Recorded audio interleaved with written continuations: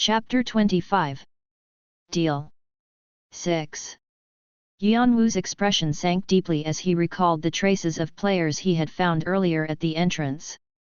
This was the end players must have met after being captured by the monsters. This place was used to keep humans trapped like livestock. Although it wasn't revealed because he was wearing a mask, he himself was also seething with anger. The hidden piece, Hargan's lair, is literally the lair of the Lizard King, Hargan, and the Queen, Tarragon. It's their home. At this point in time, they are rigidly keeping watch to protect their newborn babies. Plus, in order to feed their babies, they would often hunt players and bring them over to their lair. These scattered body parts in front of Yeon-woo were the scraps left after their predation. In other words, this place was used as storage to keep their food and have it prepared for their children. Be it in Earth or here, at the end of the day it's all the same. Similar scenes were often seen when he was serving in the military in the past. Scenes of the weak being kidnapped and made into slaves. Kids were brainwashed and made to shoot rifles, the elderly were forced to become suicide bombers, women were taken as sexual slaves, and many more tragic scenes could be seen during his missions. The situation here was not much different from that. The only difference was that the victims here weren't treated as slaves but as livestock or food, and that the perpetrators were lizardmen, not humans. There was no difference at its core. No, maybe this wasn't even part of the lizardmen's customs. Between people's treatment towards pigs and cows and their treatment towards people, was there any difference? The people were yelling for help, but if looked from another angle, they were just like cows tearing up before being dragged into a slaughterhouse. Yeon-woo calmly sorted out the situation. If we waste our time rescuing them, we won't have enough time to take the crown from the female. Most importantly, the players here had brought this crisis to themselves. The strong survive and the weak perish. This was common sense in the tower. Those people had failed to realize their limits and participated in the trials in hope of becoming gods. Their actions were merely a thoughtless act of bravado. The queen could show up any time soon. I'll go find her, so you should go hide yourself. But when Yeon-woo took a glimpse at Doyle, he noticed Doyle was standing rooted to the spot. Yeon-woo then completely turned around, expecting the worst. As far as he was concerned, Doyle had always been reasonable and he knew how to restrain himself, except for that one moment when he saw the traces of players being attacked. And sure enough, his expression was now stiff and his clenched fist was quivering with anger. Don't you get angry? His teary eyes looked at Yeon-woo. Angry? Yes, angry. How can you be so calm after seeing this? Yeon-woo was a little disappointed. Doyle was just a kid after all. I am also a person. One wouldn't be a person if they didn't get mad at this. Then why are you? But if we save them, Khan will be in danger. Doyle was left in shock. Yeon-woo turned on his heel. Don't forget. Khan is still fighting with Hargan at this very moment. He can't deal with Hargan alone, and the longer we stay here, the more dangerous it gets. Pull yourself together and think about your priorities. But if you still want to act at your own discretion, I will be putting myself out of this business. You two can die for all I care. Doyle bit his lower lip. His eyes were shaking due to his continuous inner conflicts. Yeon-woo squinted at Doyle. In his eyes, Doyle's agonized look overlapped with the image of his comrades back in the military. Does he have a trauma? It must be PTSD. Post-traumatic stress disorder, PTSD for short. It is a mental health problem that can occur after witnessing or experiencing a traumatic event. Something from his past must be triggering his emotions. But Yeon-woo didn't know what Doyle had been through. What he could tell was that he had experienced something similar to this in the past and that he was being hindered by that exact memory. After a short silence. Slap. Doyle slapped himself hard on the cheek with both hands, leaving a couple of red handprints on his pure white skin. His once furious-looking eyes were now filled with determination, as if he had made a firm resolve in his mind. Doyle soon looked up at Yeon-woo and apologized. "I'm sorry. I was being thoughtless." Yeon-woo realized that Doyle had suppressed his trauma and managed to prioritize Khan. Perhaps this would have a great impact on him, widening his view of the world in the future. "Let's get back to work. Khan is still waiting for us outside." When Doyle was about to move on. "Wait a second." Yeon-woo had another great idea. The reason why Hargan made this human farm was to feed their children. Then, they could also use that to their advantage. "Hold still. What's wrong? I've just come up with a good idea. Can I modify our plan a little bit? If it goes well, we can also save the people here." Doyle opened his eyes wide. Even though he had chosen Khan as his top priority, a part of him was still holding on to hope, and to his surprise, Yeon-woo was talking about a plan to save them all. Doyle's eyes glistened with curiosity. "I need you to summon the flame bugs you showed me last night." Under the mask, Yeon-woo let out a cold laugh. Asterisk asterisk asterisk. Queen Tarragon unleashed her boiling anger. "Humans! How dare humans enter my lair!" She swung her club and crushed the head of a lizardman in front of her. The royal guard who had only come to report was killed all of a sudden, but the other guards didn't try to stop Tarragon. Even Hargan couldn't do anything when she became hysterical. In times like this, they knew they had to leave her alone to avoid further damage. "My babies! They must have come after my babies." Tarragon had laid 14 eggs in total. From those, 3 of them weren't able to break out of their shells, and another 3 were eaten by other monsters outside the lair. Again, another 3 suffered from an unknown disease and eventually slowly met their deaths. For this reason, the 5 remaining hatchlings were so special to the couple, that the lair had to be kept safe from any threat no matter the cost. But right now, she was told that humans came into their lair. Not as the food tied in chains, but as intruders holding swords. They were the ones that had fled before. Tarragon raised herself with the blood-dripping club on her hand. You. Protect my babies. Even if you die, protect my babies." Her obsession towards her hatchlings made her believe that the humans would go after them. If so, she, who was stronger than her husband, had to step up and fend off the intruders. The guards also knew about her obsession, so they positively answered. They knew that if her babies suffered the smallest wound, their heads would be the next ones to be crushed. Cone cone. Every time her 3-meter-tall body moved, the floor shook violently. Just then, a figure suddenly appeared in front of Tarragon. Blazing eyes underneath a white mask. It was Yeon-woo. He was holding a leather pouch with unknown contents in his right hand. "Human! I will kill you!" Tarragon roared at the human who dared to fearlessly show himself. Her ferocious roar rang throughout the entire lair. But Yeon-woo spoke to her with a smile on his face. "Hey, Lizard Queen! What? Do you like fireworks? What are you?" When she was about to stomp on Yeon-woo and his nonsense, Yeon-woo suddenly threw the leather pouch into the room where the hatchlings were. Tarragon felt a sense of crisis, quickly swung her club and burst the pouch in midair. With a pop, the red powder came out of the pouch and spread like fog, obscuring Tarragon's sight.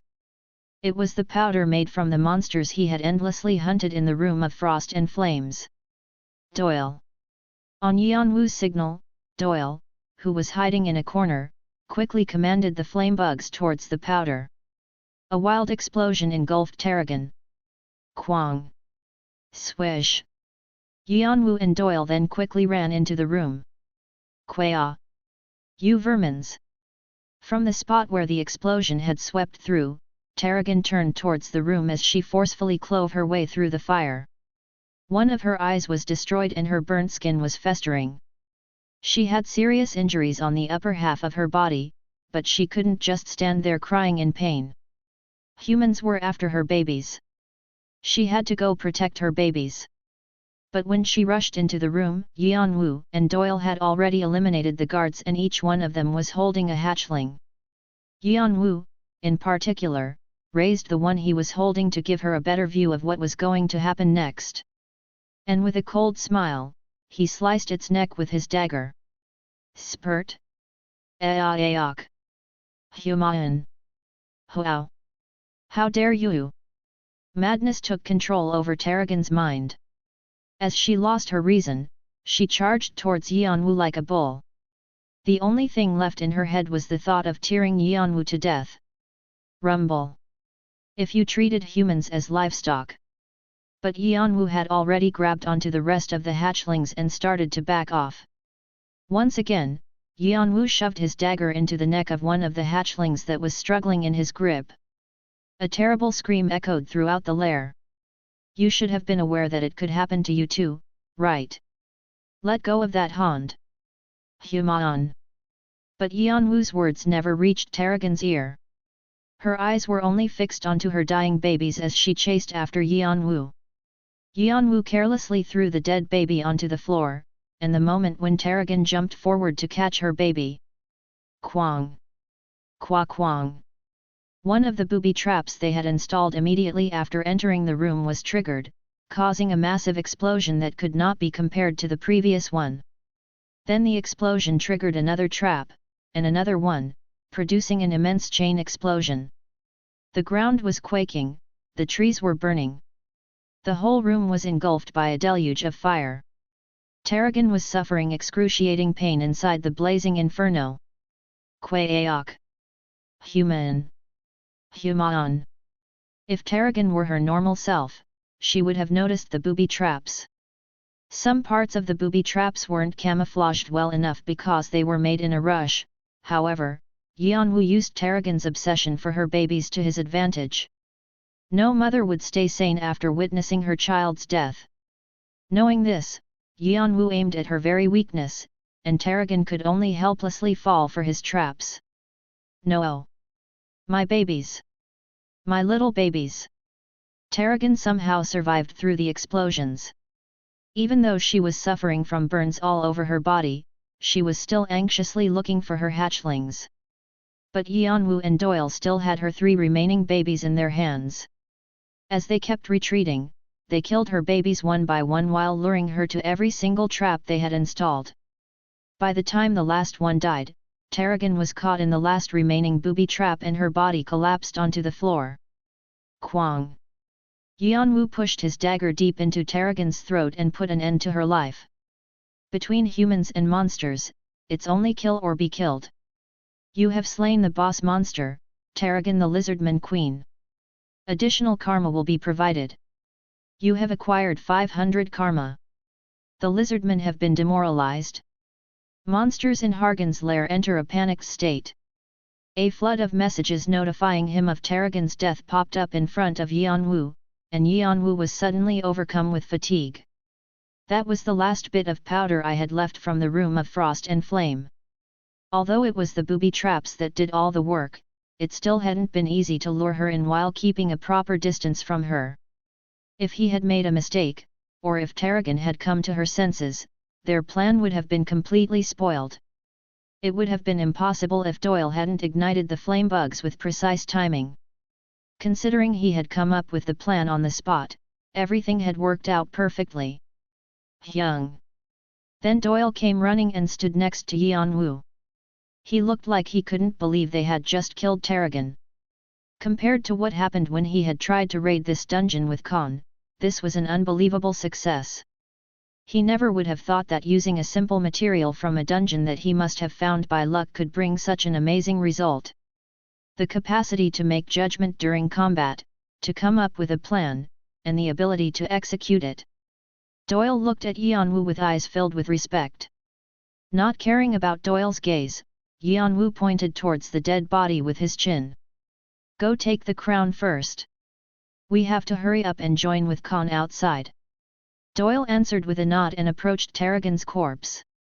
She had been burned to death, in her bosom she was still holding her baby's dead bodies.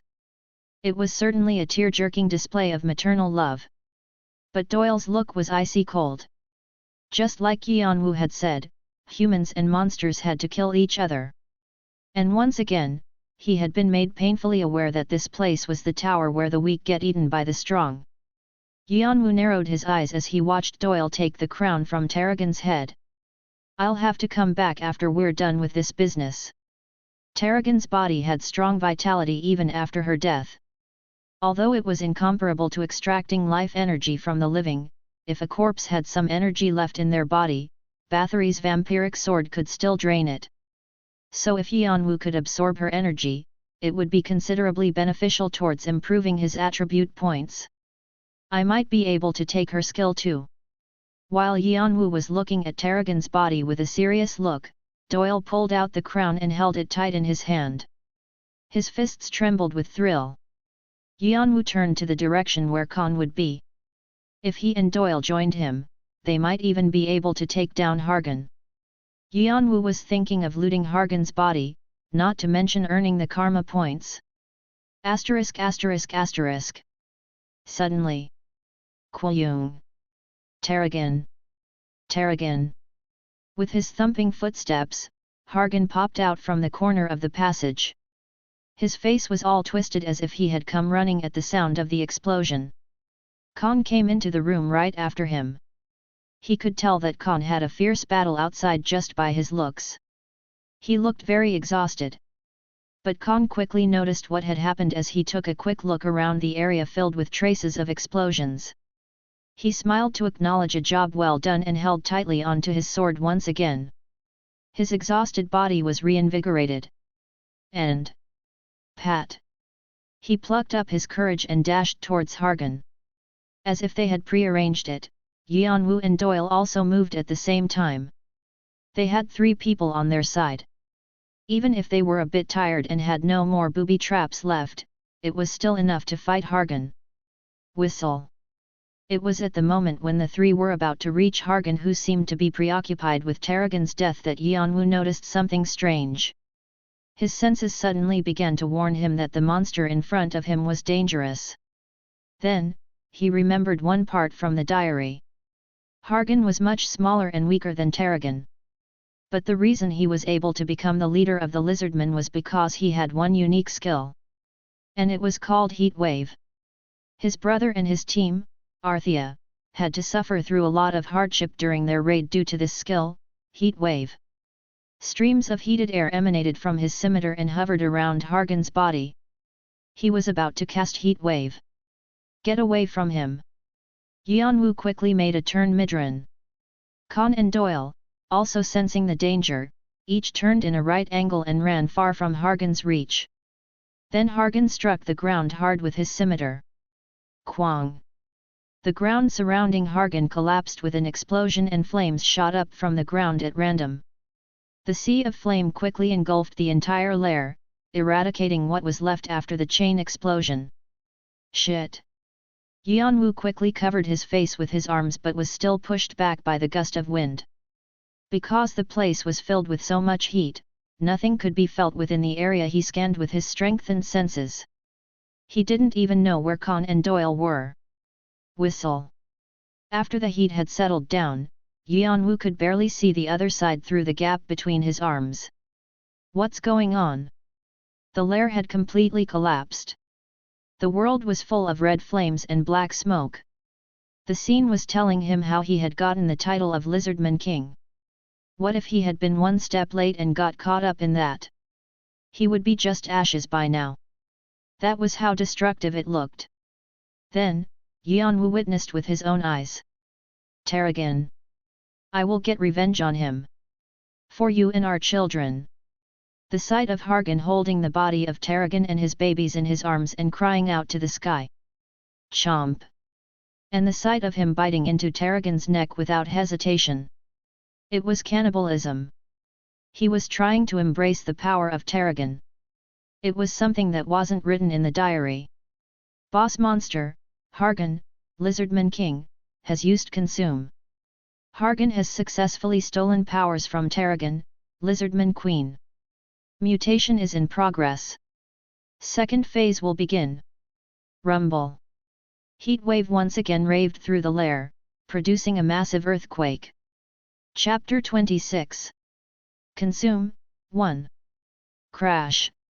Like the ripples produced by a stone being thrown into a calm lake, waves of scorching wind were blowing away everything in their path. It was hard to even stand still. They would get scalded any moment soon if they kept themselves exposed to this heat. Yeon-woo and Kong quickly found rocks and tree stumps to hide behind. The heat was drying up the trees, setting them on fire, and steam was rising up from the rocks. Doyle was also backing off as he hid behind a shield of flies. "This is getting nuts." Yeon-woo put on a frown as he peeked at Hargan, who was continuously releasing heat waves. He was eating Tarragon's body in a reverent manner as if it were a sacred ritual. Crunch crack. With each bite, Hargan's body seemed to undergo noticeable changes. The intensity and the temperature of the heat waves was also rising. Second phase. It was an unexpected message. Yeon-woo frowned angrily. Multi-phase should be a pattern only present in strong boss monsters in the latter floors of the tower. But right now, a mere boss monster from the tutorial was displaying such pattern. Was his resentment that big? At that moment, Yeon-woo noticed Khan looking his way. He was asking him what was he going to do next. Their target, Hargan's crown, was already in Doyle's hand, so they could just escape the dungeon, although even that wouldn't be easy to do. "He'll follow us no matter where we go. Besides, it won't be easy to run away from him because of the heat waves." Desertification was rapidly spreading throughout Hargan's lair, as well as the surrounding forest. The flying fire sparks landed on other pieces of parched wood, further spreading out the wildfire. In addition to that, the strong gusts of wind also impeded their escape. Khan was also knitting his brows, perhaps he was thinking the same as Yeon-woo. He then looked at Yeon-woo asking if he had any plan up his sleeve like the one he used when killing Tarragon. Yeon-woo, however, shook his head as he could not come up with a way to overcome the crisis. "No," he about to shook his head, but he paused. Something else suddenly occurred to him. "It's either we do something about it or we die. Then we have to at least try it out." Yeon-woo's mind was quickly racing. Just when he was thinking of a way to communicate his idea. Ah. Hyung, can you hear me?" Yeon-woo jerked his head trying to find the source of the sudden noise, but he couldn't find the owner of the voice, only a fingernail-sized bug buzzing about his head. The bug landed onto Yeon-woo's right shoulder. Yeon-woo narrowed his eyes. "Is this you, Doyle?" "Hee. That's a relief.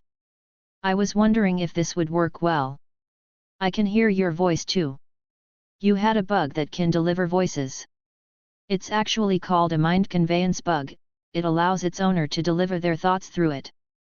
But, the details don't really matter, so you can think of it however is more comfortable for you." Yeon-woo silently nodded his head.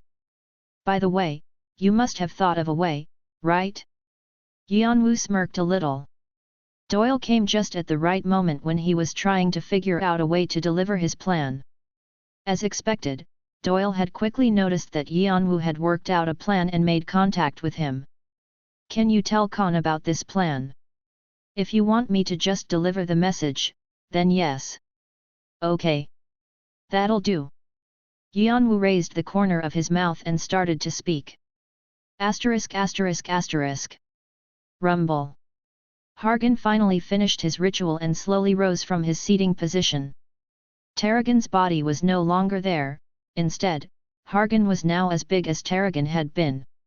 He was now 3 meters in size, holding his scimitar in one hand and Tarragon's club in the other.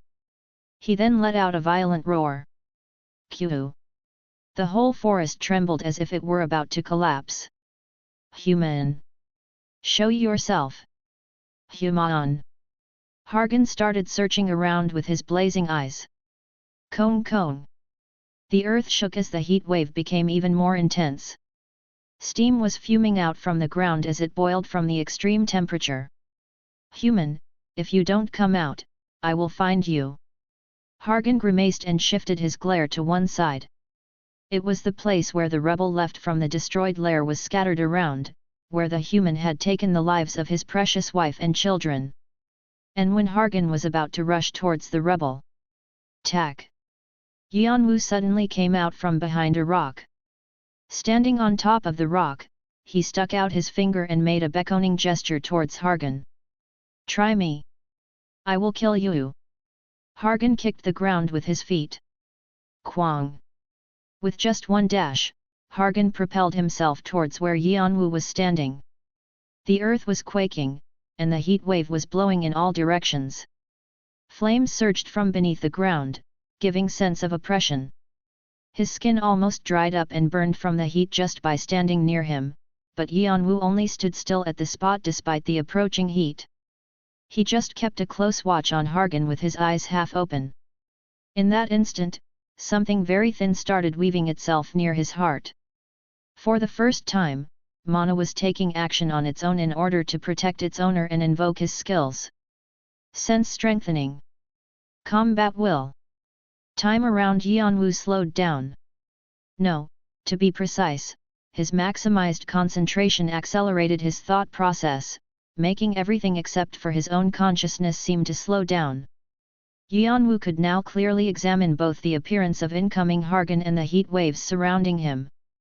Normally, his brain would have been under serious pressure. However, the changes caused by Flameheart and Frost Crest helped him endure the pain. Yeon-woo, therefore, cast another skill. The mana flowing inside his body gathered around his eyes. The pupils in his eyes transformed into vertical slits. Draconic eyes. In a world brimming with flaws, Yeon-woo quickly glanced at his surroundings. Hargan, the heat waves, the flames. Their contours were all fluctuating with flaws. With this sight burned into his eyes, Yeon-woo made his move. Quang! Yeon-woo swiftly threw himself towards Hargan.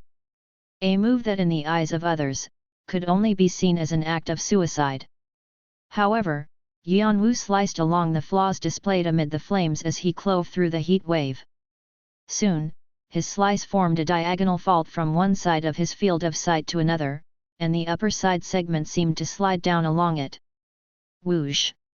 The fire blocking Yeon-woo's way was suddenly put out.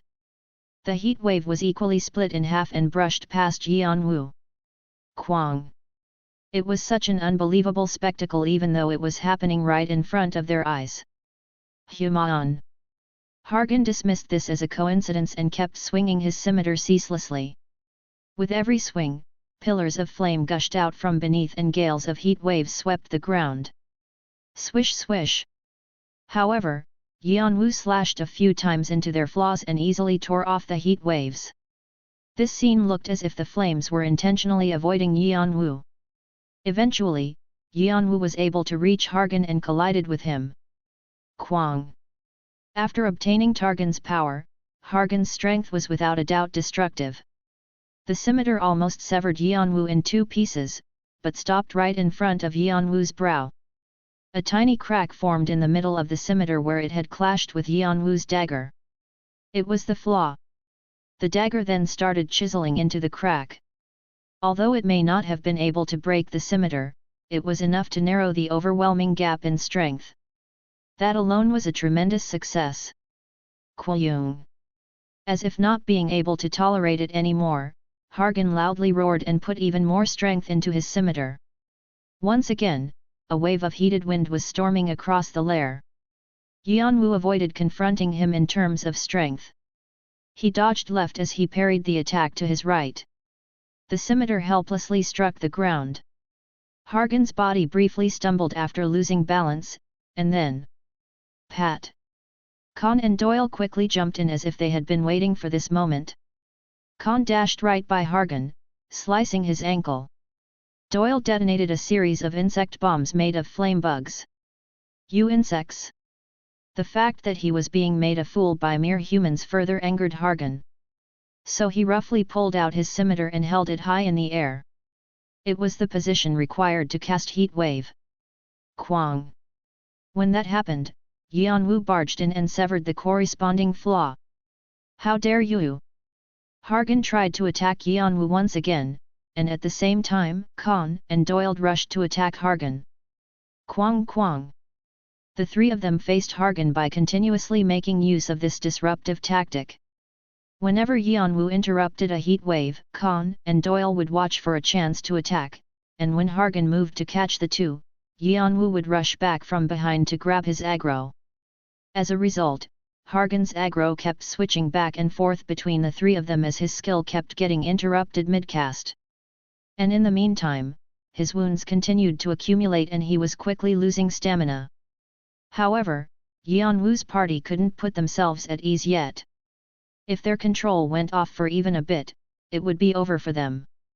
They had to keep their heads straight until very the end. Besides, their fatigue was also building up, and they had to cope with it with sheer mental strength. I will not forgive you. I have to avenge Tarragon. But at some point... Rumble. Hargan's attacks began to slow down. The temperature around him also noticeably settled down. Avenge Tarragon. Have to avenge, my babies. There will be no this inserted audio clip if you buy the software license key or activation key. His voice also sounded weary. Just then, Yeon-woo moved. Now. Shlug. Yeon-woo slid in between Hargan's legs and sliced his ankle, severing his artery. Hargan stumbled heavily due to the attack. If it hadn't been for their stream of continuous attacks, he would have been able to keep his balance and stand up immediately, but right now, Hargan was so exhausted that he barely managed to stand up after sticking his sword into the ground to support his body. In the meantime, Yeon-woo jumped on his shoulder and stretched out his left hand. Black energy clotted along his palm. It suddenly swung open side to side, revealing a series of serrated teeth. Yeon-woo then shoved them right into Hargan's neck, which by now was full of wounds. It was his fourth time using a skill during the fight with Hargan. Devour. Bathory's vampiric sword. Kyaag. The serrated teeth let out a terrible, nightmarish shriek. Let go. Let go. Hargan tried to struggle free, feeling that his soul was being torn apart. He shook his body violently in an effort to get rid of Yeon-woo, but Conan Doyle took the chance to sever Hargan's wrist and stabbed other of his vital points in order to restrain his movement. You have absorbed vitality and energy. Your strength has increased by 3 points. Your dexterity has increased by 2 points. Bathory's vampiric sword skill proficiency has increased 5.4%. Thanks to the enormous amount of vitality Hargan had, even though their tactic had tired him out, numerous messages were constantly filling up his retina. No matter what. I will kill you no matter what. But he realized the moment of death was upon him. Hargan poured out all his last remaining energy. The fire raged along his skin and soon engulfed Yeon-woo. Rush. Kane. The intensity of the flames even made Conan Doyle stop their attacks and fall back. They could only worriedly watch Yeon-woo, who was still stuck to Hargan. Despite the searing pain, Yeon-woo pushed the teeth deeper into Hargan's neck. He used the energy he extracted from him to heal himself and endure for longer. Then... Kong. Finally, Hargan fell on one knee to the ground. He tried to stand up using his scimitar as a cane. It was the last bit of effort he could make. However, Yeon-woo's serrated teeth also completely swallowed such will. Hargan's hand slipped off the hilt and he collapsed to the floor. I have to avenge Tarragon, avenge our babies. It was his last words before he finally closed his eyes. You have slain the second boss monster, Hargan, Lizardman King. Additional karma will be provided according to your contribution to the raid. You have acquired 2000 karma. Quest completed. You have made an achievement that is not easily accomplished. Additional karma will be provided. You have acquired 1000 karma. You have acquired 500 additional karma. The messages popped up frantically. It was only then that Yeon-woo got off from Hargan's corpse, which had an appearance similar to that of a mummy. This is crazy. The world was spinning because of the intense heartburn and dizziness from the after effects of combining skills. The worst part was the burning pain in his eyes and brain due to the overload. Well, we still made it. The basis of his plan was Bathory's vampiric sword. The number 66 represented one of the best skills present in the tower, so Yeon-woo was hoping it would somehow help him kill Hargan. Fortunately for them, the plan did work out as he expected. If they had made any mistake, instead of Hargan's, it would be their bodies lying on the floor right now. Now that he was seeing the messages that informed him of the quest completion and the death of the boss monster, he was finally able to calm down. But there was something else that made Yeon-woo happy the most. It was the message that popped up at the very last. Bathory's vampiric sword has extracted the essence from the target, successfully stealing a part of the target's skill. The skill Heat Wave has been created. Chapter 27. Consume, 2. The proficiency of Bathory's vampiric sword is too low. Adjusting the grade of obtained the skill. The skill Heat Wave has been modified to Flame Infusion. Flame Infusion. Rating, D+. Proficiency, 0.0%. Description, downgraded form of Hargan's, Lizardman King, innate skill, Heat Wave. Imbues the desired tool with fire. Fire of higher temperature can be created depending on the skill proficiency. Innate skill? And it's a buff skill. Yeon-woo clenched his fists as he checked the skill description. He felt as if the after effects of combining skills was being washed away. Even if it had been downgraded to a lower rating, it was still an innate skill from a boss monster. Innate skill. It was similar to a unique skill, but slightly different. They were both exclusive to specific beings only. Normally, no one except for the original owner could acquire such skill. Not only were they powerful, but they were also rare. However, unlike unique skills which were limited to players, innate skills belonged to boss monsters. This meant that, even if the boss monster with an innate skill died, it would appear once again as the monster respawned in every round. This was also the reason for Hargan's appearance in this tutorial round, even though he had already been slain by his brother long time ago. So even though Heat Wave was Hargan's innate skill, it was also possible for other players to obtain it. But this was only in theory. Being present only in high-tier skills, the ability to extract skills wasn't commonly found in the tower, much less in the tutorial.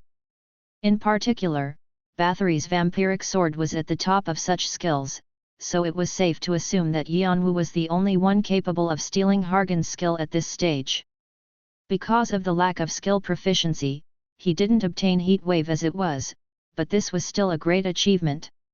He got his hands on a buff skill that can even infuse a tool with the fire property. An artifact's power will increase when imbued with certain properties. That's why artifacts with elemental buffs are usually traded at high prices. Now, Yeon-woo didn't need to find an artifact with elemental buffs. Furthermore, flame infusion could be used for various other purposes. Fire was a very offensively oriented and versatile element. I'll have to test it later. Yeon-woo slowly closed the skill window in a satisfied mood. While he was focused on his newly acquired skill, the after effects he was suffering from also ameliorated to a certain degree. He rose slowly from his seated position while trying to maintain balance. Seeing this, Khan and Doyle came to support him. "Dude, your body." It wasn't easy for Khan to speak, as he was too worried about Yeon-woo. Yeon-woo had directly faced Hargan's last heat wave. Several burn marks could be seen through his half-burnt clothes. His white mask was also distorted from the intense heat. "Don't worry, I'm all right. It's just hard to move, but it will get better over time." If he hadn't been able to heal his injuries with the energy drained by Bathory's vampiric sword, it would have been the end for him. But Yeon-woo waved his hand to express that he was fine. "Let me check, man." "Young. Sit down for a moment in case you're hurt anywhere else."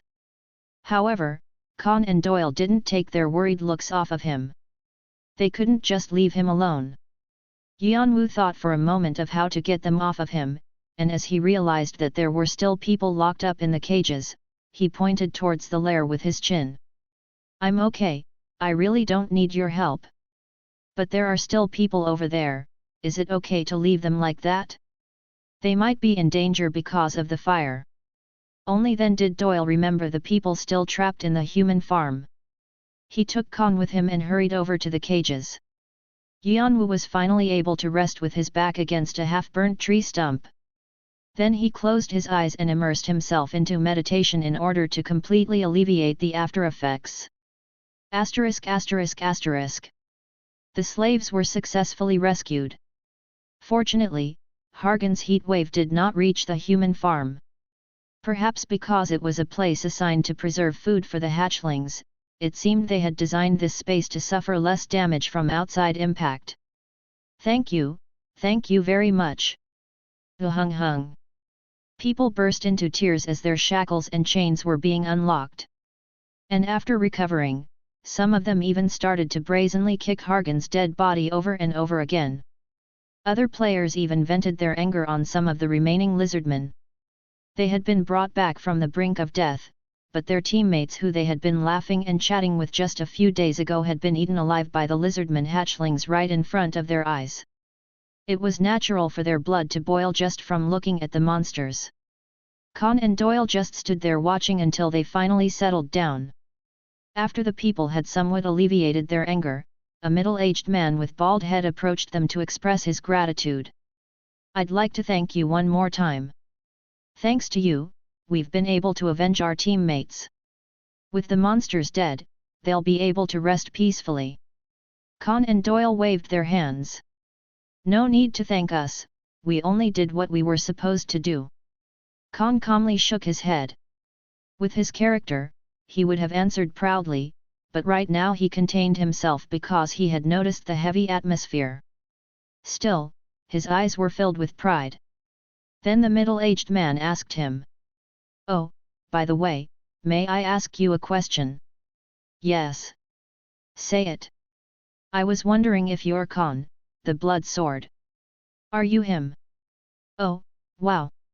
I tried to keep it a secret." Haha. Con pretended to be embarrassed by scratching the back of his head, but he couldn't stop his lips from curling upward. People's eyes grew wider. Is he really Con, the blood sword? No wonder. I can't think of anyone else capable of slaying the Lizardman King. I've only heard rumors about him, but he really is great. I can't hold a candle to him. Then, the person next to him, isn't he Foxy Tail? Yeah, I think you're right. The more the people praised him, the broader his grin became. Doyle shook his head as he looked at Con.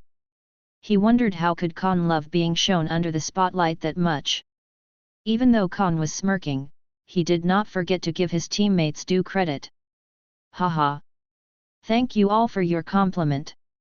But I must say, I'm not the only one who participated in Hargan's raid. In fact, I was only there helping our teammate. If we didn't have our friend over there, I don't even want to imagine what could have happened. Con shook his head as he spoke in a humorous manner. Thanks to his efforts in making a pleasant atmosphere, people were slowly making themselves at ease. However, as soon as they turned their heads towards the direction Con had pointed, their faces became stiff again. Yeon-woo was sitting there. Unlike Con and Doyle, he was sitting far away from the crowd, lost in meditation. People immediately looked away from Yeon-woo. Some of them even frowned or spat on the floor as if they had seen something disgusting. Con noticed the change in atmosphere, so he cautiously inquired the man. "Is there something wrong? That person over there, is he your teammate?" "Yes, he is." "Then I must warn you, please be careful going around with that man." Con's face also darkened. "I'd like to ask you for the reason. When Doyle first found us in the cages, it was him who told him to abandon us." The middle-aged man glared at Yeon-woo with an angry frown. Other players also recalled the conflict between Yeon-woo and Doyle at the time. Eventually, Doyle had also turned his back towards them, but the only thing left in their heads was the callous look of Yeon-woo who had tried to ditch them first. Con looked at Doyle with a gloomy expression asking for the truth. Doyle wanted to explain why Yeon-woo had to say such a thing, but there were too many people watching them, so he couldn't help but sigh and nod. The middle-aged man took it as a yes, and went on talking with great excitement. I may be crossing the line by saying this, but he is simply not a human being. Yes. You've just crossed the line. At that moment, Khan looked back at the middle-aged man as he stopped him in mid-sentence. The middle-aged man was taken aback by the unexpected response. Pard. I said, you're way out of the line. Khan approached the middle-aged man, pinching his lips. The middle-aged man froze in perplexity of Khan's cold attitude. Even other players were nervous about this situation. But without caring about their embarrassment, Khan stood right in front on the middle-aged man with his sneer, and he poked the man in the chest with his finger. No matter what he said before, he is one of the people who just saved your asses. And if you haven't noticed, he's also the teammate of me and Doyle, and he's the one who got hurt the most in our raid. Khan no longer spoke in a polite tone. Respect should only be paid to those who deserved it. But look at these ungrateful douchebags. They could get mad for all he cared. But what did you idiots do? One thing for sure is that you were stupid enough to get yourselves stuck in this lair. Now you made it out of the cages alive, and that's all thanks to him. And what did you just say? Be careful around him? Well, why don't you be careful with what you say? Humiliation hit the man hard. His face turned red and his clenched fists started to quiver. However, Khan laughed at his reaction. What's wrong? You want to punch me in the face? Go ahead. Hit me.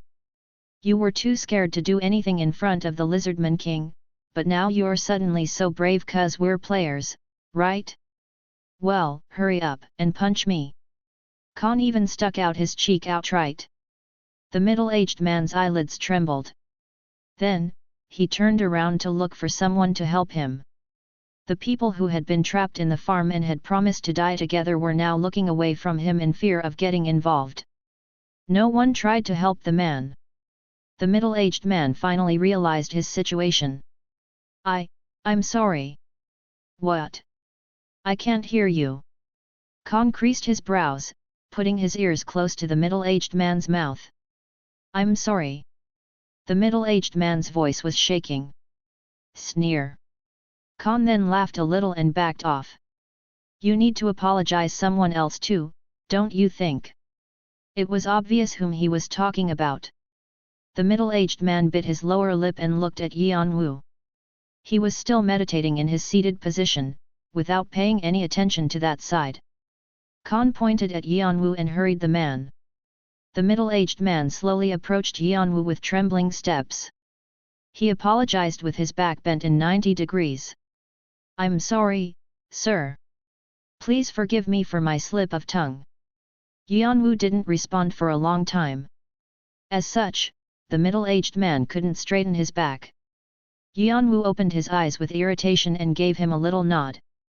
Then he closed his eyes again. It was only then that the middle-aged man could raise his body. The players watching the scene kept their mouth closed. The strong and the weak. Such relationship was already showing here as well. ******. The middle-aged man, Brand, returned to the crowd with his mouth shut. People began to shuffle away, afraid that he would talk to them. Soon, there was no one left around him. Brand bit his lips and searched for a place to sit down. Dirty traitors! Brand gritted his teeth. They used to cling to him when they were locked up by the lizardmen. Whenever they needed anything, he would risk his life to get it from them. But now that he was in need, they all avoided him. He was feeling dirty and miserable. He resented Khan and Doyle for humiliating him simply because they had saved him. Also, he cursed the one who brought this problem onto him. Hyung-nim 1. Just then, a skinny man approached Brand and carefully stood next to him. His name was Ethan. He had been following Brand the most since he had been trapped in the human farm. When he had first met Ethan, he was one of those ordinary players who were brought to the farm with their teammates. One day, Brand found him on the verge of dying, so he stepped up and helped him. Since then Ethan had started to follow him around, saying he'd serve him as a young nim. Brand also found him very smart and witty, so he decided to keep him company. But today, he was the first to avoid his gaze when he asked for help. "What is it?" Therefore, no good response came out of Brand's mouth. Noticing Brand's cold attitude, Ethan carefully opened his mouth. "I'm terribly sorry. Sorry that I wasn't there to support you. I hope you understand. You know about us. About how we survived through here." Brand glared at Ethan, but soon gave out a deep sigh. Ethan and his teammates were just like mayflies. They had been surviving from section to section by following behind the back of other skilled players. So, even if he wanted to blame Ethan, it would just be waste of his breath. He couldn't believe how they had even reached Section E with their trifling skills. But he was too fed up with him, he didn't want to talk to him anymore. "I don't know what you're trying to pull off right now, but just leave me alone." "Well, I don't mean you any harm, so please hear me out." Brand gave a fierce scowl at Ethan. He was already boiling with anger, and Ethan just had to come to get on his nerves. He felt an impulse to throw a rock at him, but Ethan's sudden remark stopped Brand from taking action. "Young Nim, don't you need tokens or artifacts? Why do you see? We've got a treasure trove over there, just waiting for us to crack it open. So, why don't we go and make a fortune?" In the direction where Ethan was pointing at, Brand saw Khan and Doyle walking up to Yeon-woo. One a more formal way of saying Hyung. Something like boss. Chapter 28. Consume 3. Tokens. Artifacts. For a brief moment, Brand thought that it was very tempting, but he soon came to his senses and shook the idea out of his head. "Don't you dare try to trick me." "What do you mean trick? We're doing this to survive." "To survive? You want to survive by killing the people who saved our lives." Ethan was so frightened he jumped to his feet. "We're not killing anyone." "Who said we are? Pick a fight with them and we'll be lying dead on the floor. Then. I'm talking about stealing." Brand then began to show interest in his story. A sly grin crept over Ethan's face. "The monsters took all of our stuff and now we've got nothing with us. I mean, if we go out there, we're just gonna die, aren't we?" Brand nodded without saying a word. In that sense, Ethan did have a point. All the artifacts and tokens he had collected on his way to Section E had been taken away by the Lizardman King. He had nothing to protect himself with. For now, Khan and Doyle could help him out of this place, but the tutorial was already reaching the end, so they would leave sooner or later. That meant he would have to wander around the forest like this. He would have to stay hidden and wait out until the end of the tutorial, or he would fall prey to other monsters. There were no other choices other than that. So, let's just steal enough to survive independently and then we'll run away. What if we get caught? They'll kill us. There's the possibility of death whether we steal or not. But if we do it my way, the chances to survive are higher. Before he knew it, Brand had already been halfly persuaded by Ethan. Then, what about the plan? We can't just proceed without a plan. Hee. You didn't think I came here without a plan, did ye? Ethan simpered for a moment and continued talking. One of my friends has a trait called quick hands. Quick hands? Like nimble fingers? Yes. It's amazing what he can pull off with his hands. Brand could roughly understand Ethan's plan. If he had a trait regarding nimble fingers, he must also have specialized skills according to his trait. So, this friend of yours will steal what we need while others draw their attention, is this the plan? You got the gist of it. So, what do you think? Brand fell into deep thought, calculating the probabilities. He thought about the risks that the plan entailed and the probability of success, and realized that the odds were very low. But from deep inside his mind, greed started to set in. If they did succeed, they could make a killing. And then, the memory of him being humiliated by Khan and Yeon-woo suddenly reappeared in his mind. Nash. That alone was enough to motivate him. All right. Tell me what you've got. Bren's eyes began to emit a vicious glow. Ethan broke into an evil grin and explained the plans he had designed with his teammates. All throughout his talk, Ethan's eyes were shining with madness. Asterisk asterisk asterisk. After a long time, Yeon-woo woke up from his meditation. A stronger body does help with relieving the after effects. Yeon-woo's body was not fully capable of coping with the overload yet, so it was better to avoid using multiple skills at once. But luckily, thanks to reinforced physique and Bathory's vampiric sword, his body could quickly recover from the damage it suffered. From the start, if it weren't for Hargan's second phase, he wouldn't have overdone himself. But it was at least a great chance to test my limits. A clear understanding of his limits would allow him to execute cool-headed judgment when taking action. From this experience, Yeon-woo clearly realized what reinforced physique was capable of, and was able to further establish the possible strategies he could rely on. After organizing his thoughts, Yeon-woo once again entered Hargan's lair along with Khan and Doyle. It was time to claim the reward for completing the hidden quest. Rewards will be provided. You have acquired Hargan's crown, blue scale scimitar, ownership of the lair. Now that Kane is here, shall we settle things first? Khan gently clapped his hands as he smacked his lips. The time to distribute the rewards after having a hard time carrying out the quest was the most exciting part of it. Doyle and I will take Hargan's crown as we promised, okay? Khan glimpsed Yeon-woo as he brought his hands over to Hargan's crown.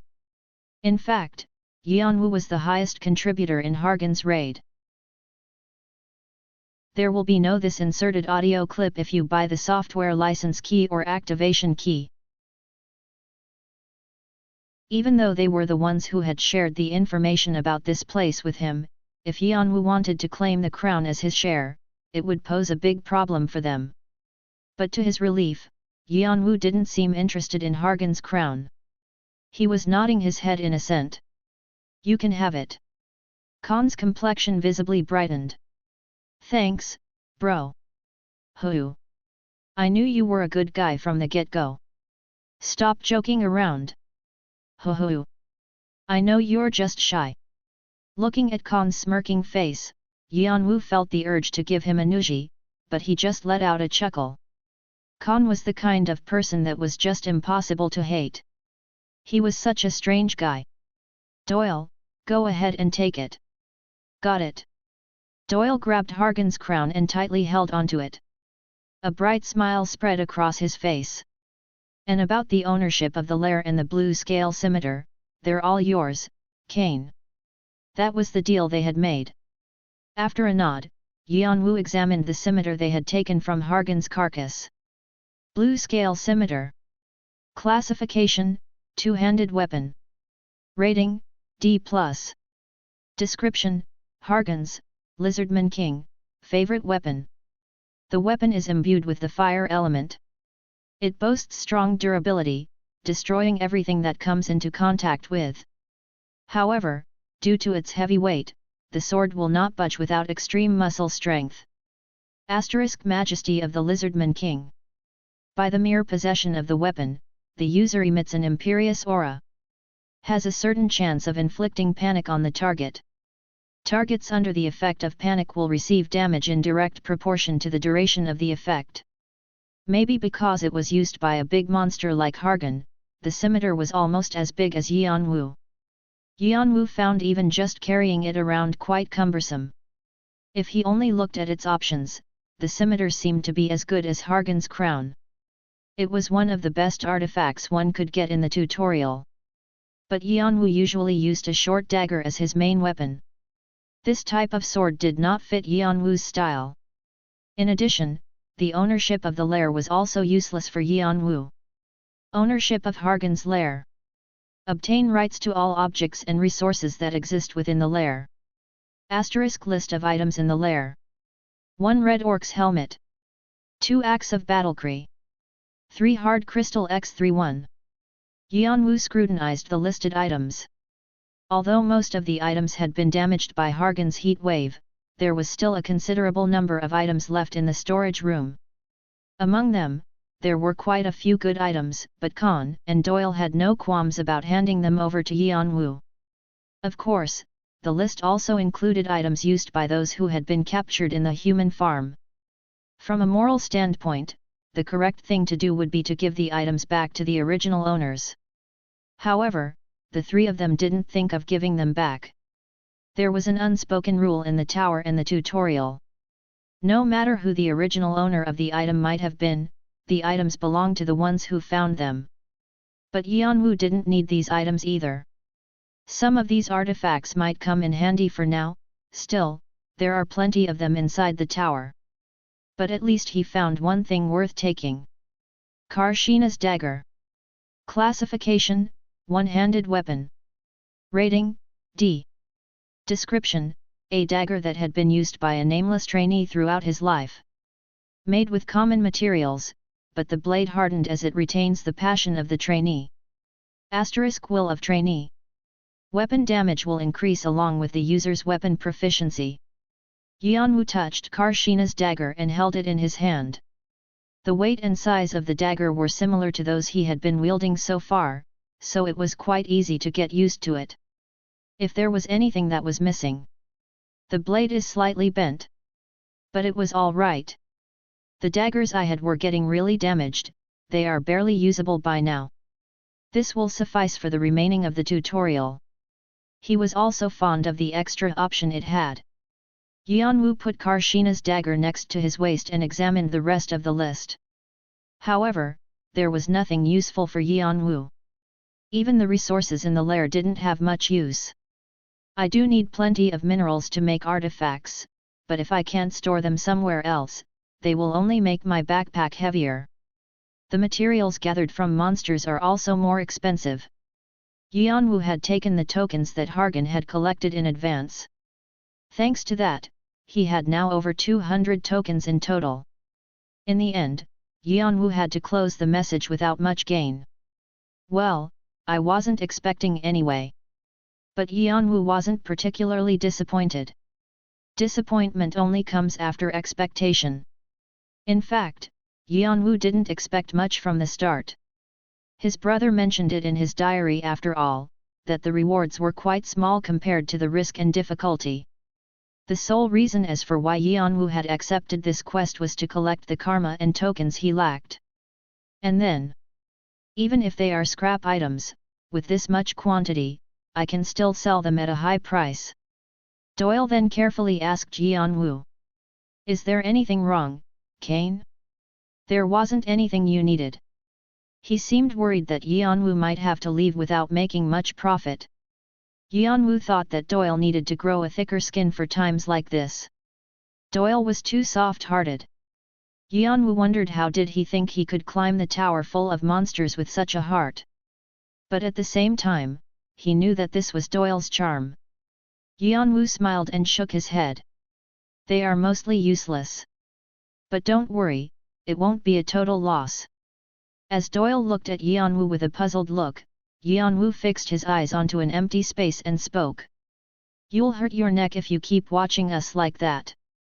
Doyle turned to the direction Yeon-woo was talking to. Khan also looked to the side with a bit of a serious face. At that moment. Well, did I get caught already? I wanted to surprise you. A portal opened in midair and a figure dropped down.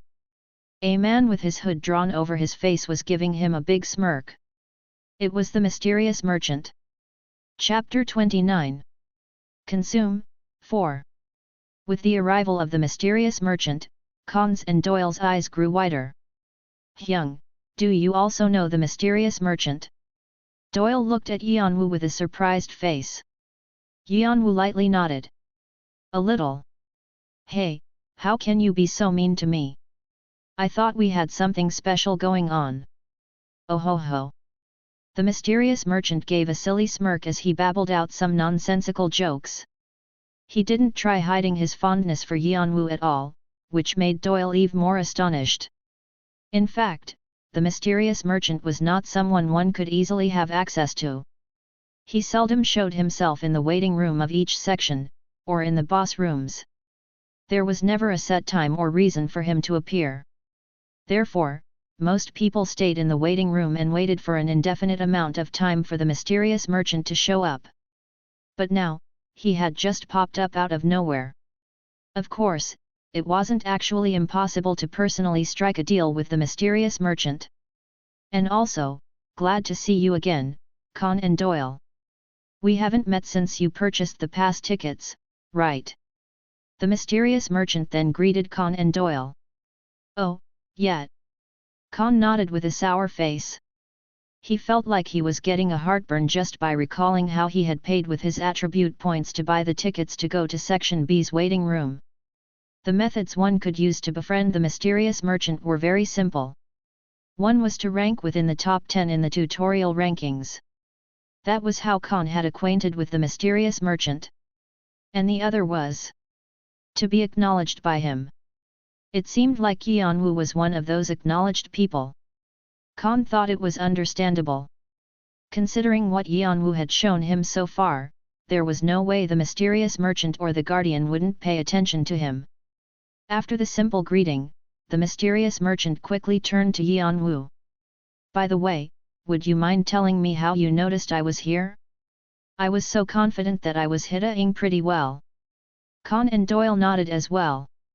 The mysterious merchant was like the guardian, he belonged to the tower, so normal players couldn't notice their presence. However, Yeon-woo flatly replied. It would be dumb of me not to notice you when you're staring at me like that. Grunt, I see, you are not going to tell me.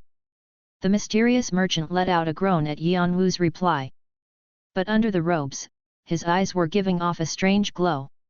He had known it from the time Yeon-woo purchased the reset tickets for Section A that no one else had bought before. In many ways, Yeon-woo was a very strange person. But the mysterious merchant put on his usual smile, suppressing his feelings from showing. But next time, please show me some wit and pretend you don't see me. You've just ruined the fun, don't you think? Oh ho ho ho. Yeon-woo tilted his head as if questioning his true intentions. If we hadn't known you were here, weren't you going to wait and pocket our items? The mysterious merchant grinned. My, you must have read my mind. Yeon-woo shook his head as he looked at the mysterious merchant whose face was still filled with a smirk. If I were asked to name things one should never trust in the tower, the first thing would be the mysterious merchants. Contrary to what rumors say, that they don't come outside very often, they always keep a close watch on players while hiding right next to them to pick up the items that they've missed or threw away. His brother said that the being that players should be wary against the most, was the mysterious merchant. They would never get the short end of the stick. Rather, they would be happy to dig around in filth if they could find anything profitable inside. They always kept an eye on players and secretly took things they abandoned and sold them at a high price. If Yeon-woo had left the lair with only the items he needed in his hands, he would have shown up belatedly and taken everything left in the lair. Of course, Yeon-woo wasn't going to give away his items that easily. 150 tokens. Sudden words without any explanation. It was a bargain. The price for the ownership of the lair and the blue scale scimitar. Conan Doyle then turned towards the mysterious merchant with excited faces. But the mysterious merchant snorted at Yeon-woo's bargain with his arms crossed. Oh dear, now you're trying to bargain with me. But, you know, even the top rankers. 160. Can't get that.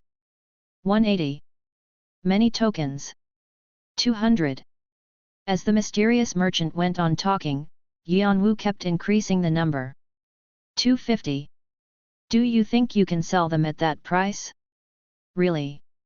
300. You better take my offer quickly. The more you hesitate, the higher the number will be. Then Yeon-woo raised the corners of his mouth. And of course, if you don't accept it, I will blow up the entire lair. Along with all the magic stones inside the lair. Magic stones like those are pretty easy to get, I can. I didn't know you could get magic stones with a purity of over 70 so easily. Then I guess I'll have to blow them all up. For the first time, the mysterious merchant's expression became stiff. Yeon-woo saw through that, and that was exactly what he was aiming for. As such, his smile grew bigger. As long as I'm not a fool, there's no way I can lose if I know exactly what my opponent is after.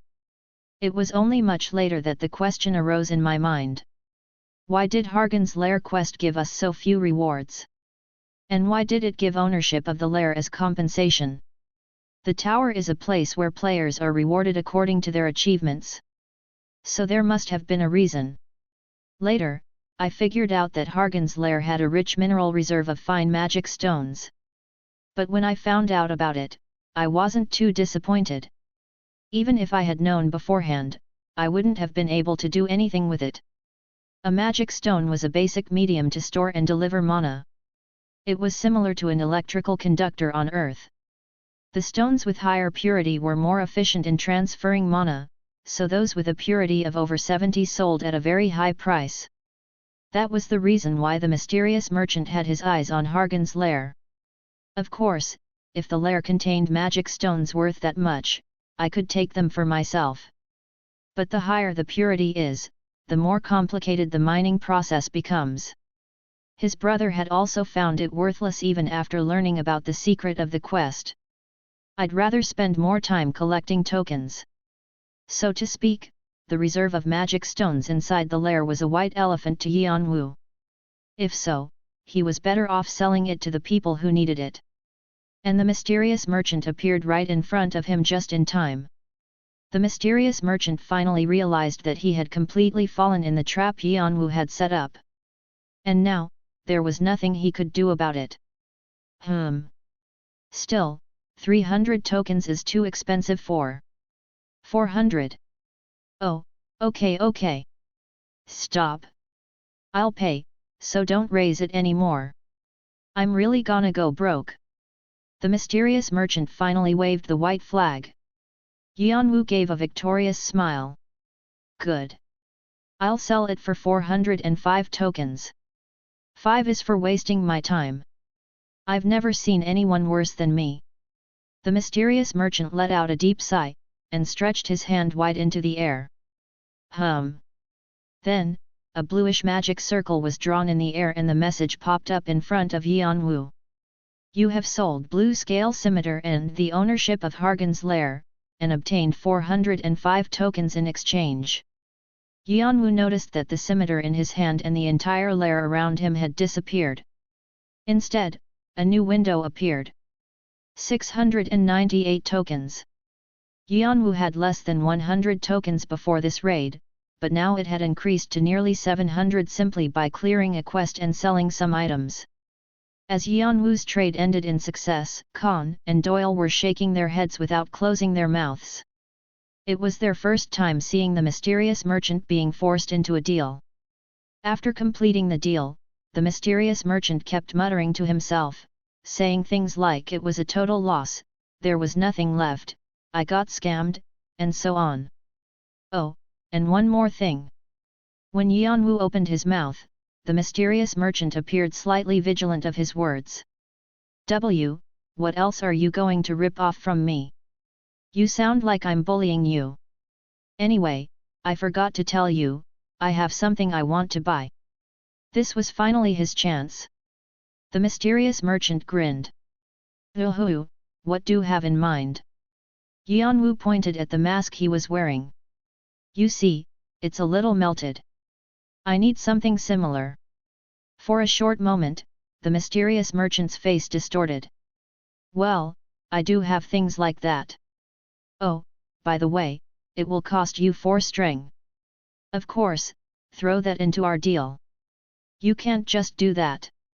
Then I guess you want to cancel our deal. It doesn't matter to me. In the mysterious merchant's mind, he had already hit the ceiling and was hurling all kinds of insults at Yeon-woo. But he couldn't miss out such a big deal for such a trivial thing. In the end, the mysterious merchant once again stretched out his hand while grinding his teeth in indignation. You have acquired the face of White Ghost. Yeon-woo patted the mask in his hand. It had a similar design to the one he had been using, but slightly different. It wasn't made of plastic, but of a material he had never seen before. I noticed you were having a hard time because of the mask, so I prepared something good specially for you. And next time we meet, if you keep bullying me like today, I'm not going to stick with your play, okay? Yeon-woo checked the artifact with a strange look. Face of White Ghost. Classification, Headgear. Rating, E+. Description, a mask with various spirits ensnared inside. The mere use of it gives off a bizarre atmosphere, and allows the user to hide some of their presence. Once worn, it doesn't come off easily. If damaged, it can restore itself by capturing another spirits. It was a mask without any special options. However, Yeon-woo liked the line describing that it wouldn't fall off from his face easily and that it would recover itself from damage. Yeon-woo turned to the side so that the others could not see his face, and removed the mask he had been wearing. He was somewhat amazed at how the mask wasn't completely ruined yet considering what he had been through. But now, he had to bid farewell to his old mask. Yeon-woo easily crushed the old mask and threw it to the floor, and wore Face of White Ghost. The material felt odd on his skin. He patted on the mask to test if it fit its description. Thankfully, the mask was stuck on his face like a leech. I appreciate your kindness. Like hell you do. Sigh. The mysterious merchant packed up the bundle he had brought with him and put it back on his shoulder. However, despite his sigh, he couldn't erase the smile lingering on his face. The mysterious merchant opened a portal and got ready to leave. While he was sticking his foot inside, he thought of something and looked back at Yeon-woo. Oh, by the way. What is it? When you were bargaining for the magic stones, you seemed almost too brave as if you knew something. So tell me, was that because you knew what's going on the other side? Under the robes, the eyes of the mysterious merchant shone keenly. However, Yeon-woo replied in a calm manner. On the other side? What do you mean? Hey. Well, it's nothing. I must have been mistaken. The mysterious merchant shook his head and disappeared over the portal. Even while the blue portal was closing, Yeon-woo still kept calm. His new mask made it even harder to tell the expression he had just by looks, even more so his thoughts. Now it's clear. The arms race between clans and between rankers in the tower has become very fierce. Yeon-woo's eyes let out a cold glow. Chapter 30. Consume, 5. High-purity magic stones are the base material for crafting higher-grade artifacts. There's a limited number of buyers, so their price is usually constant. However, despite naming an exorbitant price, the mysterious merchant still purchased the stones. This meant that there must have been a sudden increase in demand for magic stones. The number of rankers couldn't have changed, so it could only lead to one conclusion. The only reason to mass-produce higher-grade artifacts. It must be a war. During the time when his brother was in the tower, Arthea had been targeted by numerous clans and rankers due to their rapid growth. Then their enemies formed an alliance, leading Arthea to its downfall.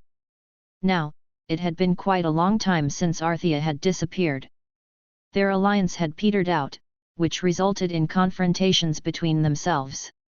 No major antagonism must have taken place yet. If it had, it would have affected the tutorial to some extent.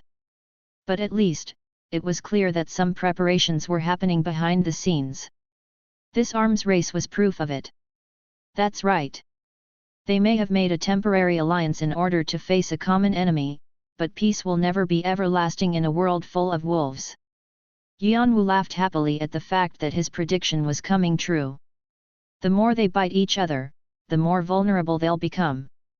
But it's not the time yet. Yeon-woo wasn't even in the tower yet. It would take him a long time to finally bite into their necks. So his plans were still a long way off. ******. Khan and Doyle were astonished at Yeon-woo's ability to haggle, and at the same time they were so glad that all the troubles were finally over. With Hargan's crown in their hands, their efforts seemed to have paid off. They had even gone all the way back to Section B's waiting room just for this. And now, it was time to move on to the next stage. Khan and Doyle secretly exchanged glances with each other.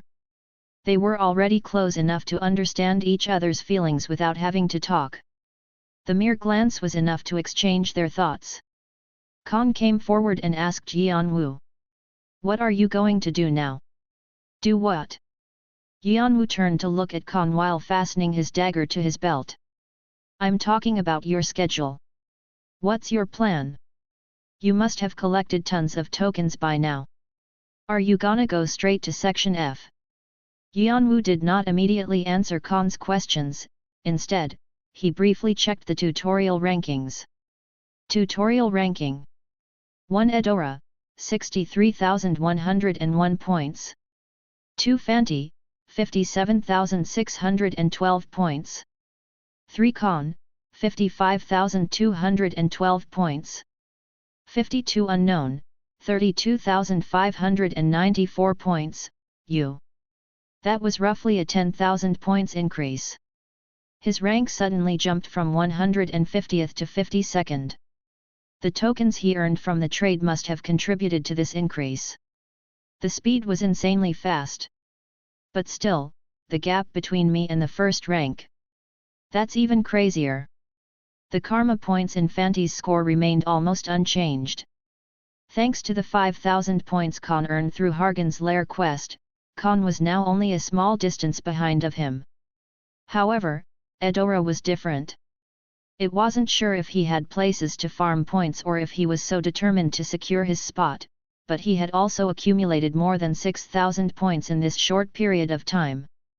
However, Yeon-woo didn't think it was impossible to pull ahead of him. "I still have my ace in the hole. The guy that dwelled in Section E. The best hidden piece concealed in the tutorial." It was the target Yeon-woo had been aiming for from the very beginning. The time is now. The vessel was complete, and he had everything he needed. Yeon-woo was going to part ways with his party and head over there. Moreover, he had seen the pain his brother had gone through.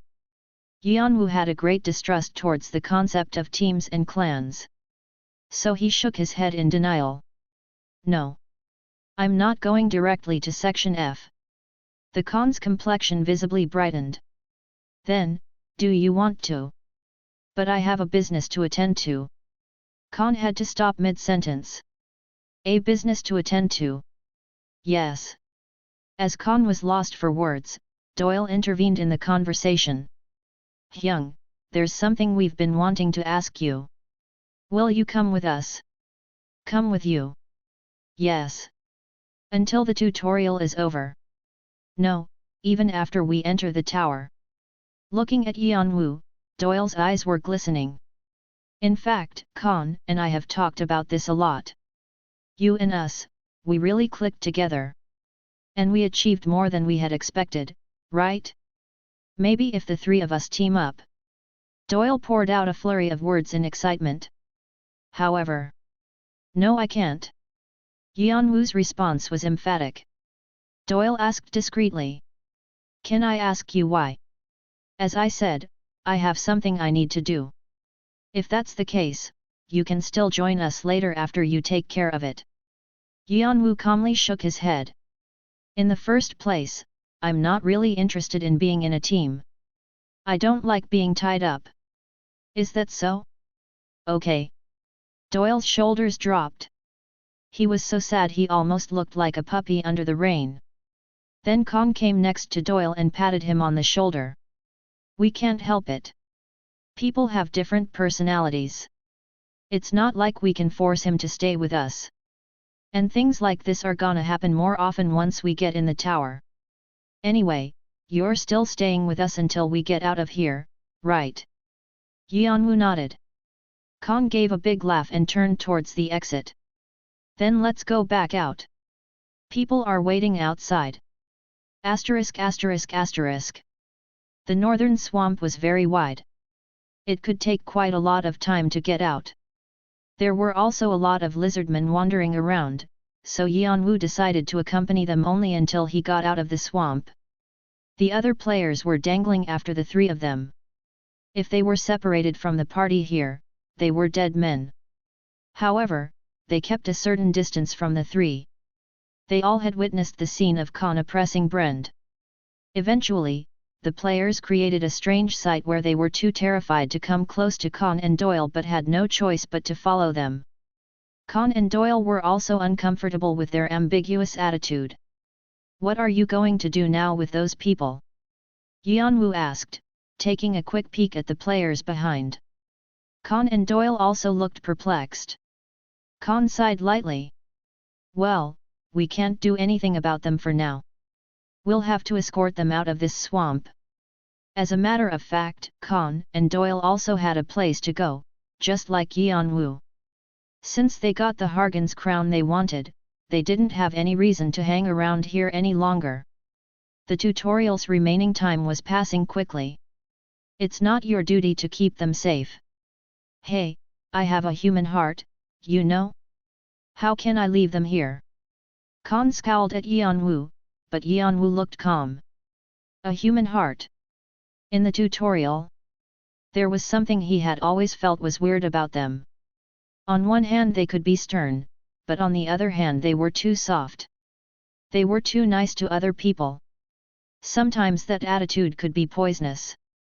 Not to mention, they were currently in a place where there were a lot of hyenas just looking for a chance to bite off their necks.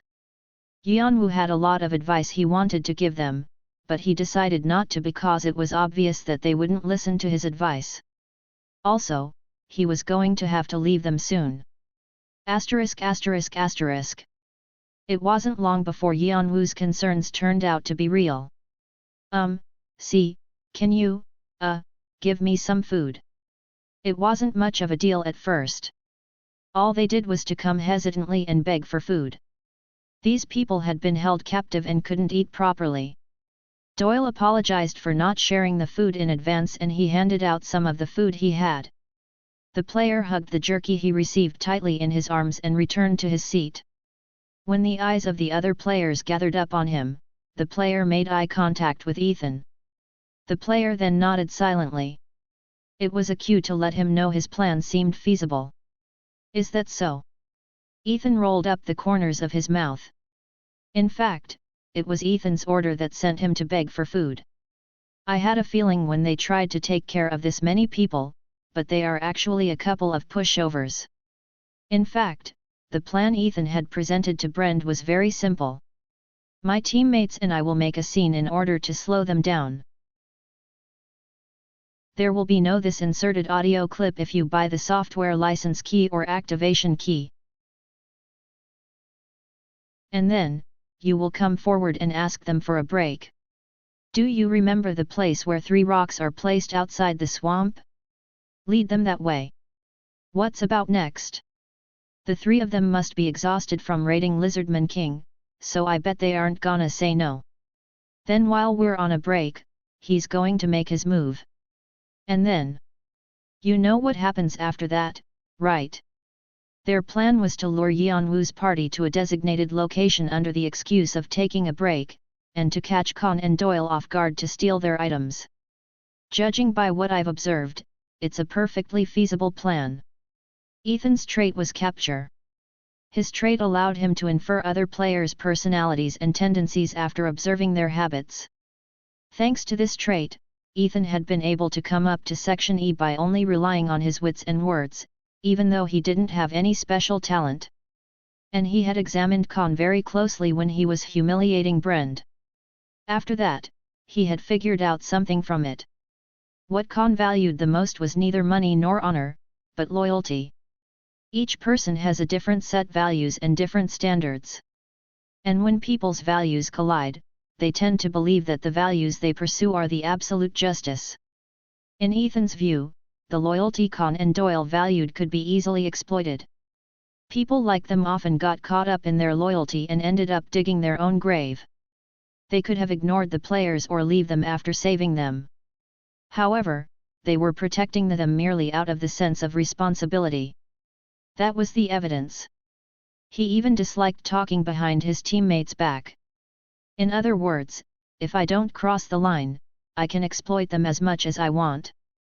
So Ethan sent his man to probe that line, and now he was getting the gist of it. No touching your loyalty or your pride, is it? Well, that's easy. Who? But there was something that had been nagging on his mind. If there's anything fishy about it, it's him. Ethan took a quick glance at the masked man who silently followed Khan and Doyle. It was Yeon-woo. That guy. I can't tell anything no matter how hard I try. He was the one who was said to have made the most contribution in killing the Lizardman King. Even with that much skill, it was strange his name remained anonymous within the tutorial. Normally, there could be only one case. A person who doesn't reveal himself, has strict self-discipline, and knows how to calmly judge the situation. Ethan's trait did not show anything from him. Moreover, whenever he watched Yeon-woo with his minions to find out about him, whether it was a coincidence or not, Yeon-woo also turned his head his way and caught his eyes. Beneath the white mask, two eyes were coldly shining. He felt naked before the two floating will-o-wisp-like eyes that seemed to be able to see right through him. They gave him chills all over his body. But that didn't stop Ethan's plan. No matter how suspicious he was, there was no way he could have noticed them plotting something. Brend, that idiot's gonna take the bullet and set the table for us. Ethan scoffed at how dumb Brend could be. In fact, the plan he had told Brend wasn't the end of it, it was only the first step. The real deal would happen right after that. Drawing their attention while his friend stole a little bit of their artifacts and tokens? It was all a lie. Stealing isn't enough. They are Khan and Doyle we're dealing with. The 3rd and the 11th ranks. And the other guy is the one who destroyed the Lizardman King. If I can take them all down, taking the first place won't be just a dream. Ethan licked his lips, his eyes giving off a cruel look. The most important part of the plan was the finesse and timing. And the masked man would never get out of this trap either. Ethan then gave a signal to his minions. Some players suddenly began to throw tantrums. Khan, my friend is not feeling well right now. Can we slow down a little? I'm getting really tired. I'm sorry, but I need to use a bathroom. Later on, some people even started to lay down on the floor and refused to move. I'm not going to move anymore. I'm not. I don't have anything right now. If I go out there, I'll just be monsters' food. Then, I'd rather sit here all day. Khan and Doyle were slightly annoyed. They had a long way to go, but these players were dragging their feet down. No, it wasn't just dragging them. It was almost as if they were intentionally blocking their way. They were now more like shackles instead of burdens. Doyle looked at Khan asking what should they do. Khan frowned and sighed briefly. It wasn't like he couldn't understand them feeling hopeless towards their future, but he couldn't just indulge all of them. He even thought that it might be better to give away some of his tokens and leave them here. It was at this moment. Now. Ethan immediately signaled Brend. Brend was the player who had taken the role of representing the others. If such a person stepped up and mediated, they might listen to him. Brend nodded and slowly approached Khan. Well, I think the long captivity had them mentally tired. I realize you are busy, but I'd really appreciate if we can take a break around here. Khan stopped walking and started to contemplate. Then, he looked back at Doyle and Yeon-woo and asked for their opinions. Ethan, watching from behind, gave a wicked grin. Come on now. I've got lots of friends waiting for you to show up. It wasn't just a couple of players waiting in the vacant lot. Several troops with dozens of players in it. The scavengers were waiting inside. As soon as they enter the designated place, the traps would activate and Khan and the rest of the party would fall into their hands. The moment when he licked his lips with a surge of greed. Hey! Ethan noticed there was someone staring at him, so he turned towards the direction he felt the gaze coming from. And there, he found a couple of eyes curved upward underneath the white mask. Is he, smiling? The moment when the thought came to his mind. We're bust. Ethan instinctively stepped backward. He didn't know how Yeon-woo had noticed him, but for now, he had to run away. However, swish! He saw something flashing right in front of him and pug! As he felt a stinging pain right in the middle of his forehead, the whole world turned red. Chapter 31. Consume, 6. Ethan fell backwards as blood sprinkled out from his head. It happened in less than no time. What's going on? The players panicked over the sudden situation. Con and Doyle, who had been talking to Brend, also hurriedly turned their eyes towards the scene. But regardless of the disturbance, Yeon-woo fixed his grasp on Karshina's dagger and dashed forward. His targets were the players Ethan kept close to himself. How the hell did he? They were surprised at the fact that their cover was blown, but at the same time, they dispersed in all directions in order to make their escape. How naive! Yeon-woo laughed at how the players were all running away after just a light push.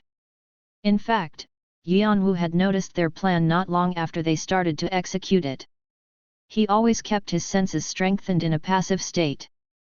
Thanks to this, he was able to detect even the slightest changes in his surroundings. Like this, if there was anything suspicious, his instincts would warn him immediately. And that was what happened this time. His senses had been capturing every movement of the players who were following Yeon-woo's party. Even their words and their actions. And then his senses had caught Ethan. The look he had when he examined the three of them. The attitude he showed when he gave orders to some of the players. And the way he talked to Brend while avoiding other players' eyes. In his own conceit, he thought he was acting in secret. But foolishly enough, his actions were only raising Yeon-woo's suspicion. Since then, Yeon-woo had expanded his senses, just to be on the safe side. Then, he realized that an unidentified group of players was preparing for an ambush in a vacant lot not far away. That could only mean one thing. Scavengers. It meant that the players who they had thought to be Hargan's victims were actually more wicked than the lizardmen. So Yeon-woo eliminated Ethan as soon as he showed signs of taking action. I have to strike them first before they can make their move. Judging by the number of players hiding, there were more than the three of them could handle. It seemed like they have gathered all the scavengers around this region. He didn't know how Ethan gave signals to the other hiding scavengers, but he needed to kill them before they could prepare. In any case, despite their efforts to run away, they still hadn't escaped Yeon-woo's sensory area. In his running gait, Yeon-woo drew several daggers. Swish! And then he threw them in a fan shape. Pug!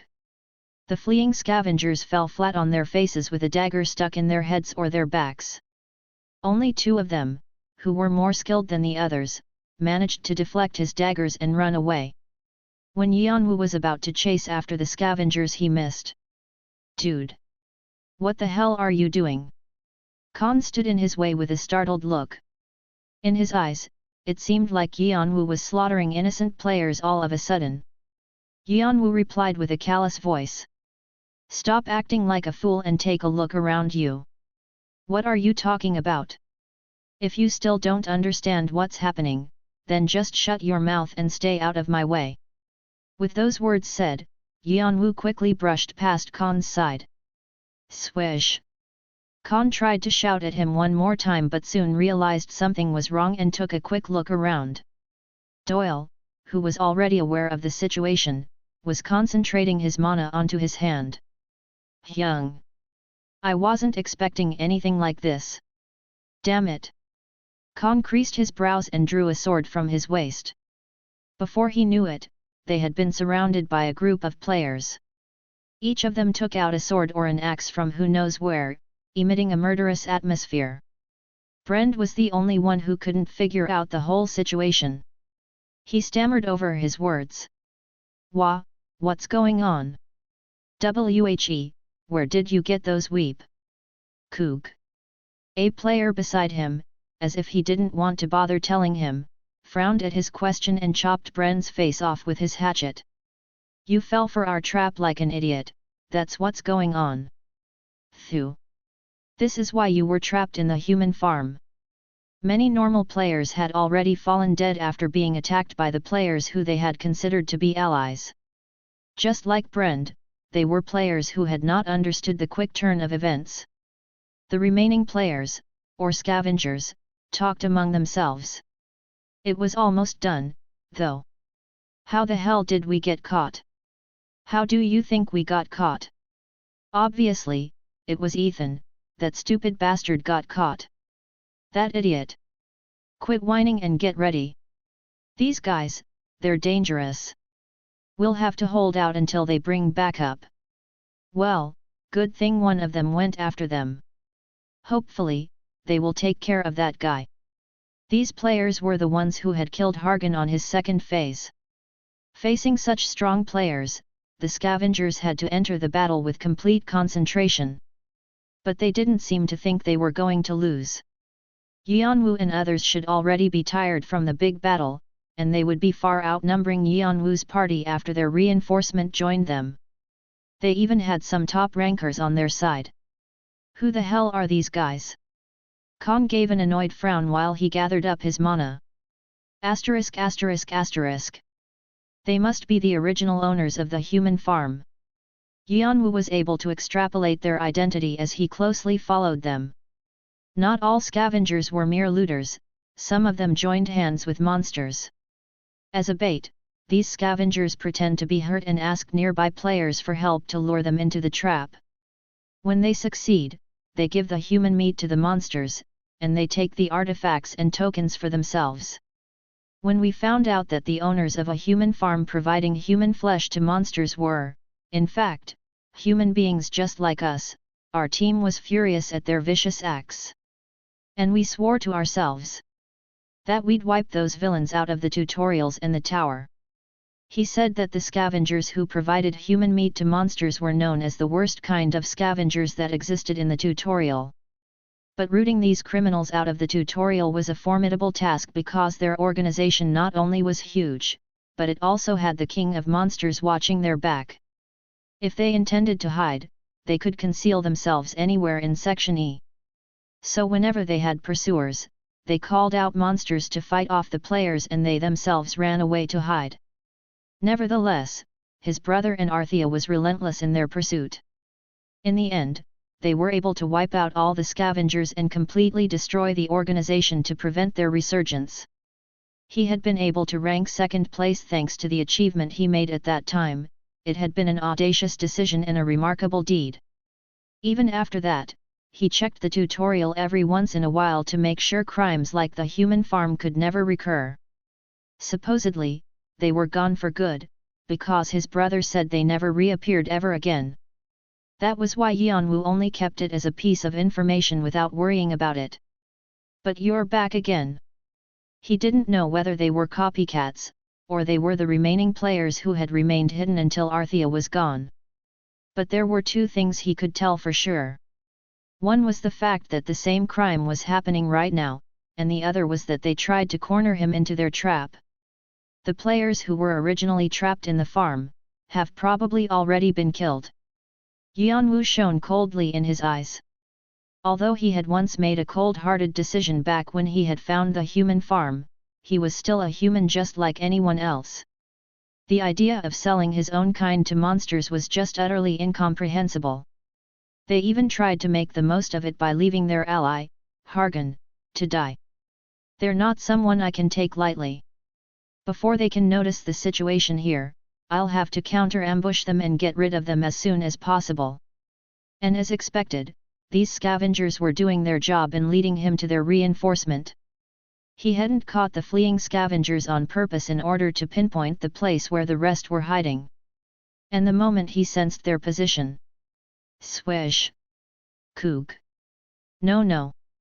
Yeon-woo threw daggers at the now useless players before plunging into the grassy field. They should be showing up any time now. Why aren't they calm? Kook! Inside one of the bushes, a scavenger was muttering to himself while crouching down. But soon, he was stopped by a sudden searing pain in the back of his neck. He tried to raise his head up, but before he could even scream, his head had already been separated from his neck and dropped rolling on the floor. A puddle of blood formed on the ground. Plop! After a simple splash from stepping on the puddle, not a single noise was made as Yeon-woo moved on to the next point. It was like a feline trying to hunt down its prey. Secretly, but swiftly. Pat! A pair of will-o-wisp were darting across the woods. Asterisk asterisk asterisk. It took a long time before the scavengers waiting for Ethan realized something was wrong. Fuck! What's taking him so long? No kidding. Did he get caught or something? He's brought small fries before, but he's never got caught, has he? That's true, but, shit. I'm just fucking bored. When the scavengers were on their mission, they usually wore a piece of cloth to cover up their faces, and called themselves with numbers such as 1, 2, 3, etc. It was a measure to prevent giving out their identities when confronting enemies. A long time ago, when the whole criminal syndicate was on the brink of annihilation, the remaining players adopted this method to conceal themselves from Arthea, or that was what they heard from senior players. And even after Arthea's disappearance, it stuck around and became sort of a custom, still being practiced until now. Unlike how their seniors used to keep their identities secret even between themselves, the scavengers at the current time knew each other. But by covering up their faces and names, they could somewhat erase the guilt of doing bad things. Strangely, however, they weren't getting any notice from Drizig, or Ethan, who was supposed to be here with their prey by now. They were still waiting for their prey to appear. Who? The real blood sword and foxy tail. If we can actually hunt them down, wouldn't they be the biggest catch we've ever had? Except for Fanti and Edora, those crazy siblings, they're actually the best team in the tutorial right now. It's going to be really fun destroying such strong players. Not to mention the stuff they're carrying. The sword that Blood Sword is carrying, Dragon Slayer, was it? That's mine. The hell? I called dibs way before, you dumbass. Whatever you say. But finders keepers. You two, knock it off. The boss will take care of the distribution, so stop squabbling. Let's just talk about something useful, like how to spend the rewards from the Lizardman King. After some cackling and chattering, they lifted their heads.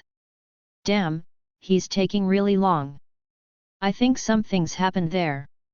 Siebzen, try contacting Ethan. Zwei grumbled and gave orders to Siebzen, who was hiding in the bushes some distance away from to him. The communication artifact commonly given to all scavengers was emitting light, waiting for a response. But no answer came back. Siebzen? Siebzen? Where the hell did he go? Zwei knitted his brows and turned his head sideways. Noon, is Siebzen there? You go ahead and contact him. Noon? Noon? Noon, who had just been arguing over Dragon Slayer with Zwei, gave no response either. Zwei suddenly felt a shiver down his spine. His teammates had been going missing without him knowing. Which could only mean, we are being attacked. Zwei sprang up to his feet. Zwei placed 15th in tutorial rankings. And he prided himself in his skills, saying they were comparable to those in the top 10. But a player such as himself hadn't been able to notice the enemy's presence until all of his teammates had already died. The stealthiness the enemy possessed was beyond his imagination. Just then. Russell. Where the fuck are you? Zwei quickly turned towards the direction from where he heard a sound coming from. There, however, he only found bushes swaying with the wind. No player to be found. You son of a bitch! Once more, he turned to his back as soon as he heard another sound. And again, there was no one. Zwei frowned irritatedly. I see you don't have guts to fight me head-on. If you're trying to break my fighting spirit by doing this, it won't work. He was talking to himself with his teeth gritted. It was more of a self-hypnosis than a threat. The more sounds he heard, and the stronger the wind became, the more intense the chills that ran through his spine grew. Fear was rising from under his feet and it was slowly squeezing his heart. His mind was filled with a single desire, that was to quickly kill him and to get out of there. Rustle. He spotted a presence coming from his blind spot. Zwei quickly threw the sword he was holding. Pug. I got him. He clearly heard his sword hitting something. Zwei immediately threw himself in that direction. But instead of his enemy, he only found one of his teammates, Veer, panting for air with a sword stuck in his heart. Veer's face was so pale and filled with one clear emotion. It was fear. Run. Go, St. And Veer dropped his head, leaving only those words behind. Zwei felt that the fear that had only been squeezing his heart had already climbed up to his throat. At that moment, a white mask dropped down in front of Zwei. Along with terror, despair, and then, death. Schlug. ******. Khan and Doyle were still having a tense confrontation. What the hell is Orangdan doing? Khan felt a surge of anger. Orangdan professed themselves as a vigilante group. But they didn't know that crimes like this were prevalent in Section E. On a second thought, he wondered about Yeon-woo. He was currently on his way to catch the fleeing scavengers. He couldn't have shown such fast judgment unless he knew about them beforehand. But how on earth did he know these facts that even Orangdan didn't know? His question, however, did not last long. The scavenger who identified himself as Ainz was making his move, and the other players were also slowly narrowing the distance between them. The moment he tried to clear a path with Doyle. Whistle. What? Enemy? Ally? Suddenly a presence was heard from the sky. All the players, including Khan, Doyle, and Ainz, stopped moving and raised their heads. Fa thud. A bunch of unknown objects fell from the sky. Then one of them came rolling towards Ainz's toe. What the hell is this? As Ainz narrowed his eyes to confirm what it was, he soon stood frozen to the spot with his mouth agape. The object that had rolled next to his feet. It was the head of Zwei, his face filled with fear. Chapter 32. Consume, 7. Zwei. The numbers in their names represented their rank within the organization. The fact that the second strongest Zwei had been killed like this. Veer. Noon. What the hell happened? Stay away, idiots. You're gonna get yourselves key. Some of the scavengers were deeply shocked by the sight of their teammates' decapitated heads. Ainz tried to warn the other scavengers, but it was already too late. Swish! A blade suddenly dropped down from the sky next to Ainz. And there, he found Zen with his hands grabbing tightly onto his throat. Gurgle! But soon, he collapsed on the floor frothing at his mouth. And on that spot where Zen had been standing, now stood Yeon-woo with a cold smile underneath his white mask. Splash! Koog! Damn it! Yeon-woo then swung his arm and scattered several daggers in a fan shape towards the other scavengers. The daggers plucked into the scavengers' necks. They firmly clutched their wounds in an effort to stop the bleeding, but soon they ended up collapsing as their blood sprayed all over the floor. The remaining scavengers finally came to their senses and stepped forward to kill Yeon-woo. However, Khan and Doyle, who had been looking for an opportunity, sprang forward. In a situation where their formation had been broken, and with the two people's offensive being added into the mix, the scavengers were literally being swept away. Stop those three! Do whatever you can to stop them! In his fright, Ainz yelled at the top of his lungs. But from the moment their siege had turned into a melee, they had little chances of winning the battle. Yeon-woo was dashing from scavenger to scavenger just like a wolf killing a flock of sheep. Swords were swung from every direction, but none of them could deceive Yeon-woo's senses. Yeon-woo skillfully dodged the attacks as if he had eyes everywhere. He held his dagger backward while stabbing at his opponent's muscles and arteries, and threw several daggers that penetrated their necks. Khan and Doyle were just as fierce as Yeon-woo. Doyle quickly slid to a side as he summoned a series of flame bugs. Then, he made them explode in the middle of a group of scavengers, wreaking chaos in the battlefield. Khan, on the other hand, was fighting amid the enemy lines. Streams of blood splashed up whenever he wielded his sword, as if to show why he was called Blood Sword. The scene they created felt like a city being engulfed by a tidal wave. Now, the scavengers' position was reversed. From the predators, into the preys. You sons of bitches! Ainz struggled as hard as he could in order to turn the situation around. But before he knew it, Khan was already right in front of his face.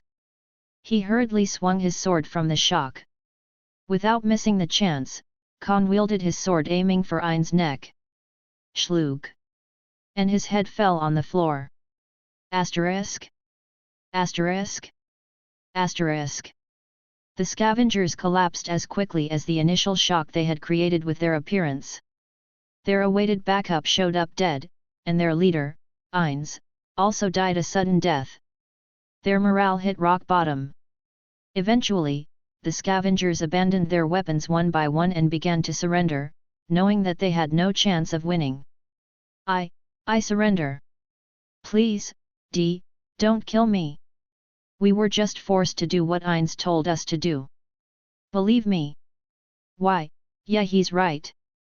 We had no choice but to take part in order to survive.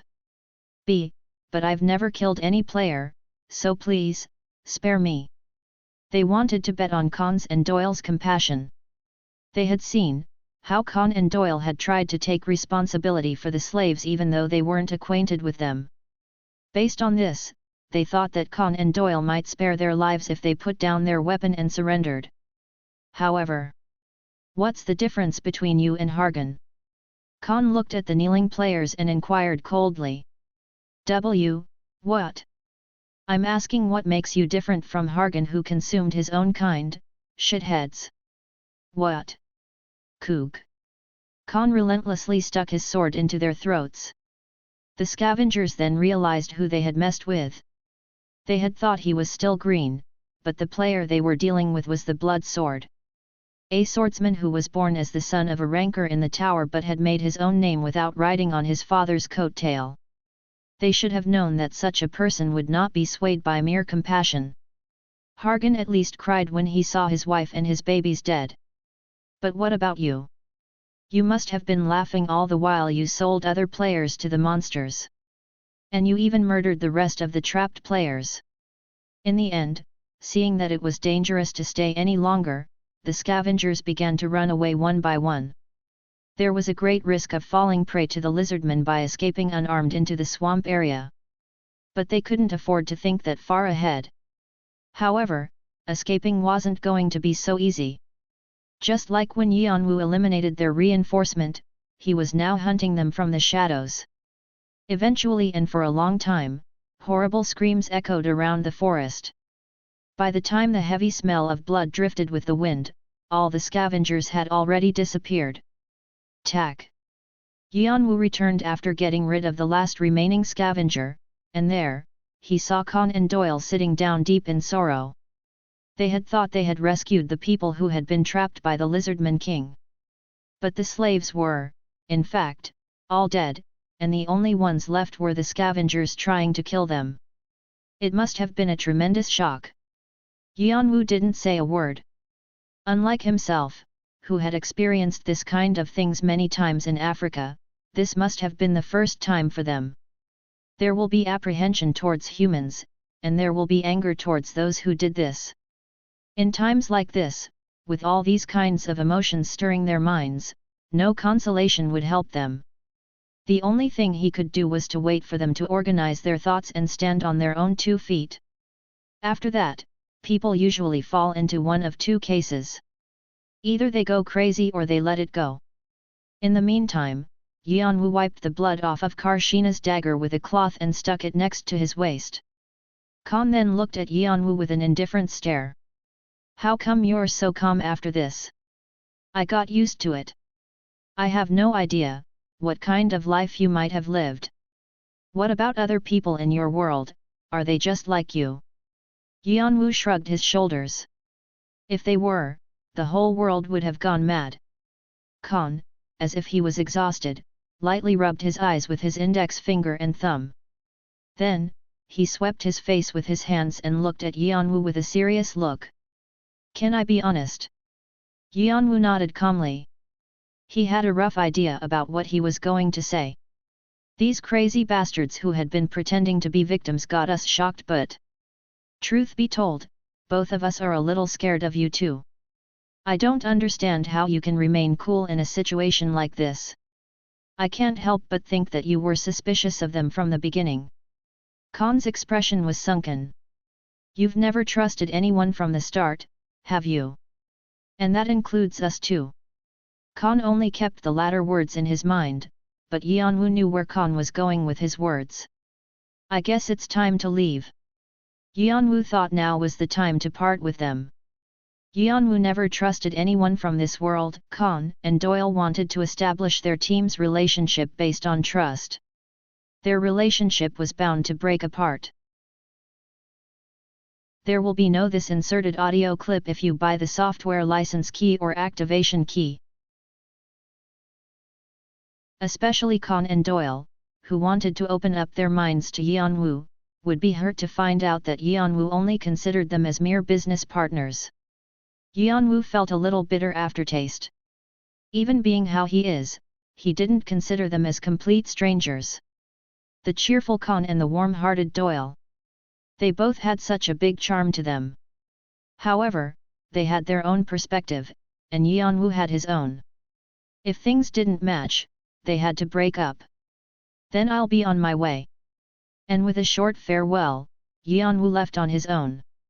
Doyle stepped forward as if he wanted to say something, but Khan reached out and blocked him. And just like that, they parted ways. Asterisk. Asterisk. Asterisk. Hyung. What have you done? With a sad look, Doyle watched as Yeon-woo disappeared, then looked back at Khan and shouted. Doyle usually didn't show much emotion, but right now, he was showing genuine anger. Behind Yeon-woo's back, Doyle had seen something indescribable. However, sit down. Tell me. Why did you do that? Even if we had to part, you know how much Kane. I told you, sit down. Khan said in a low, serious voice. Doyle then came to his senses. He noticed something strange about Khan's voice. His deep-set eyes were looking serious. It's for the best. What's? Did you not see this? Khan pointed to one of the swords dropped by a dead scavenger. It was just a normal sword one could easily purchase from a mysterious merchant with 2 strength points. When Doyle was about to ask what was he talking about, he then found out a thread hanging from the tip of the sword. White and green threads were tied in a unique pattern. Doyle's voice trembled slightly. Wait, is that? Yes, it's a Rangdan's mark. Doyle's face was getting stiff. Actually, I thought it was a little strange. Why would a Rangdan or Jeong-woo go out of their way and try to keep the tutorial in order? They made these excuses saying it was to procure an influx of new players, but people like us know that's a load of crap. The ones behind Arlandan's back, Jeong-woo, was one of the 10 biggest clans within the tower. Their clan valued chivalry and worshipped swordsmanship and gallantry. Naturally, they always had plenty of applicants without having to put any effort into attracting newbies, and they could admit whoever they needed. When Jeong-woo had announced the establishment of a Rangdan in order to watch over the tutorial, other clans and rankers had doubted their intentions. But without any solid proof, they could do nothing but let them be. What if it was, in fact, a cover to secretly take over the scavengers? The tutorial runs via a series of complex systems that differ from those present in the tower. I don't know exactly what they're after, but if they are trying to take advantage of the system. Khan had to pause as he clenched his teeth. He was holding back the burning anger welling up inside him. Then, their story finally adds up. Right. Doyle nodded his head in silence. Come to think of it. The foundation of Orangdan came suddenly right after Arthea had wiped out all of the scavengers in the tutorial. They probably needed a more solid management system. Doyle gritted his teeth. He finally understood why Khan had to send Yeon-woo away with a ridiculous excuse. He didn't want to drag Yeon-woo into the risk that was about to follow, as he seemed to have important businesses to attend to. Khan must not have wanted to disturb him. Hyung, then are you? Khan nodded gravely. Yes. I'm gonna have to go see that idiot build before I can carry on. You should go ahead and head to where Vigridr is. Vigridr. It was the other hidden piece that required Khan and Doyle to obtain Hargan's crown beforehand. It was the ultimate goal they hoped to achieve in the tutorial. It was also the only way Khan and Doyle could catch up with the Edora and Fanti siblings, who had been stacking up karma points with incredible speed. Don't be silly, Hyung. Doyle had a big smile on his face. You're not the only one who wants to see those bastards' faces. I'm dying to know what he's going to say about this. He had also decided to abandon their chance. Khan shook his head as if knowing that would be his answer. You know, I think you're the dumbest one there is. I mean, you pretend to be smart and all, but in the end, you end up making the dumbest decision. Look at who's talking. Just as always, Khan and Doyle giggled as they joked with each other. And now, they set their feet towards the opposite direction of Yeon-woo's. The direction that led towards the western territory where Orangdan was known to be stationed. Asterisk? Asterisk? Asterisk. Yeon-woo stopped for a moment and shifted his gaze towards the west. Idiots. Yeon-woo had a vague notion as to where the two were heading to, and their thoughts behind such a sudden farewell. But he had to go east. There was something he had to do. If it wasn't now, there would never be a second chance. However, if they had asked him to come with them before he left, if they had asked him for help, could he still have refused them? Without having a proper answer, Yeon-woo continued to move eastward, to the place where the hidden piece, Akasha's snake, was.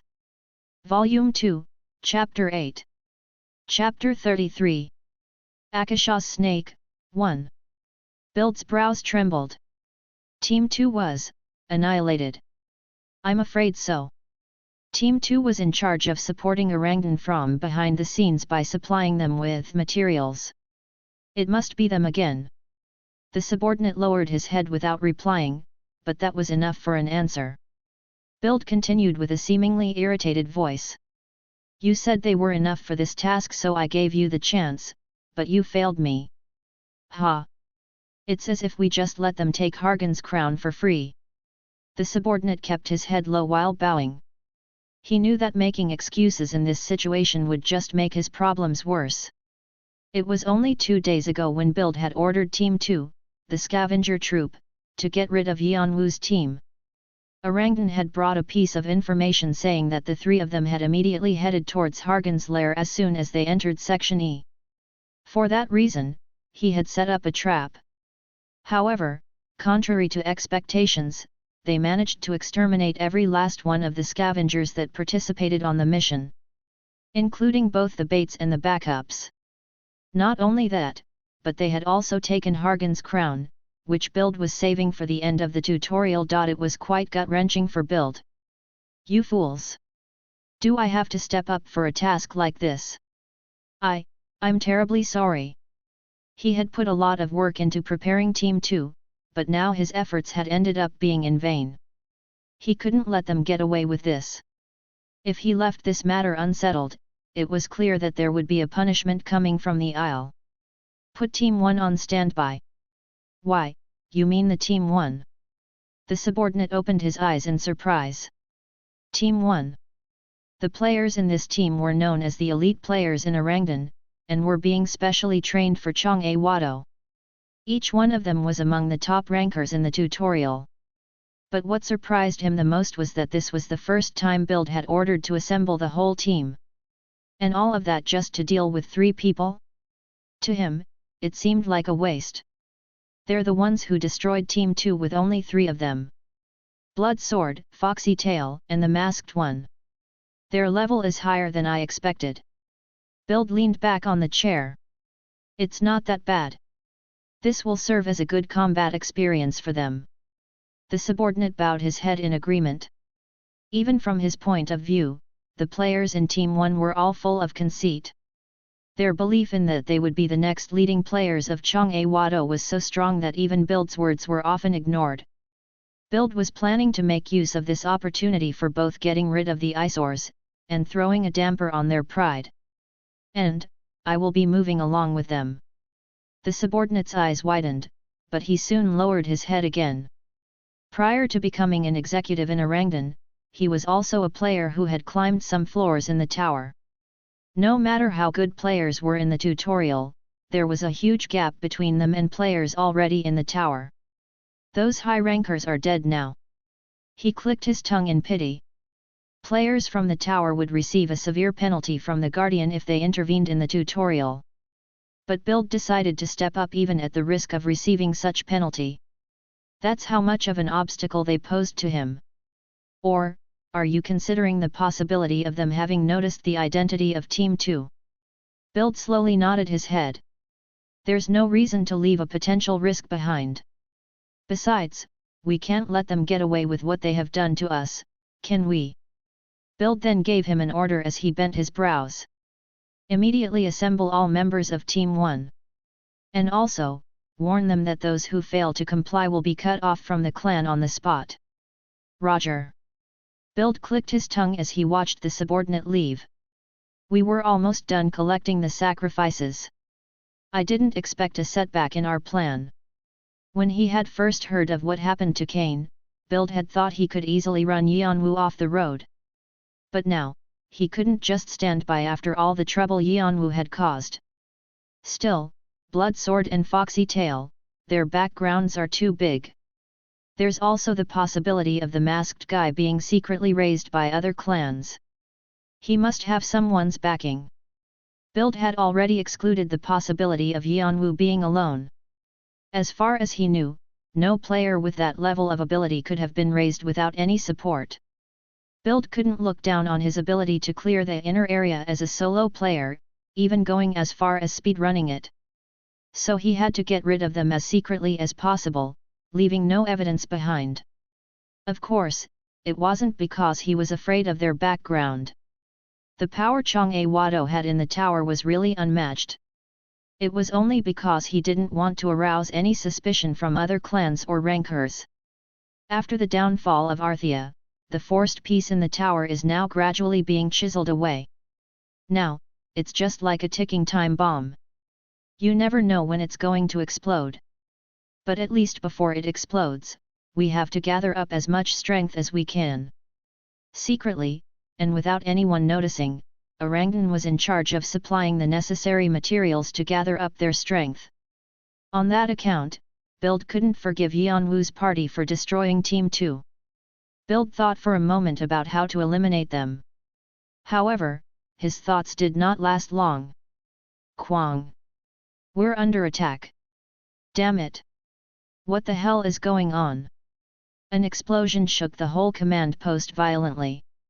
The noise came from the entrance. Build. Then the subordinate, who had been ordered to gather up Team 1, rushed back into his room. Build asked with a frown on his face. What just happened outside? They're here. They. Blood Sword and Foxy Tail. What? Build rose from his seat with an irritated look. Before the subordinate could continue, Build spoke with a curl on his lips. They've saved me some trouble now that they came here on their own. Just then. Kwang! Suddenly, the wall to his left was blasted off and Khan appeared along with Doyle. As if they had clove their way straight across, they were covered in dust and blood. Build! Khan burst into a rage with a distorted expression while looking at the man who had turned the tutorial into hell. Rumble! Murderous aura raved through the room like a windstorm. Kook! Waak! Some clan members had ran into the room chasing after the two players, but most of them were blown away by his aura, and those who weren't still spilled blood and fainted. The floor was quaking up and down, and the room was reeking of blood. Khan, drenched in blood and with his blood-soaked dragon slayer, gave the impression of a demon straight out of hell. This was the true form of blood sword that had drawn the attention from various clans and rankers in the tower. Bild slowly drew his sword, unveiling his murderous aura. He felt a tingling sensation all over his body. But even so, the sneer on Bild's face grew bigger and bigger. I was getting bored stuck in the tutorial. Let's enjoy ourselves, son of the Iron Lion. At the end of his words, Kwang! Bild and Khan flung themselves at each other. Once again, another explosion erupted inside the room. Asterisk. Asterisk. Asterisk. While Bild and Khan were fighting each other, Yeon-woo was reaching the eastern area of Section E. The lush forest soon came to an end, and the black rocky mountains started to show their spiky heads. A wide and barren desert. It was the orcs' territory. Orcs are monsters that possess a solid physique and muscles with a grimly twisted pig face. They are 2 meters in size, which is bigger than a lizardman. Orcs show aggressive behavior towards players. They will run to attack a player as soon as they spot one. This kind of behavior makes it harder for players to hunt them down. But of course, that did not matter to Yeon-woo even a bit. As he ventured around the eastern desert, 4 orcs suddenly jumped at him during their patrol. Pug! But Yeon-woo easily sliced off the gullets of 3 of the orcs, and severed the arm and leg muscles of the remaining one and laid him on the floor. Then he climbed on his body and held a dagger against his neck. Quick! Human! Strong! Spare me! Players and monsters were alike, they all begged for their lives when facing imminent death. Yeon-woo asked the orc with a cold smile on his face. I kept you alive because you seemed the smartest of all. Right. Quick! I am the smartest in the tribe. Quick! Orc intensely nodded his head with a pale look. But the truth was, Yeon-woo randomly picked one out of the 4 orcs. Let me ask you a question. Have you seen any cottage nearby? It should be somewhere on the rocky mountain or on the branches of a tree. What? Quick! You better think hard. There are lots of other orcs around that I can ask. The orc then quickly put his brain to work. To survive, he had to remember things in great detail, like what he had eaten 5 days ago. The cold blade of the dagger started to slice into the skin on his neck. Blood was dripping out of the wound, but the orc was too terrified to feel the pain on his throat. Soon enough, the orc managed to conjure up a memory he had regarding a house. There is one. Quick! I have never seen it. But my friends were scouting, and they saw a strange house, hanging on the bay a tree. But they said, it was too high, so they just came back. Beneath the mask, Yeon-woo's eyes shone brightly. This must be it. It was the place where the helper who would lead him to the hidden piece, Akasha's snake, lived. And where is that? The orc realized that the dagger had stopped digging into his throat, so he quickly answered. You have to walk, a little bit left to the sunrise, takes 2 meals of time. Northeast, about half a day from here. The orc then shouted urgently. Let me Kook. But he couldn't finish his words. The dagger penetrated deeply into his neck and cut off his artery. Why? With his life fading away, the orc spat out one last word with the intention to ask why had he killed him despite having answered his question. I was only asking you a question, and I didn't say I was going to let you live. Hearing Yeon-woo's cold reply, the orc was left in shock as he wheezed out his last breath. Yeon-woo immediately took out a dagger and began to cut the dead orcs' stomachs open. It was to take their ribs. Orcs' bones were very high in density. They were perfect materials for crafting various artifacts. As he dissected the carcasses, Yeon-woo meticulously mapped out his future plans. Akasha snake is a tricky monster. It only shows up at certain times, under certain conditions and circumstances. Without his help, I'll never be able to find it. Akasha snake was a monster that inhabit deep down under the ground in the eastern desert area. But unlike its name, it was not an ordinary snake. It was a predator that could swallow and devour everything. His brother had left various records about Akasha snake in his diary. Not just because that was how shocked he had been when he had first faced Akasha snake, but also because it was the experience that had helped Arthea become who they were. Yeon-woo was thinking of killing such monster on his own. Its size was larger than the 4 or 5 Rocky Mountains combined, and its length was immeasurably long. I even wondered how could a monster like that exist in the tutorial. It was said that Akasha snake sometimes had to come out to the surface in order to breathe. It also filled its hungry stomach while it stayed on the surface. We tried to kill such monster without having any knowledge about it. No wonder we almost lost our fight. But luckily, we met him. The person who saved his brother and Arthea during their battle with the snake. My first master, Galliard. Snake hunter, Galliard. Yeon-woo muttered the name of the person he should be meeting soon. Of course, if he knew I was calling him with cheesy words like master, he'd be come running here to punch me in the face. Anyway, he was a man who seemed to be ever so free but was imprisoned by memories of the past. That's the reason he had been hunting Akasha snake for decades. Galliard had a rather unique history. He was a player. However, he had never stepped into the tower. For decades, he had only stayed in the tutorial that resets every round. But it wasn't because he wasn't weak. Later on, when his brother looked back after becoming the 6th top ranker in the tower, Galliard had never been weaker than the other rankers. He even presumed he could be among the top rankers. If he had left the tutorial and tried to climb the tower, perhaps Galliard could have climbed higher than his brother. His brother felt it was a waste to have a player with such great skill stuck in the tutorial. Galliard just didn't have any reputation in the tower, but he knew what Galliard would be capable of. So he used pass tickets to try to convince him over and over again, but Galliard refused every time. When his brother asked for the reason, he never gave him a proper answer. He could only guess that Galliard was trapped by a regretful memory that involved Akasha's snake, and that the memory was holding him from leaving the tutorial. Jeong-woo was able to find Akasha's snake with the help of his teammates. But I don't have the time to make such preparations, so I'll have to meet up with Galliard and get his help.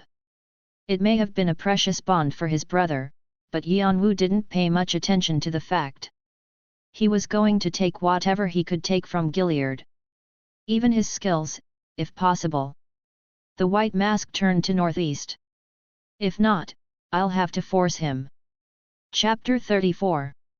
Akasha's Snake, 2. Yeon-woo looked for Galliard as he killed the orcs he encountered throughout his journey northeastward. The Betrayal that the orc mentioned meant rugged rocky mountain. It was not easy to find a specific spot in the eastern desert area where everything around were rocky mountains. Moreover, orcs were not fools either. After noticing that their scouts weren't coming back, they started sending groups consisting of more than a dozen orcs, and others even started to search for Yeon-woo on their own accord. Fortunately, he managed to find Galliard's cottage by then. Is this it? Yeon-woo muttered in a low voice as he stood in front of one of the mountains. It was the highest and steepest rocky mountain in the vicinity. The height of it made the other mountains around look small in comparison. Yeon-woo narrowed his eyes and strengthened his eyesight. Then, as if he had zoomed in with a camera, he found something barely peeking out from the tip of the mountain. It was a small cottage roughly supported by a few thick wooden pillars on a sloping cliff. It looked like it could collapse in any moment, but Yeon-woo shouted with joy because it was the same cottage he had seen in the diary. Later I figured out, Galliard changes the location of his cottage with each round of the tutorial.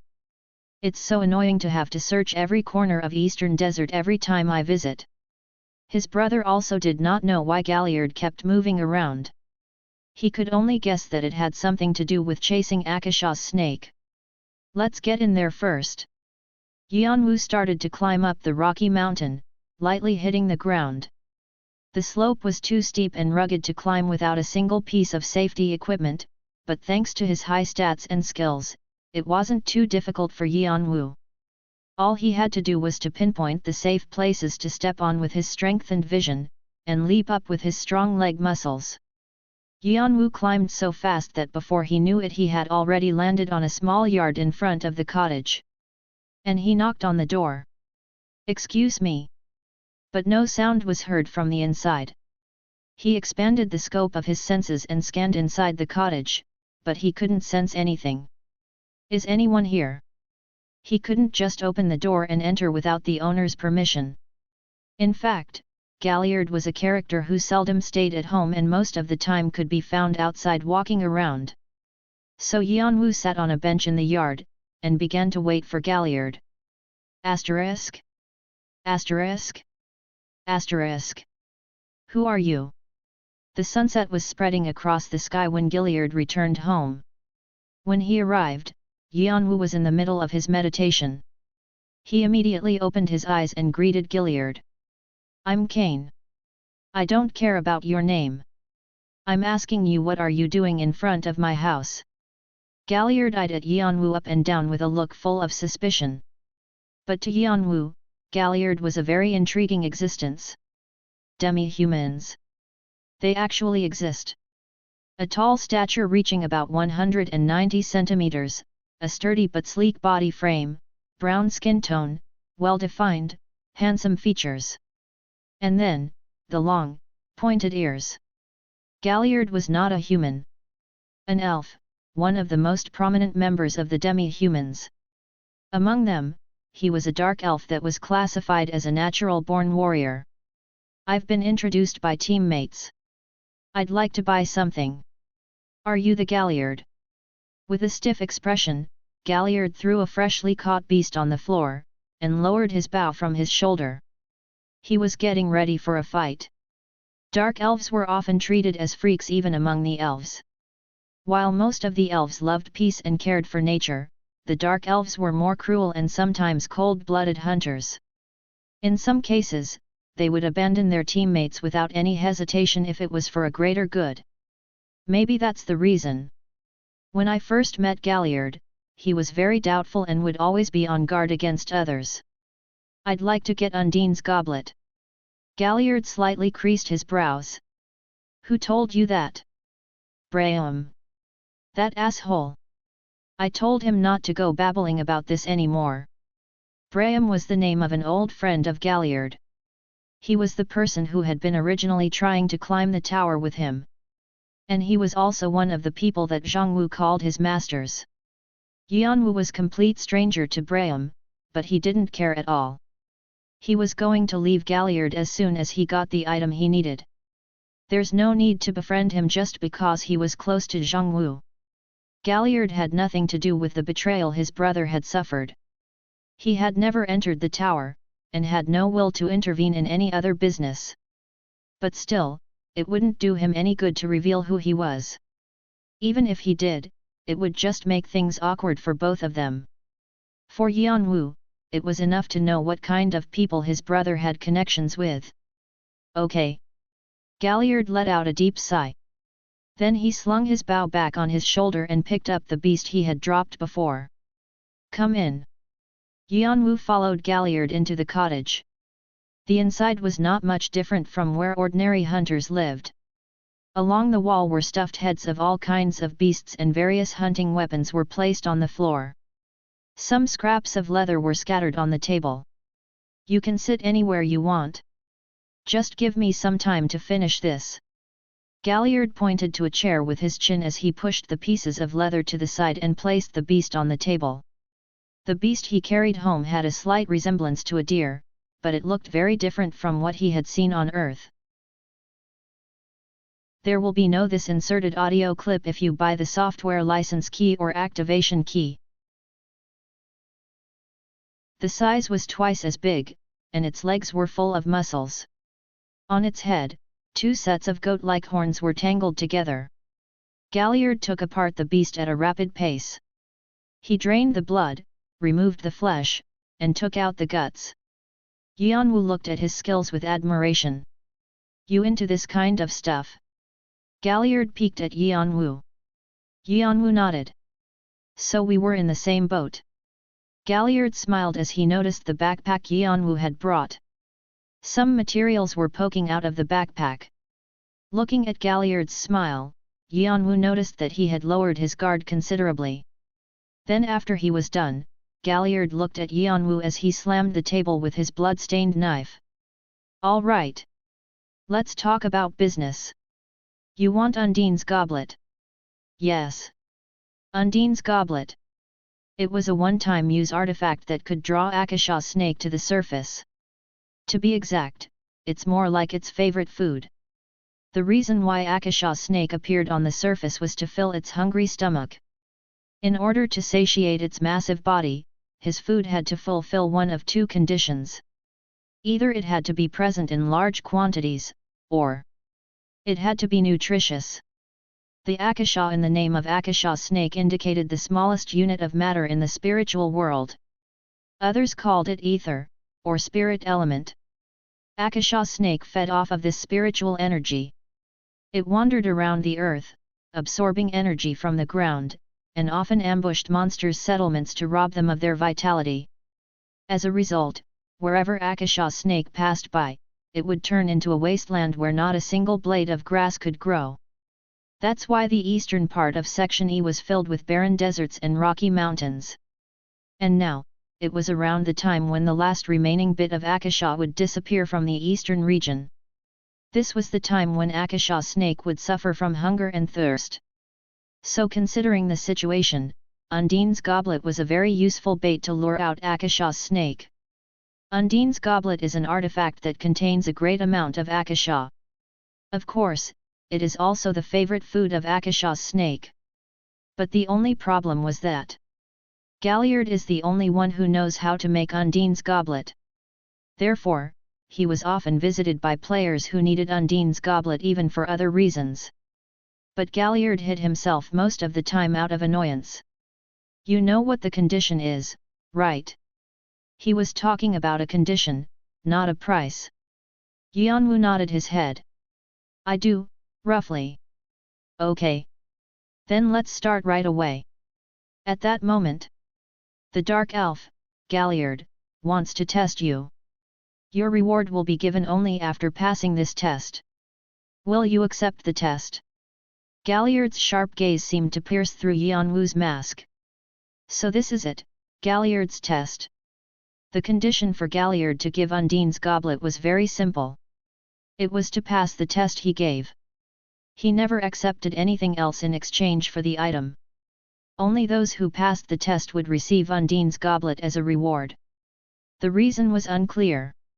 It seemed like he was expecting something from those who passed the test, but no one had ever fulfilled his expectations, and the same test has been repeated for decades. It was such a weird thing for a player to do, but it was now considered as a matter of course, and that was why the system in the tower accepted his test as a hidden quest. Yeon-woo then nodded. Then the message disappeared and a new window appeared. Hidden quest / Galliard's test.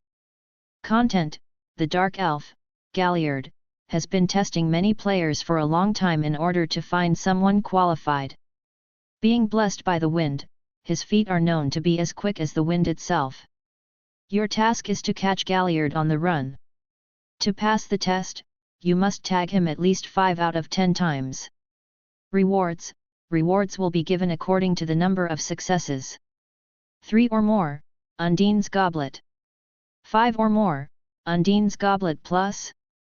Yeon-woo's eyes glittered. More than half, is it? It was a game of tag. Galliard required players to catch him, and players could use any way possible. He allowed them to set up traps, use their artifacts, or collaborate with teammates.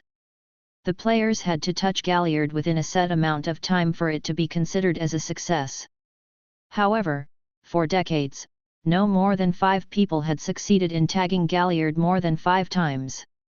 But if I can make it, I can get a skill from him. Yeon-woo knew what was hidden behind the question marks in the quest window. It was a skill that Galliard had. Shunpo.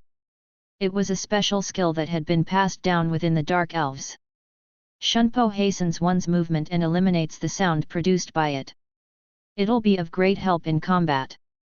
Yeon-woo's primary weapon was his stealth and speed based on his strengthened senses. No other skill fit his combat style as good as Shunpo. That's why had Yeon-woo included acquiring it in his plans. But there was one more reason why Yeon-woo needed Shunpo the most. Missing a numbering on it, Shunpo might be seen as a mediocre skill. But I realized its true value only after seeing my teammate. The advantage of Shunpo lies not in its speed, but somewhere else. It was a key element of another skill, Shikuki. Rank number 1. The key to unlocking one of the best skills that symbolizes all for one. Chapter 35. Akasha's Snake, 3. All for one. He was seriously the worst player I've ever seen. All for one was the unchallenged first place in the rankings both as a player and as a clan, but little was known about his identity. For decades, hundreds, or maybe even thousands of years, he no longer climbed up the tower, only staying on the 77th floor. Since he was rarely seen outside, it was hard to even find a player who had met him in person. Only the 9 top rankers, the 9 kings, had ever seen him from afar. That's how much All for One disliked the company of others. He thought by himself, judged by himself, and he moved by himself. But every time he made a move, it always brought about tectonic changes within the tower. In spite of being alone, the power he wielded was more than enough to overwhelm the other giant clans. So players started to call him with several titles. The strongest, the highest, or the ultimate. No matter who entered or left the tower, he would still be the first ranker.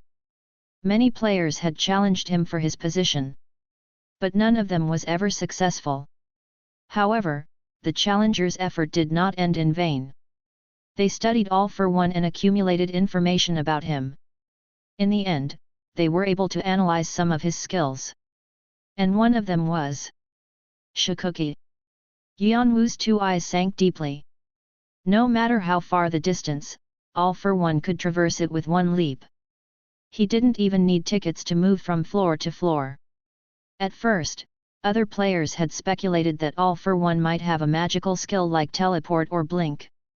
However, those space transfer magics required a considerable amount mana and a long casting time. But All for One seemed to be free from those constraints, neither requiring a casting time nor circulation of mana. By just taking one step he could go wherever he wanted to go. Therefore, many rankers and clans had exerted tremendous effort to block him from using this skill. But no matter how strong the barrier they used was, All for One could go in and out too easily. If he wanted to, he could easily assassinate someone without anyone noticing. Later on, players figured out the skill he used was called Shikuki. However, at that point, people met yet another obstacle. Even if they wanted to analyze the skill, they had no idea how to get it.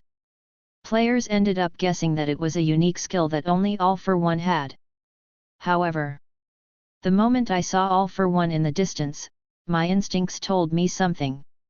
What he had wasn't a unique skill. Rather, it was something achieved by steadily honing his skills to the limit until he reached the peak. And I found out one more thing. I don't know how he did it, but the Shunpo that Galliard had showed during the tutorial, the same skill that Isaac had begged him to bestow, was actually the key to getting Shikuki. But I bet Isaac won't know this until the end. When his brother found that out, he did not share this information with his teammates. At that time, the rift within Arthea had already deepened. He didn't know who he could trust. Instead, his brother concentrated on studying Galliard and his Shunpo, and he recorded the results in his diary. Yeon-woo, therefore, had to acquire Shunpo no matter the cost. Then, and only then, he could finish his brother's study. And also, he would be able to unlock Shikuki. The rules are very simple. I'll be hiding around here and all you have to do is to tag me. I'll give you 15 minutes for each round. Galliard came out of the cottage and explained the rules of the test. I know that there's a big gap between you and me, so I'll place a handicap on myself. I won't use my hands, and I won't use skills other than movement-related ones. Galliard raised his hands high and folded them behind his back. Yeon-woo nodded his head in silence. After all, Galliard's main skills were focused around his footwork and body techniques, not his fighting techniques. But he can't attack or defend, that'll be a great advantage. Instead of Karshina's dagger, Yeon-woo drew out his old daggers and held them in reverse grip. Then he lowered his upper body slightly. He was ready to dash out at any time. Galliard accepted it as his consent and nodded his head. Then let's get started. Pat. Galliard suddenly vanished into a thin air. His movements were indeed like the wind. He couldn't be caught with the naked eye. However, I should be able to find him. Yeon-woo activated both sense-strengthening and draconic eyes at the same time. Clearly, Galliard had left almost no trace behind.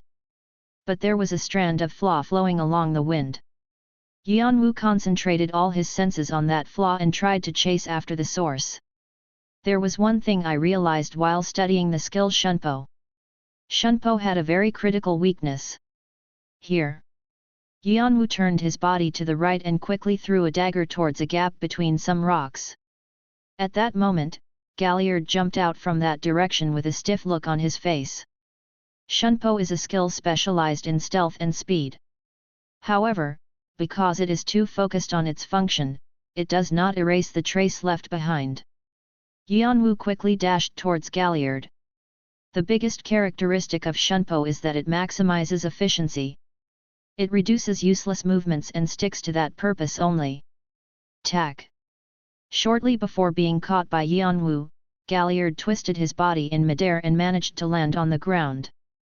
But Yeon-woo wasn't worried about finding him. And that means only one thing. This time it was to his west, on a dry tree. He is stepping on the flaws to move around. When Galliard was found for the second time, he had a surprised look on his face. Yeon-woo stretched out his hand but Galliard turned his body. I'm not sure if the creator of Shunpo knew about the flaws. Maybe he did it instinctively. But one thing is for sure, as long as Shunpo uses the flaws. Again, Galliard avoided Yeon-woo's hand by an inch. But by now, Yeon-woo was starting to read into Galliard's pattern. You will never escape my sight. Yeon-woo noticed the path of flaws Galliard was stepping on, so he threw his dagger to cut off the path. Galliard was so startled he had to deviate from the path. But when he jumped away, Yeon-woo was already in that place. Tack. First try. Success. Yeon-woo had already grabbed onto Galliard's sleeve. Galliard's face crumpled in disbelief. As long as he wasn't an idiot, he should have figured out that his weakness had been exposed. It was only after seeing Yeon-woo's eyes drawing a slight arc beneath his white mask that he realized Yeon-woo had gotten him. But it was Galliard himself who restricted him from using hands and other skills. Chuckle. He couldn't help but laugh at himself. No matter how hard he tried to run away, with those restraints, there was nothing he could do when Yeon-woo blocked his path in advance. In the end, Yeon-woo succeeded in tagging Galliard several times. You have managed to tag Galliard 7 times. The maximum requirements for your quest have been fulfilled. You have made an achievement that is not easily accomplished. Additional karma will be provided. You have acquired 2000 karma. You have acquired 1000 additional karma. You are now qualified to obtain Undine's goblet as your reward. You can claim an additional reward. Find the Dark Elf, Galliard, for your reward. My goodness, I can't believe you got me so easily. Galliard laughed in dejection as he watched Yeon-woo put his hand on the right side of his chest. He was confident that he wouldn't lose even to the rankers in the tower. But he never expected his weakness to be discovered this fast. So, how on earth did you figure it out? This isn't something that can be broken so easily. It's my secret weapon. Yeon-woo's response was simple. Galliard had his eyes fixed on Yeon-woo, but soon shook his head. A promise was a promise. Dark elves must not make false promises.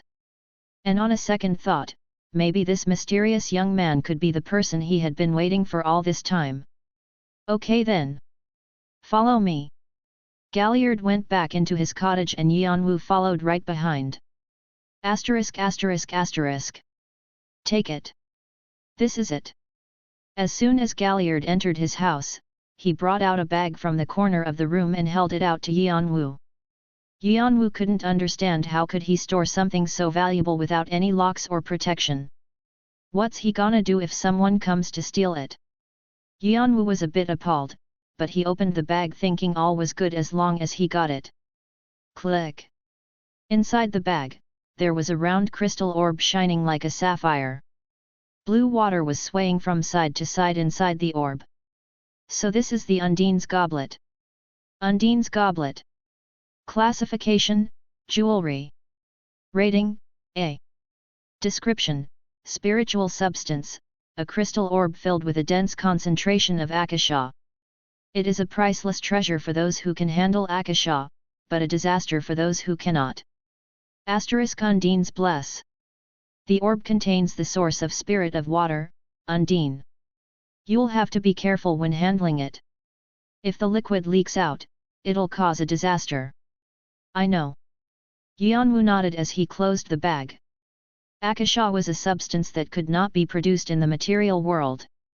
The leak of such a material would result in a major explosion. It could easily blow up Yeon-woo to smithereens.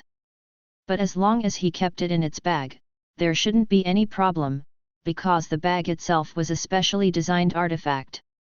And this too. Galliard offered an additional reward to Yeon-woo. A book covered in blue leather. The title was written in mysterious letters, but thanks to the tower's system, he didn't have any difficulty in deciphering the letters. Shunpo. It was a skill book. Shunpo. Rating, C. Proficiency, 0.0%. A skill that used to be acquired only by select soldiers within the Dark Elves. Allows users employ light movements and quicker attacks. The speed increases in proportion to its proficiency. Asterisk nimble movement. Attack speed is temporarily increased during activation. Attack speed is doubled for 5 seconds after killing an enemy, and the chance to inflict critical damage increases by 7%. Yeon-woo wanted to shout out with joy at the thought of having finally acquired what he wanted. Then he quickly put his hand on the surface of the book. It was very easy to learn a skill through skill books. Because of this fact, skill books were very expensive, and that made them hard for common players obtain. Learn. Whoosh. With that command, the skill book scattered with a blue aura and was absorbed into his hand. The skill Shunpo has been created. You will now be able to move swiftly. Your senses will also be improved, enhancing your physical abilities. Yeon-woo felt that something was coming out of his body. It feels like my body is much lighter. So far, Yeon-woo had been working hard to perfect his body. He had made his senses keener, and his body stronger. But with the addition of Shunpo, he had now laid a foundation that could handle the agility of his enhanced body. His physical abilities must have grown considerably compared to before visiting Galliard. Of course, he had to train his usage of Shunpo to be fully proficient. I'm almost done with the vessel, so it's time to fill in the content. The content of the vessel was simple. His most scarce stat, magic power. That can only be filled by killing Akasha's snake. Its essence was beyond one's imagination. The energy that had been accumulated from the absorption of Akasha over a long period of time was immense enough to make it impossible to find similar items within the tower. It was one of the greatest treasures one could find in the tutorial. That was the reason why Yeon-woo had come straight to kill Akasha's snake. With reinforced physique, my body should be able to embrace the essence of Akasha's snake.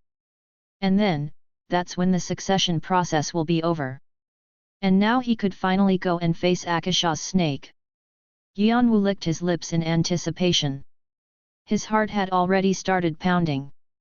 Meanwhile, Galliard was looking at Yeon-woo as he leaned himself against a chair. There was a hollow smile on his lips.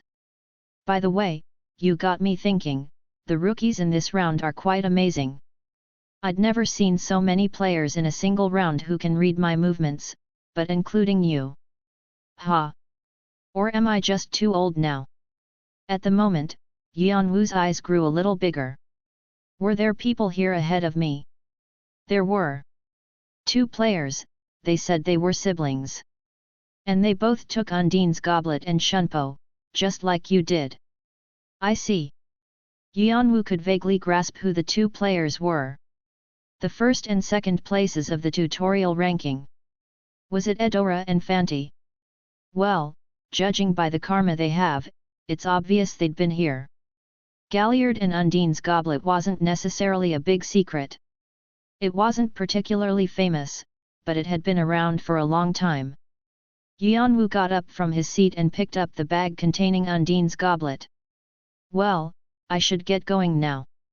Oh, by the way, what are you planning to do with that? You don't seem like an alchemist or a spiritualist. I can't tell why you would need Undine's goblet. Yeon-woo wondered if he needed to tell his destination. However, considering his relationship with his brother, he decided to keep courtesy for their last meeting. It's not like he'll stop me. Galliard had only been chasing down Akasha's snake, and never killed it himself. But of course, no one knew why. I'm thinking of going after Akasha's snake. So he said blandly. But at that moment, Galliard's face stiffened. You're going after Akasha's snake. All of a sudden, Yeon-woo got an ominous hunch. Is there something wrong? Galliard uttered a short groan and said with a pitying look. I'm sorry to say this, but Akasha's snake has already been killed. By the siblings I just told you about. Chapter 36. Akasha's snake, 4.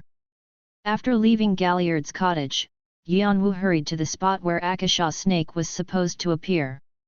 According to the scenery he saw in the diary, the place should have been filled with several tall rocks standing like trees in a forest. But when Yeon-woo arrived, the whole place was in complete ruins. How the hell did they know about this place? Nobody should know about it except for Arthea. I could only explain our encounter with Akasha's snake as a lucky encounter. We had just happened to be passing through that place during the time when it would show itself, and we were lucky Galliard was there to help us. However, I can say for certain that the experience from that time tied us together and helped us become who we are. As far as he knew, Akasha's snake should only have appeared in the past 3 days. But the traces left here pointed to at least a week ago. Yeon-woo scanned through the nearby area just in case the snake that Fenty and Eudora had fought could have been a similar fake. However, damn it! You've shattered my expectations. Yeon-woo was able to find the body of the nearly torn-apart Akasha's snake beyond the collapsed rocks. A snake as big as a few Rocky Mountains combined was now lying dead in front of him. Each scale was as big as Yeon-woo himself. Its body was also so long that it seemed to be endless. Despite being death, its ferocity still lingered on its body. The mere sight of it overwhelmed him greatly. Yeon-woo meticulously examined Akasha's snake's carcass with the last hope that Fenty and Eudora might have left something important behind. But even his effort was futile. They had already taken the most important parts of Akasha's snake, such as the essence and the venom gland. It was the evidence pointing that Fenty and Eudora had hunted Akasha's snake with a purpose in mind, just like Yeon-woo. But how the hell did they kill it? Yeon-woo clicked his tongue as he stepped a few meters away from the carcass. Even then, he still couldn't capture its entire body within his field of view. And the more he looked, the more he wondered. Akasha's snake wasn't a monster that could be so easily hunted. Its strength was as great as its size, so usually it was difficult to even approach it. In particular, the venom that oozed out from its fangs was strong enough to melt rocks. Not even 10 or 20 players would be enough to kill this monster.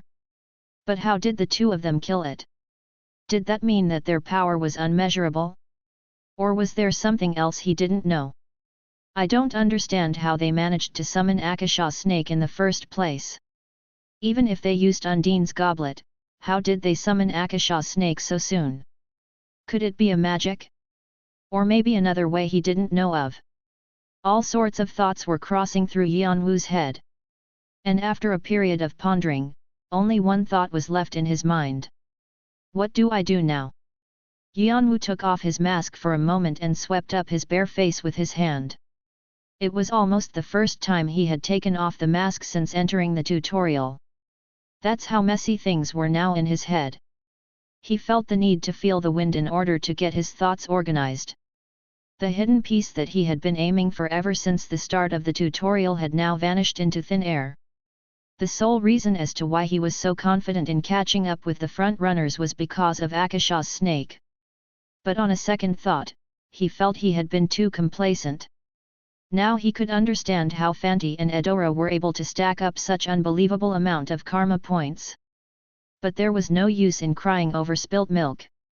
All his efforts had already been wasted. So he had to do something to make up for it.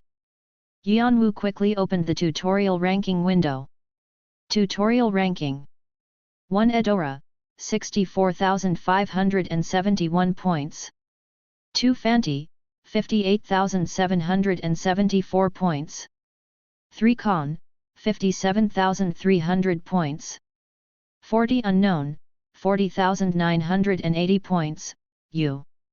There's a 20,000 point gap between me and Eudora. The gap is still steadily shrinking. Yeon-woo narrowed his eyes. What if I hoard as many tokens as possible in Section E, clear all the hidden pieces left in Section F, and make a turnaround in Section G? Yeon-woo racked his brain and tried to hypothesize various situations, but none of them seemed possible. Time's too tight. At best, I'll end up overtaking the 11th rank. Maybe 8th if I get lucky. There's no way I can reach first. Yeon-woo had to finish the tutorial in first place. Only in that way he would be one step closer towards the day of his revenge. It was all in vain if he couldn't be first. Besides, to complete the succession process he needed the essence of Akasha's snake. So now that he couldn't get his hands on it, everything had been messed up. At this point, he had to revise his plan altogether. But for now, there was nothing he could do but to do his best to gather up karma points until the last minute of the tutorial. In the end, Yeon-woo decided to leave the place thinking that he should be spending his time on getting more points. But then... Wait a second. What is that? Yeon-woo saw something just before walking away. It was on the other side that he hadn't searched properly. Several footprints were found along the head of the snake, and there were traces of strong impacts on its skull. At first, he thought it had been done by Fenty and Eudora during their fight with the snake. No. This wound was definitely made after its death. It's even recent. It was evidence that there were other people who had come here before Yeon-woo besides Fenty and Eudora. There must be something to it. Yeon-woo's instinct was telling him there was something. On the other hand, he thought he should be moving on in order to stack up more karma points. However, let's go check it out. Yeon-woo decided to trust his instincts this time. On the battlefield, following this kind of animal instinct often brought unintended results. Pat! Yeon-woo's body shot up into the air as his feet struck the ground.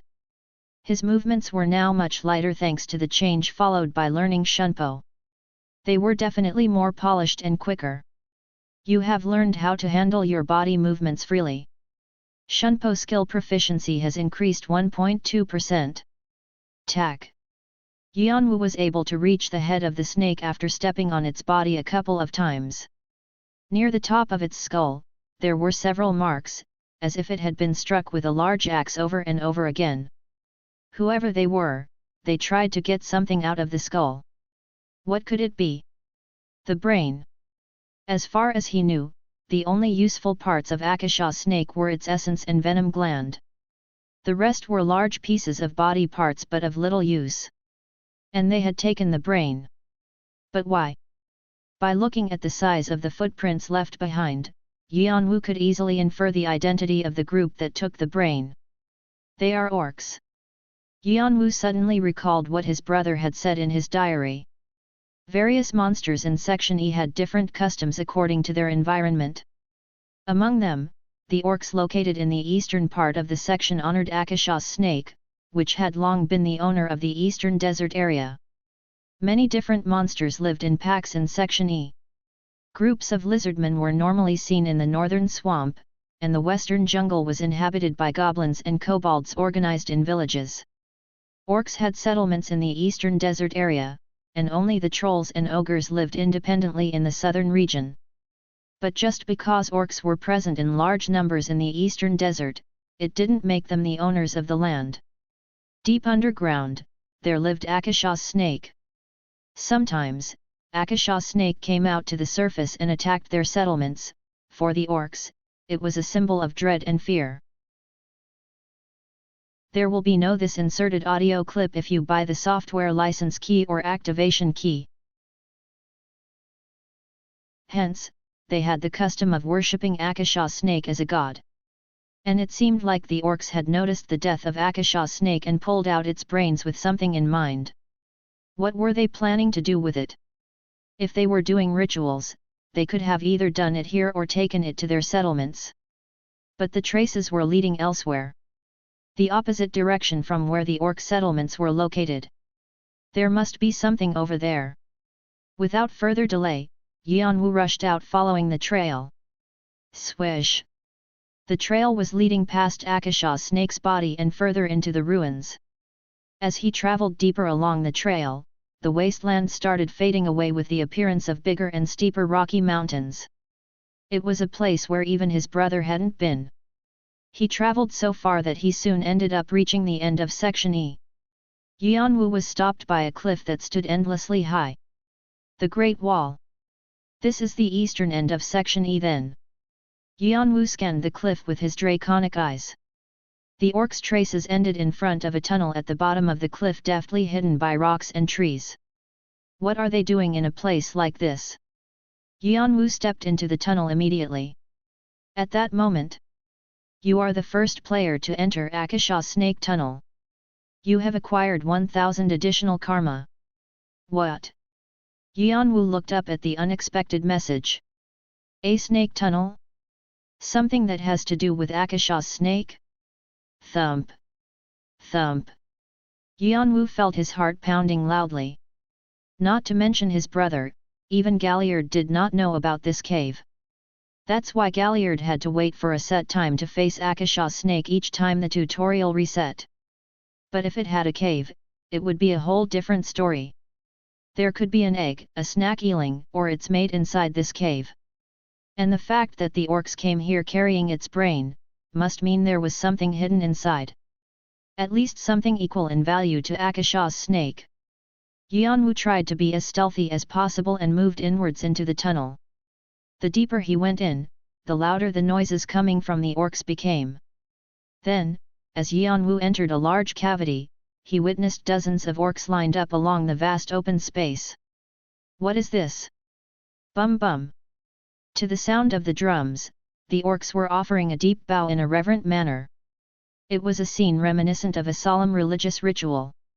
At the end of the altar was a pile of dead orcs and lizardmen, and above it was a tray containing the brain of Akasha's snake. These orcs, they're insane.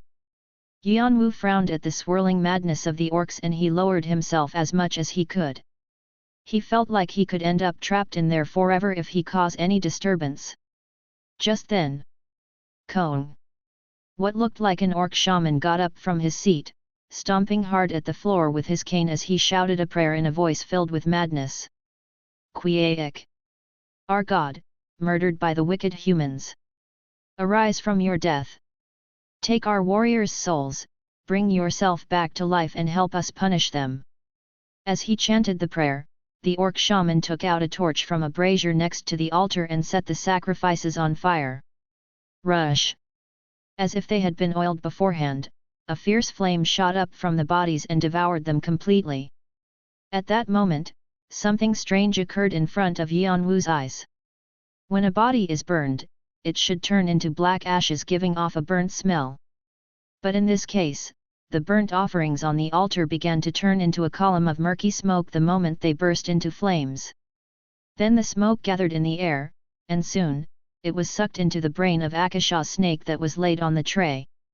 Just like a sponge absorbing water, the smoke quickly disappeared into the brain. The offerings that had been piled up on the altar vanished, and the brain started to wriggle as if it was alive. By the time all the sacrifices were gone, something tore out from within the brain. Ka! When Yeon-woo saw what it was, he couldn't help but to strain his eyes wide. It was a snake. A snake of surprisingly small size compared to Akasha's snake, but still it seemed to be more than 3 meters long. A young Akasha snake. The snack eeling screamed out of hunger. Ka! Then, a message appeared in front of Yeon-woo. Hidden quest/resurrection ceremony. Content: the body of Akasha snake is composed of half substance, half spirit. Given enough energy, Akasha snake can be resurrected at any time. Orcs are trying to bring Akasha snake back to life with their ancient ritual. Stop the resurrection ceremony and kill the snake before it grows bigger. Reward?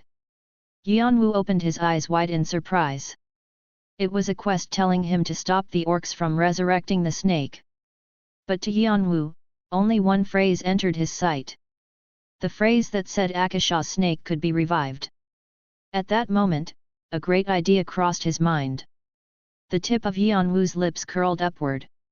If I can grow Akasha snake bigger than before, and take its essence. Chapter 37. Akasha snake, 5. Yeon-woo knew that Akasha snake grows by feeding on Akasha. But he would have never thought that the concept of eating would also help him revive. Yeon-woo felt like he could finally see a ray of hope. No, depending on how he handled the situation, the results could be even better than what he originally had in mind. The longer the time it spent on resurrecting itself, the larger it would become in size along with the amount of essence it possessed. If only he could absorb its full power. Yeon-woo's eye glistened with anticipation. Plus, this doesn't go against the quest's directive. The quest told him to stop the resurrection ceremony, but it didn't set a time limit for it. In other words, he would complete the quest as long as he killed it before the ceremony ended. As long as the ceremony continues, I can keep making Akasha snake bigger and bigger. It won't be too late to kill it once it reaches its limit. Moreover, he was currently in the tunnel of Akasha's snake. Who knows what other secrets were hidden inside, and what rewards would he receive after completing the quest? Considering the risk, it won't be small. This way, he might be able to acquire even more stats and karma than he would have by following his original plan. The mere thought of it almost made him burst out laughing, but he held himself back. It's too early to celebrate. Strike while the iron is hot, as they said. Yeon-woo quickly began to work out the plan. The main variable in Akasha snake's resurrection is none other than Akasha, the spiritual energy. The more energy the snake absorbs, the bigger it will grow. It's just like Bathory's vampiric sword. If so, I will have to bring more food to fatten up the snake. Yeon-woo presumed Akasha snake must be hungry from its resurrection. He had to think of a way to get enough food to constantly feed Akasha's snake. Undine's goblet? No. Just one won't be enough. And Galliard probably doesn't have that many to spare. He immediately shook off the idea of asking Galliard for help.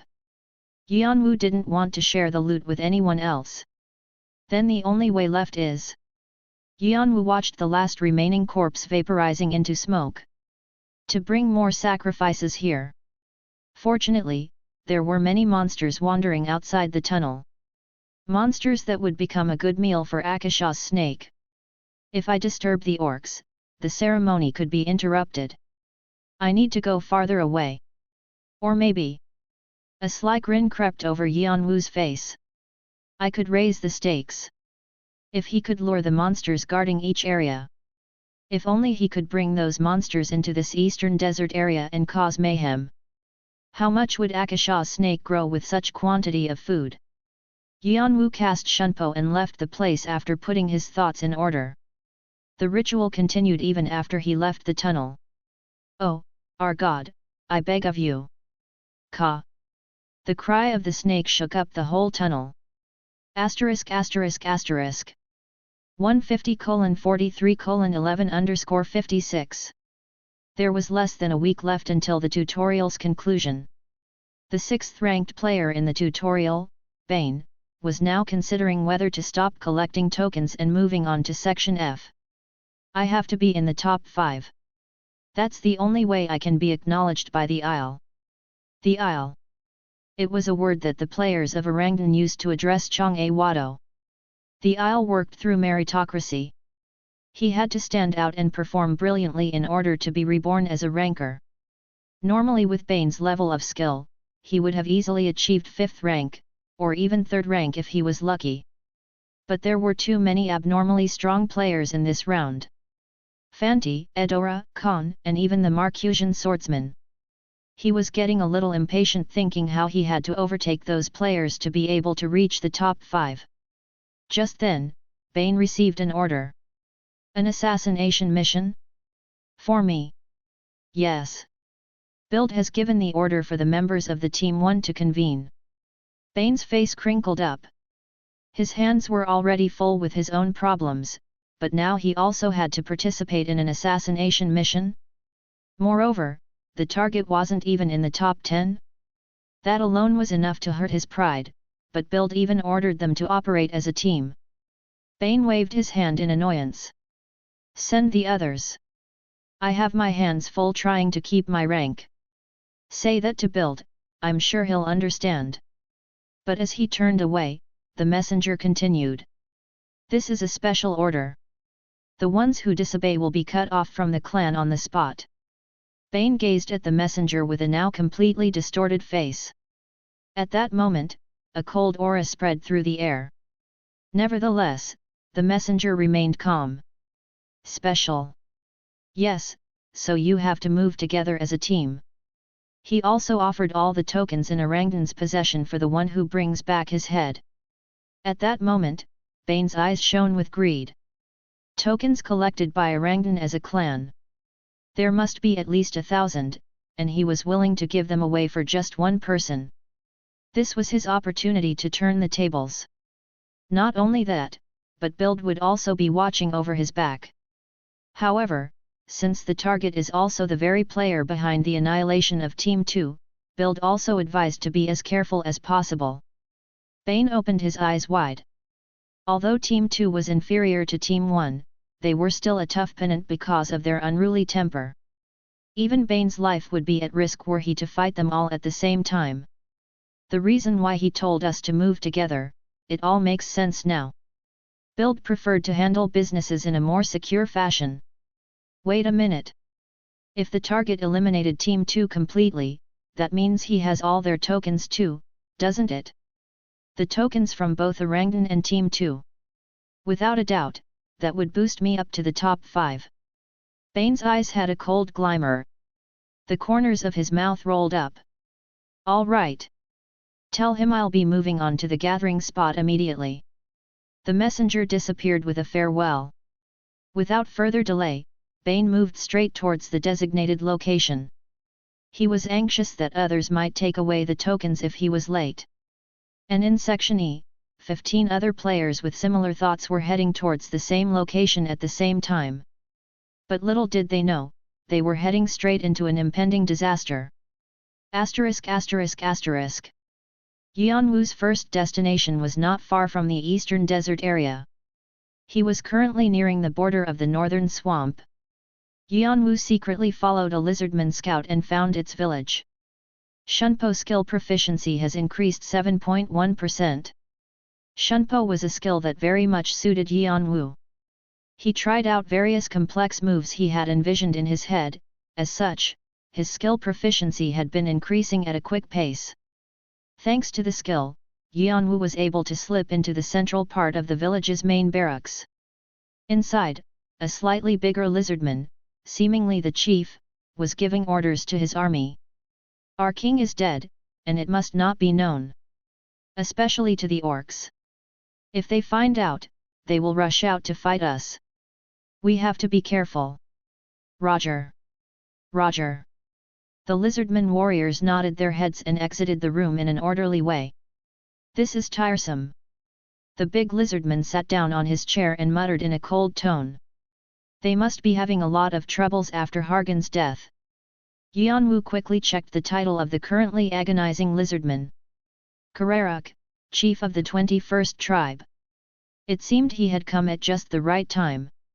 At present, the lizardmen lost both Hargan, the lizardman king, and Tarragon, the strongest warrior of their species.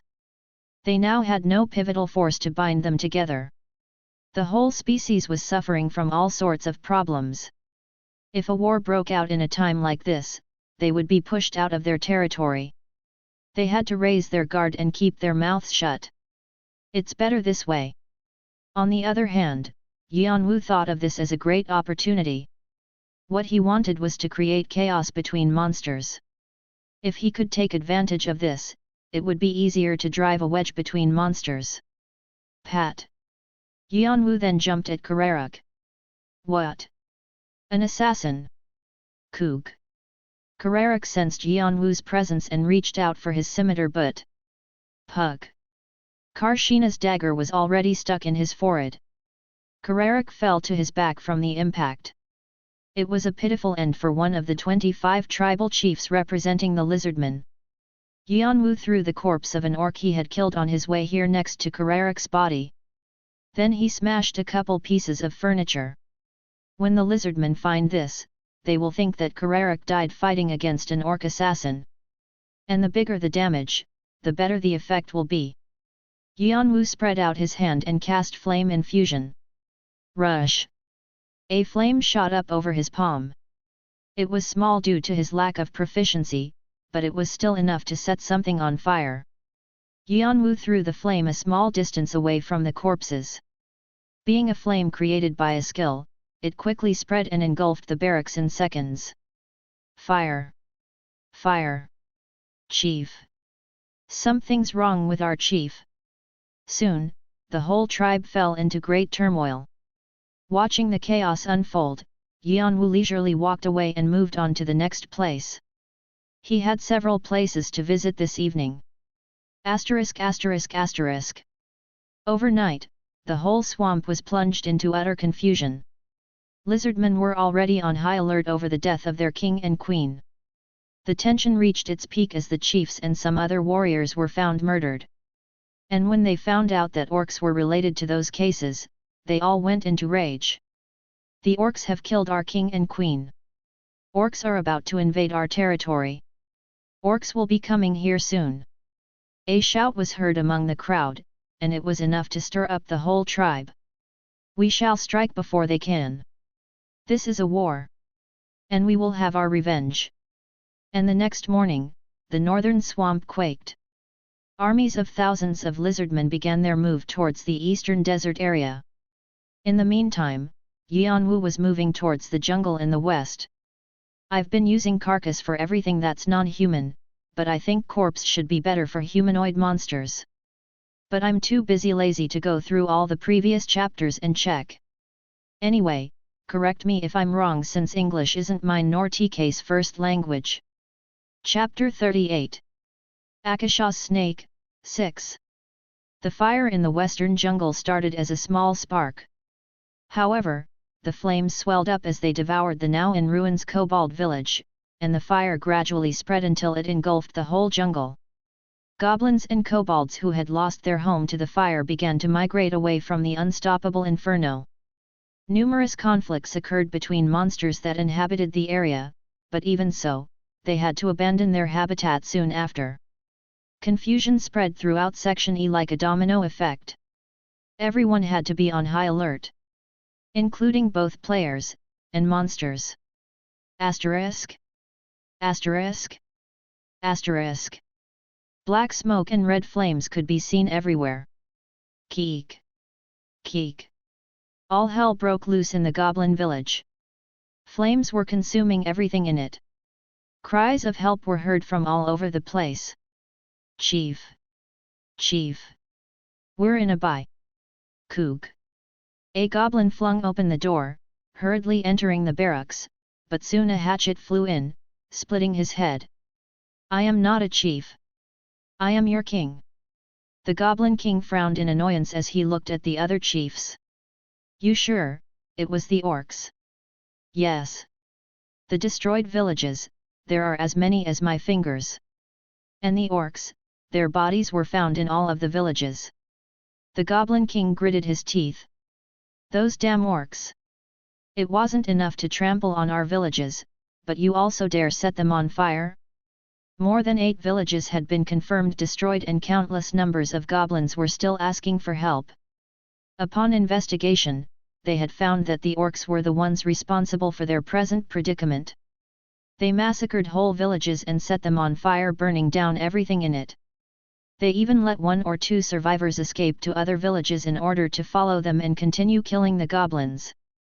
Even someone's worst enemy couldn't possibly be this cruel. And neither had they declared war nor there had been clashes between them. On the contrary, they had recently made a promise of cooperation because of the increased number of humans.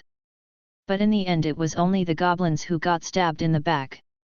About a third of their power had evaporated in one night. Orcs, I don't know what you want. But we goblins, will never forget what you have done. The Goblin King's eyes blazed with fire. Then suddenly, a goblin barged in. My lord! My lord! Kobolds and gnolls have sent messengers. They are asking us to take revenge against the orcs together. They want an alliance. The Goblin King then turned towards the goblin standing at the door. It wasn't just us. For a second, he smelled something fishy going on, but his doubt didn't last for long. What was more important right now was to retaliate against the orcs. Lead the way. I'll meet them. Orcs, we will kill them all. The Goblin King sprang up from his seat and rushed towards the place where the kobold and gnoll messengers were. Other monsters were also experiencing similar situations. We're just like you. The orcs attacked us. Our worst enemy. The orcs killed our king too. Together, we must avenge. When the Goblin King heard their stories, a thought suddenly crossed his mind. It looked like orcs had gone mad and provoked all the monsters around them. If so, the orcs must have attacked not just the monsters here, but also other monsters in this region. The Goblin King immediately ordered his minions to check on other monsters around them. And then, many other races, they were just like us. Trolls and ogres were hurt too. They also asked for an alliance. Then suddenly, the Goblin King was struck with an idea. This is a chance. A chance to be the real king of the entire forest. Since his childhood, it was often said that he had great intelligence for a goblin.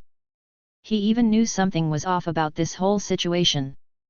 But for now, he didn't care if the orcs were the real culprits or not.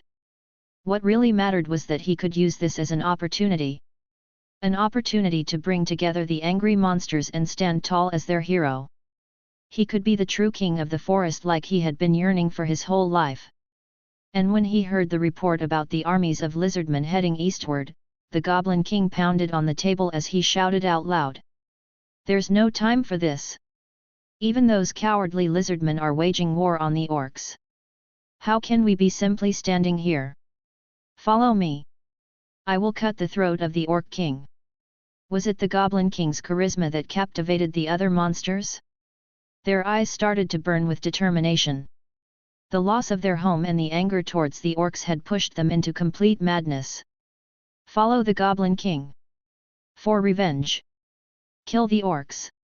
Led by the Goblin King, a monster outbreak started. They were armies of monsters consisting of thousands of monsters, and they had only one destination. The Eastern Desert. Asterisk. Asterisk. Asterisk. You have created conflict between monsters and led them to start a war. Additional karma will be provided. You have acquired 1000 additional karma. Sudden quest/monster outbreak. Content: it is an unwritten rule among the monsters in Section E that they don't intrude into each other's territory. But the rule has been broken just now. A war between the monsters has begun. Survive and eradicate the source of the war. Rewards: 1. The title, Monster Hunter. 2. The Goblin King's Eye. 3. 5-colored Jewel of Monsters. 4. Additional Karma. Yes. It's progressing just the way I wanted. Yeon-woo smiled as he watched Goblin King giving out his speech in front of thousands of monsters. Akasha Snake would revive faster proportionally to the number of monsters it consumed, and currently, waves of lizardmen and the monsters were heading towards the orcs. No matter how much power the orcs had, it would be impossible to block them. The revival won't end up being just a normal revival. Perhaps it could be the biggest Akasha snake in the entire history of the tutorial. Now the seeds were sown. The only thing Yeon-woo had to do was to sit still until the fruit was ripe. It's a shame it turned into a sudden quest. There were many kinds of quests in the tower. Main quests, the main task of each floor in the tower. Hidden quests, concealed as hidden pieces and offered only to those with the right qualifications. And then there were sudden quests that occurred due to sudden turn of events. The sudden quest was probably notified to all players in Section E, just like the main quests.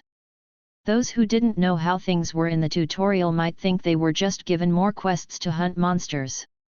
But those who know a thing or two might suspect something about the change. That slight chance of arousing other players' suspicions made Yeon-woo uneasy, but he decided not to worry. Even if they know it, it's already too late. There was nothing left for others to intervene in. The flare had already been fired. What would happen after this? Yeon-woo looked at march of monsters from a distance. Then he quietly followed them behind their backs. Swish! Asterisk! Asterisk! Asterisk! During the time when the Goblin King was rallying the monsters together. I see some useless players here. Bane twisted his lip as he gave a quick glance to the people around him. They were the players of Team 1 gathered under Build's order. Other players also had sullen faces. And look who's talking here. Crassus muttered in a seemingly irritated tone. They always quarreled like cats and dogs whenever he bumped into Bane. Of course, nothing good came out of his mouth. Bane creased his brows and scowled at Crassus. Crassus then laughed coldly in response. What else can you do other than staring at me? You cocky little asshole. You don't even know who you're messing with. I'm afraid I do. And we can test that right away if you want. Bane and Crassus emitted their aura as they gazed at each other. The air around them heated up and the wind blew in gusts. The players around them stood aside with their arms folded. They were the two most talented players in Team 1. A fight between such players should be interesting to watch. Plus, at least one of the two would be eliminated from the tutorial rankings. It was like killing two birds with one stone. However, their fight was stopped before it could begin. Clap! Both of you, stop fighting like children. Why don't you realize we'd be better off eliminating the target instead of wasting our time? Dyke, who took on the adult role in Team 1, stepped forward as he clapped his hands. Bane and Crassus frowned at the same time, but none of them complained. There will be no this inserted audio clip if you buy the software license key or activation key. They knew Dyke's point was absolutely correct. Only the other players smacked their lips in frustration. Dyke said as he looked around. I hear the target is near the orc settlements, not far from here. So let's get rid of him as quickly as possible and get back to our business. Of course, we shouldn't let our guard down, as he is the one who wiped out Team 2. Bane and other players nodded. Then let's get in formation and move on. The players advanced in a battle formation as they learned from Build. The relationship between each other might not be good, however, the long training made them well prepared for battles. But at the same time, their eyes were filled with greed. I must be the one to take his head, no matter what. Even if I have to betray them. I have to get to the top somehow. I can't settle with my current rank. There's gonna be a fight even after we take down the target. How do I get away from these idiots? They got themselves ready to move as they each dreamed of different things in their mind. It was at this moment. Kong. A faint rumble was heard. Dike raised his hand and stopped the march. Hold it. Why? What's going on? Bane and Crassus had to stop as they were about to dash forward. They looked back at Dike with a frown on their face. Dike knitted his brows. Did you not hear it? Bane was about to yell at him, but suddenly another rumble rang in his ears. Kong kong. Something was definitely resounding. The ground. They stood bewildered on their spot. What was making the earth shake this much? Then Crassus, the one with the keenest senses out of Team 1, suddenly turned towards the west. Dike, look over there. When Bane, Dike, and the rest of the members turned their eyes towards the direction he had pointed, the expression on their face froze. Kong kong. Creak kyung. There was a massive tidal wave sweeping over the forest towards the dry wasteland. It was a wave of monsters. The numbers were at least tens of thousands even at a rough estimation. It seemed like all the monsters in Section E had rushed out. This is ridiculous. None of them had ever seen anything like this before, or even heard of it. Especially, the sight of monsters like goblins, ogres, and trolls that could not get along together marching as one army gave them chills all over their bodies. Dike. Crassus quickly turned to Dike. Dike gritted his teeth. No matter how excellent they were as players, such an amount of monsters would easily trample over them. Retreat. With Dike's shout, the players of Team 1 began to run away desperately. However, get out of my way. Human. Stand in my way and you'll die. Die, humans. For the monsters, the humans in front of them were nothing more than a mere obstacle blocking their way. Hatchets flew in from all directions, and poisonous darts poured out like rain. Swish. Quaok. Ok. Players hit by the attacks fell to the floor one by one. Soon, angry ogres and trolls charged at them. Pug. The players got annihilated in just a few seconds before they could even resist. Dike was crushed under swarms of monsters. Crassus' limbs were torn off and disappeared inside an ogre's mouth. Krrr. Keek. The monsters rushed towards their next targets. In an instant, the players of Team 1 had been swept away by the tidal wave named Monster Outbreak. You piece of shit! Bane was resentful at the fact that he had to flee from mere monsters, so he turned back to them and tried to fight. However, no matter how hard he tried, monsters just poured in non-stop. Even if he wielded his sword or used his skills, it made no difference. He was on the edge of losing his mind. Not now. Not like this. His wildest ambition was being shattered by these monsters. I will be the sword of Jeong-woo and have the whole army under my human. But before he could even finish his thoughts, a large axe flew right in front of his face.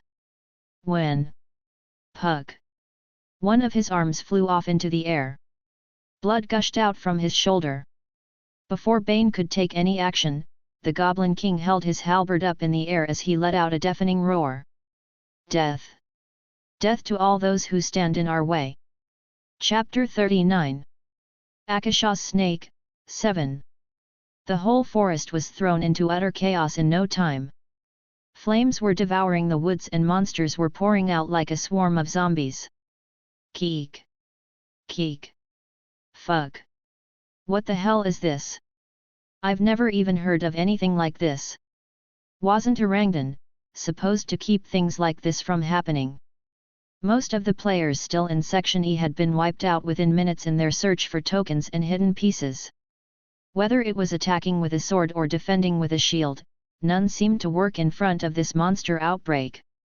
At times, the monsters appeared in groups, the next moment they had already split up. The players had to deal with attacks coming from all sides at the same time. Even those who organized themselves in battle formations with other players found themselves adrift when facing the swarm of monsters and were soon swept away. No matter where one looked at, scenes such as goblins chopping off players' heads, or trolls biting player into pieces could be seen. This must be what hell looked like. A few players managed to run away with their lives intact. But even so, it seemed they wouldn't be able to outrun the monsters that were everywhere they looked. It was unbelievable how so many monsters had remained hidden in Section E. The flames made matters even worse. No matter where they went, they were quickly met with a sea of fire engulfing the forest and caught in between the fire and the monsters. Somebody tell me what's going on. Fugue. Players who had thought of it as a simple event of the tutorial were now screaming at their desperate situation. They belatedly realized the crisis that had struck Section E. Collect 99 tokens to ascertain your qualifications. To ascertain one's qualifications. It was a task that required them to risk their lives, just like in any other section. Cleaving through the waves of monsters, players began to rack their brains in order to find a way to survive. Those who had a team banded themselves together, and solo players united with other solo players. In the meantime, Pat. There was a shadowy figure darting between the trees with muffled footsteps. Swish. It was Yeon-woo. You have acquired 12 tokens. You have acquired 4 tokens. You have. While remaining stealthy thanks to Shunpo, he read the movements of the monsters with his strengthened senses and killed the monsters that were already in their last breath. As a result, he was able to accumulate tokens at a rapid pace. Is this what they call? Yeon-woo laughed coldly. Reaping what others have sown. Recalling the phrase his troops used back in the military, Yeon-woo quickly headed back to where the orcs were. Their destination was the snake's den. It was time to take out Akasha's snake. Asterisk. Asterisk. Asterisk. The orc village was turned upside down. Quick! The lizardmen started a war. The lizardmen crossed the north barrier. The 32nd tribe's orc chief that was in charge of guarding the north brought a report to the orc king. The orc king gave an angry frown. Why would they start a war all of a sudden? I don't know. They said we killed their king. King! Help us! Quiek! Those crazy reptiles! The orc king was furious. Out of all times, they had to come right in the middle of the revival ceremony. He was already angry for having missed the humans who killed their god. And now this was happening. Still, the orc king tried to remain calm. He couldn't let this ruin the ceremony. Rather, he could think of it as having more food to feed their god. Quick! You, go tell the shaman.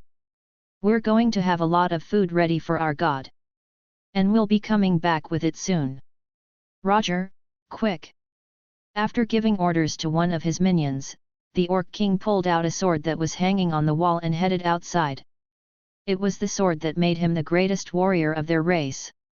As long as he had this in his hands, victory would always be his. However, when he stepped on the battlefield, his excitement was quickly replaced with shock. It was not only the lizardmen, the battlefield was also filled with other monsters. Far up in the broad horizon, he could see all the monsters rushing towards them. Only then did the orc king notice that something was wrong. It was a trap. A heinous trap that had plunged all the monsters in the forest into chaos. But the orc king wasn't intelligent enough to think that far ahead. After all, he had ended up having to face the monster outbreak head-on. Build a wall, quick! Quiek! Bring the handcarts, anything! We have to stop them, quick! The orcs made their best efforts trying to stop the monsters, but things turned out contrary to their hopes. When the monsters broke through their improvised walls, they could only helplessly see their village being destroyed. But still, the orcs fought relentlessly against the monster outbreak. Corpses of monsters piled up on the desert. Blood flowed along the ground, dyeing it red. And on the bloody field, Farag, Kranum, the Goblin King and the Orc King, they clashed against each other as they called their opponents' names. Kong. The ground caved in as their auras swept across the area. Asterisk. Asterisk. Asterisk. Those two must be fighting right now. On his way to Akasha's snake tunnel, Yeon-woo turned towards the sound of the collision that rang from afar. He didn't have to check to know what the source of the sound was. The Goblin King, Kranum, and the Orc King, Farag. Those two boss monsters were in fact both as strong as Hargan. Kranum, the ruler of the west, and Farag, the ruler of the east. They hated and looked down on each other as if they were mortal enemies. It is said that Kranum disliked Farag for his ignorance, while Farag despised him and thought of goblins as an inferior race. Both thought that being compared with one another was humiliating for themselves. And both monsters were strong enough to easily crush players. For this reason, there were quite a few players who died trying to kill them to gather karma. It was a fight between two monsters of such caliber, it wasn't going to end so quickly. And without the death of either of the leaders, the war would only be prolonged. The damage would grow, and madness would continue. And that's exactly what Yeon-woo wanted. Therefore, he needed to bring Akasha's snake as soon as possible to this place full of food. You have entered Akasha's snake tunnel. Greeted by a familiar message, Yeon-woo once again traveled into the tunnel. There he found Ka. Quick. Oh God. Please. Kook. Quiek. God is angry. God is mad. God is punishing us, quick. Are you? Run away, quick. Just like the outside, the tunnel was in confusion. It seemed like Akasha's snake had gone out of control. Now 5 meters in size, the snake had gone berserk and kept devouring the orcs. The altar was completely destroyed. The orc shaman who was supposed to be leading the ceremony was nowhere to be seen. The orcs, as faithful believers, tried to calm down Akasha's snake, but it didn't work. Some tried to run away, but Akasha's snake never missed its prey. Whenever they tried to run away, the snake would spit out its venom and melt them, and if they stayed close, they still got eaten up. There was no way to run away from Akasha's snake. I knew it. Yeon-woo looked at the eyes of Akasha's snake, now red with madness. It's intoxicated with blood. Akasha's snake was not some sort of a great being to be served as a god. It was nothing but a big and strong snake driven by hunger and thirst. And currently, the snake was very hungry from its resurrection. If so, what would happen? It smelled the bloodshed outside the tunnel. There's no way it would stay calm. This was his goal in the first place. If it wasn't drunk, he was planning on making it drunk. But it seemed to have worked a lot better than he had expected. Thankfully, there was nothing else he needed to do for his plan. So he silently watched the situation. Kaya. When Akasha's snake devoured the last remaining orc, it let out a big shriek towards the ceiling. The snake swelled up to about 10 meters, and had blood and pieces of flesh all over its mouth.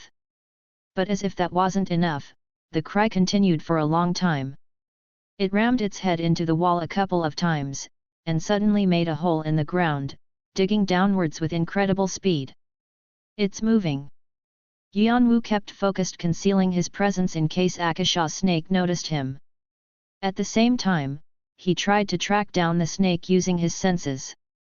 It was swimming across the ground, heading towards the outside. The direction was southwest. It was the very place where the monsters were tangled with each other. Yeon-woo then sprang up to his feet. The snake's den without Akasha's snake. The moment he was waiting for had finally arrived. It will take quite a while for Akasha's snake to eat up all the monsters on the battlefield. But still, I can't waste my time. A hidden piece wasn't called a hidden piece for nothing. Considering it was the place where Akasha's snake lived, there surely must be something important hidden deep inside the tunnel. Even his brother mentioned something like this in his diary. There was always a reason for a hidden piece to be where it was. Akasha snake has a difficulty unfittingly hard for players in the tutorial. But there should be a reason as to why it was there. But not only was I, nor did Galliard, who has been chasing the snake for a long time, able to find the reason. However, if there are things I can tell for sure, is that the reason isn't going to be something small. And that in the whole history of the tower, no one has ever found said reason. A place that no one had ever found in the long history of the tower. What if he could be the first one to find it? Yeon-woo landed in the middle of the cavity as he calmed down his pounding heart, and he cast draconic eyes. He scanned the whole tunnel looking for the nest that Akasha snake used to rest. Considering the habits of a snake, there must be a place where it can relax from outside threat. At that moment his draconic eyes detected something. There was a narrow passageway along a wall.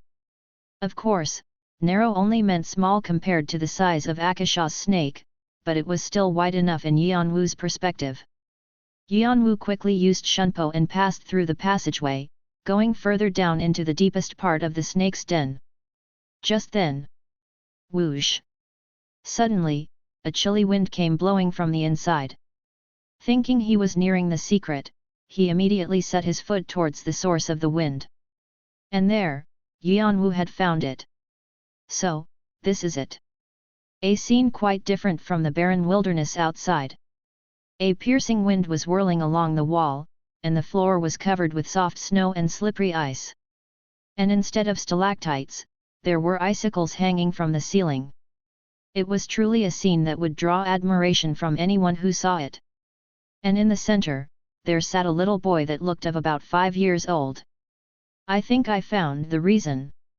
Chapter 40. Akasha's Snake, 8. The boy was sitting cross-legged lost in meditation. He gave off a cute impression befitting of a fairy tale. One could wonder why he was in a cave like this. But the reason why Yeon-woo was surprised was quite different. Isn't that a snow ginseng? In fact, what looked like a boy was not a real person. It was an elixir that took the shape of a human being. Humanoid snow ginseng. Classification, elixir or mystical creature. Rating, A+. Description, a ginseng that only grows on icy plains while being exposed to the energy of the moon for hundreds of years. Because of its childlike shape, many people mistake it for a human. It will increase mana upon consumption. However, the increased amount depends on the ability of the consumer. Its ingestion method is also very tricky. A ginseng that looks like a human child and that only grows in snowy environments. Only a handful of such rare elixir exists in the tower. I've only heard about it being one of the 5 best elixirs. I didn't expect this coming. Yeon-woo's eyes sank deeply. Now I see why Akasha snake settled down here. Akasha snake was probably growing the snow ginseng. Judging by its size, it looked like it was about 300 years old. According to his knowledge, its effects would reach their peak at around 500 years of age. He presumed Akasha snake was also waiting until then. Too bad, it's going to my stomach now. Yeon-woo slowly pulled out 3 daggers from his waist. Added to the rarity of the snow ginseng was, catching it was also a very difficult task. The moment Yeon-woo started approaching it, it opened its eyes. Pat! Yeon-woo immediately threw the daggers he had in his hand. Kayak! The snow ginseng let out an eerie shriek as it jumped in the air and reached the ceiling. Some elixirs had appearances that make them indistinguishable from mystical creatures. And because of their sentiency, some even say they tend to choose their owners. At first, I didn't think much of it. But when I got a chance to have one for myself, every second that I looked at it, it felt like my heart was breaking apart. Gosh, it was leaking its precious energy with every step it took. His brother once got a hold of an elixir similar to the snow ginseng. However, little did he know that it could move on its own, and by the time he caught it, it had already lost some of its energy. But thanks to the diary, Yeon-woo was well aware of that fact. His strengthened senses quickly located the snow ginseng despite its nimble movements. Run all you like, you're still trapped in this cave. Yeon-woo drew another 3 daggers and threw them to his right. Swish! But the ginseng dodged the daggers as if it was just too easy. Then, the 3 thrown daggers struck the ceiling. Rumble! The icicles hanging on the ceiling shook slightly. The snow ginseng landed on the ground and gave a horrible shriek. A behavior unbecoming of its cute face. I'm sorry. But I eat monsters like you for breakfast. The ginseng tilted its head as it couldn't understand what Yeon-woo was saying, but... Crack! With the sound of ice breaking, the ceiling suddenly collapsed. Pieces of ice poured onto the snow ginseng. Startled by the sudden collapse, the ginseng jumped away from the spot in an effort to escape through the collapsing ceiling. However, the moment it broke through the ice pieces. I got you. Yeon-woo stood right in front of it. With a cold smile, he reached out and grabbed onto the neck of the snow ginseng. The ginseng squirmed in his grab. Cold aura emanated from it, freezing Yeon-woo's hand. But Yeon-woo didn't let go of it. Yeon-woo soon brought his mouth over to its head and took a big bite out of it. Chomp! The ginseng looked horrifying with its head and eye ripped off, but Yeon-woo kept on eating without a sound. His head was aching as if he had chewed on hard ice. His teeth were freezing. He already had frostbite on his hands. His muscles were swelling, and bones were ringing. The moment he finished eating and licked his own fingers. Whoosh! He felt something exploding in his lower abdomen. It was a feeling akin to the one he felt when he first activated the pocket watch. A feeling of mana taking place in his body, or that of reinforced physique settling down. But the amount of mana he felt this time was incomparably larger than those previous ones. You have obtained the hidden piece humanoid snow ginseng. The spirit energy is exploding in your body. It will be converted into magic power. The mana floating in the air or the spirit energy stored inside mystical creatures did not suddenly become one's own when ingested. It had to be absorbed, processed and settled. And only then could it be transformed into magic power. Of course, a considerable amount of mana would be lost while processing the snow ginseng's spiritual energy. But I can't lose that either. Yeon-woo withdrew the senses he had expanded towards the outside and concentrated them inside his body. Mana was circulating at high speeds. Your status immature dragon body is influencing the absorption process. 92% of the spirit energy held in the humanoid snow ginseng has been converted to magic power. Your body will begin to absorb the magic power. Your magic power has increased by 5 points. Your magic power has increased by 7 points. Body improvement has been confirmed. The vessel is strong enough. The halted succession process will resume. 22%. 24%. 27%. Current progress, 42.9%. Your current status will be changed from immature dragon body to half dragon body. The attribute point Yeon-woo lacked the most was now increasing, and the succession process was now halfway through completion. And as a result, you have achieved the half point of the succession process. You have gained an ability to control mana. Mana has begun to circulate in your body. You can now cast magical skills while consuming less mana. The skill magic circuit has been created. Yeon-woo felt mana wandering around his body. He had yet to control it at his will. Still, controlling mana used to be as hard as moving a fingernail or toenail for him, but now it felt much easier, like moving a finger or a toe. In addition, unlike the time when mana disappeared right after it finished its job, it was now continuously flowing through his body like blood. Magic Circuit. Rating, C. Proficiency, 0.0%. Description: Dragons are known as a race blessed by mana since time immemorial. There will be no this inserted audio clip if you buy the software license key or activation key. And those who are blessed by such dragons are given the ability to control mana. The control range and the amount of controllable mana increases with proficiency. Sometimes, it is possible to handle mana streams. Great!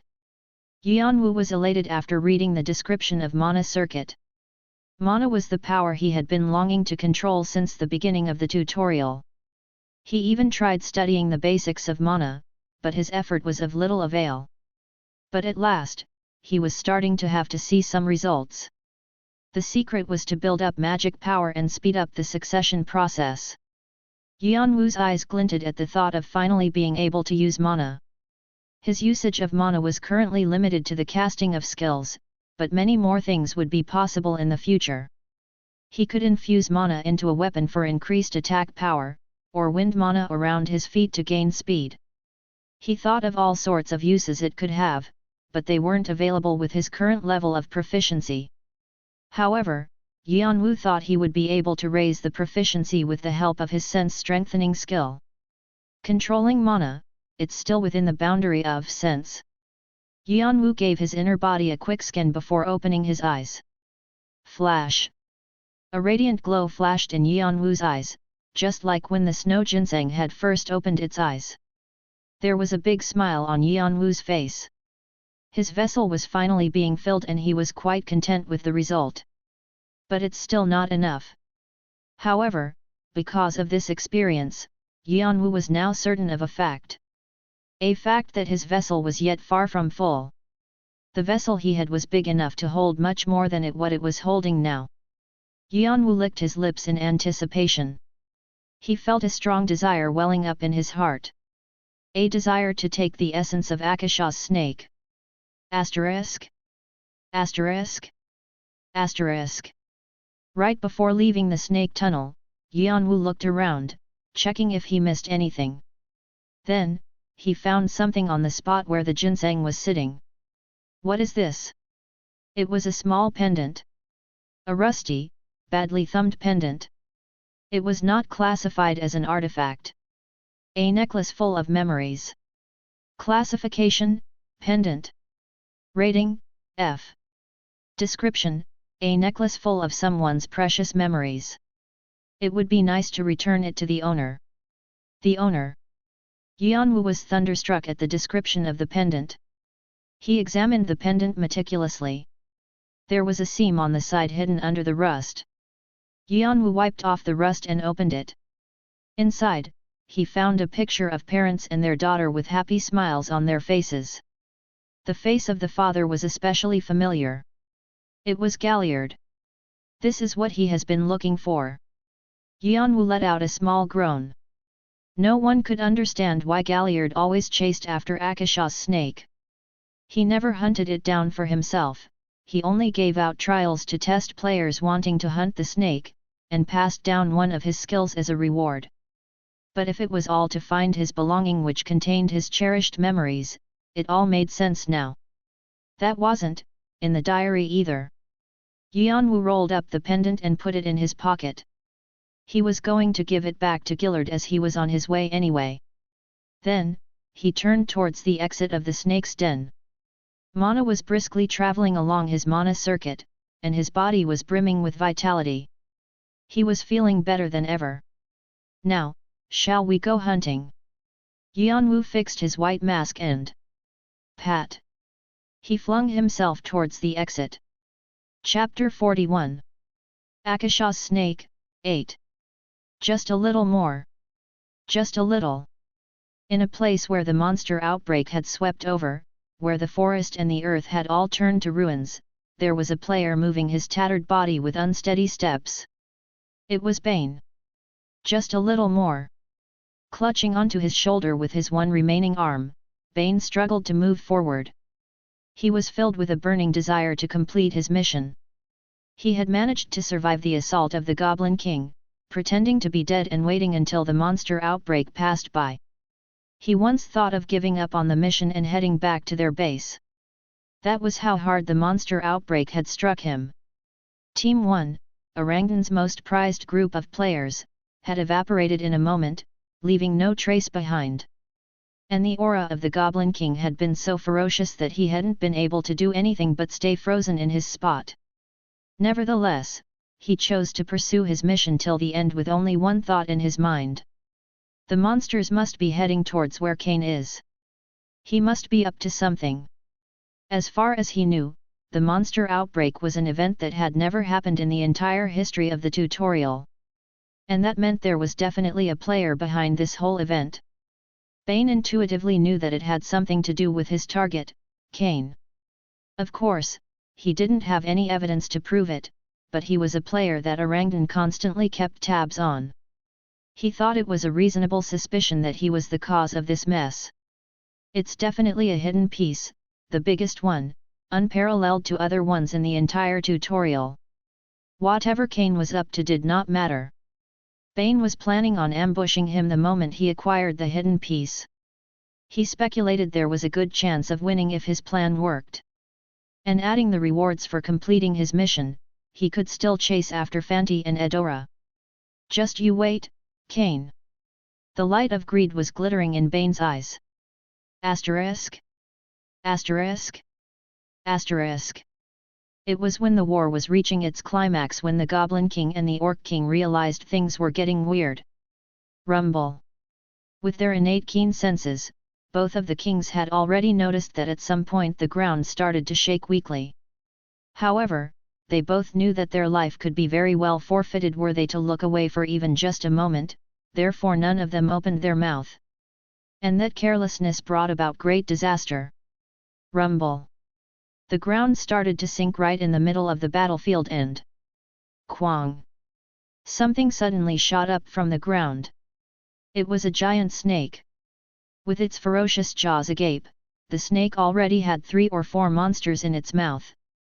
The nearly 10-meter-tall mass towered over the monsters, creating an enormous pressure. Wah, what kind of monster? It's horrible. Quick! Why is our god here? And the moment the monsters looked up at Akasha's snake in confusion. Stomp! Akasha's snake swallowed the monsters in its mouth in one gulp, and jerked its head looking down on the monsters. There was food all over the place right before its eyes.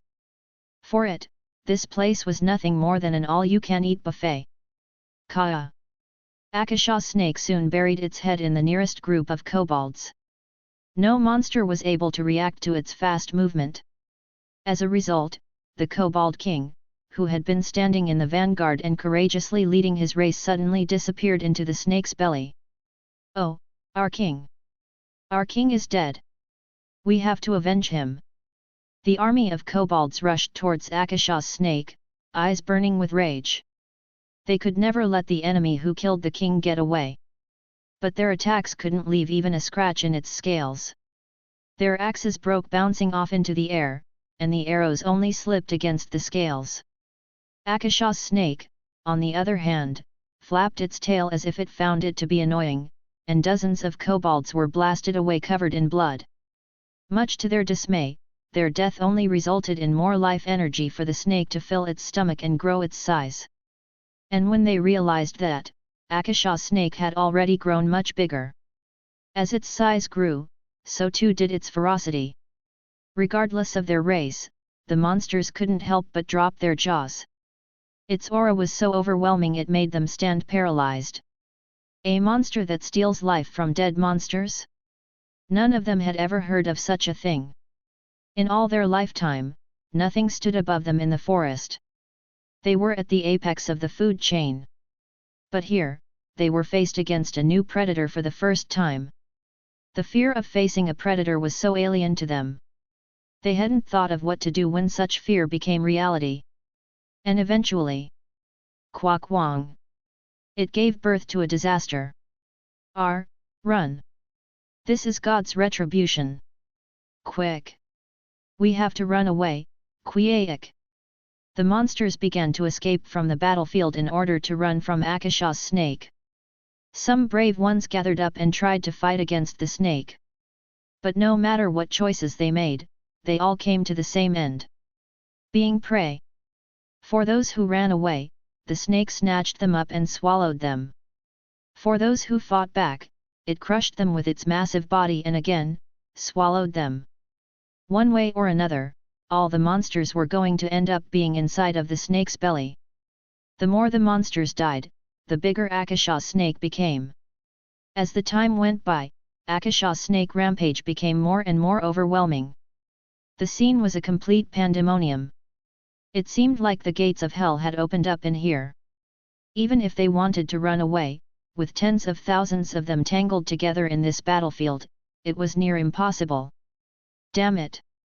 Not being able to hold himself back, the Goblin King pushed away the Orc King and turned towards Akasha's snake. Cranum! Where are you going? Quick!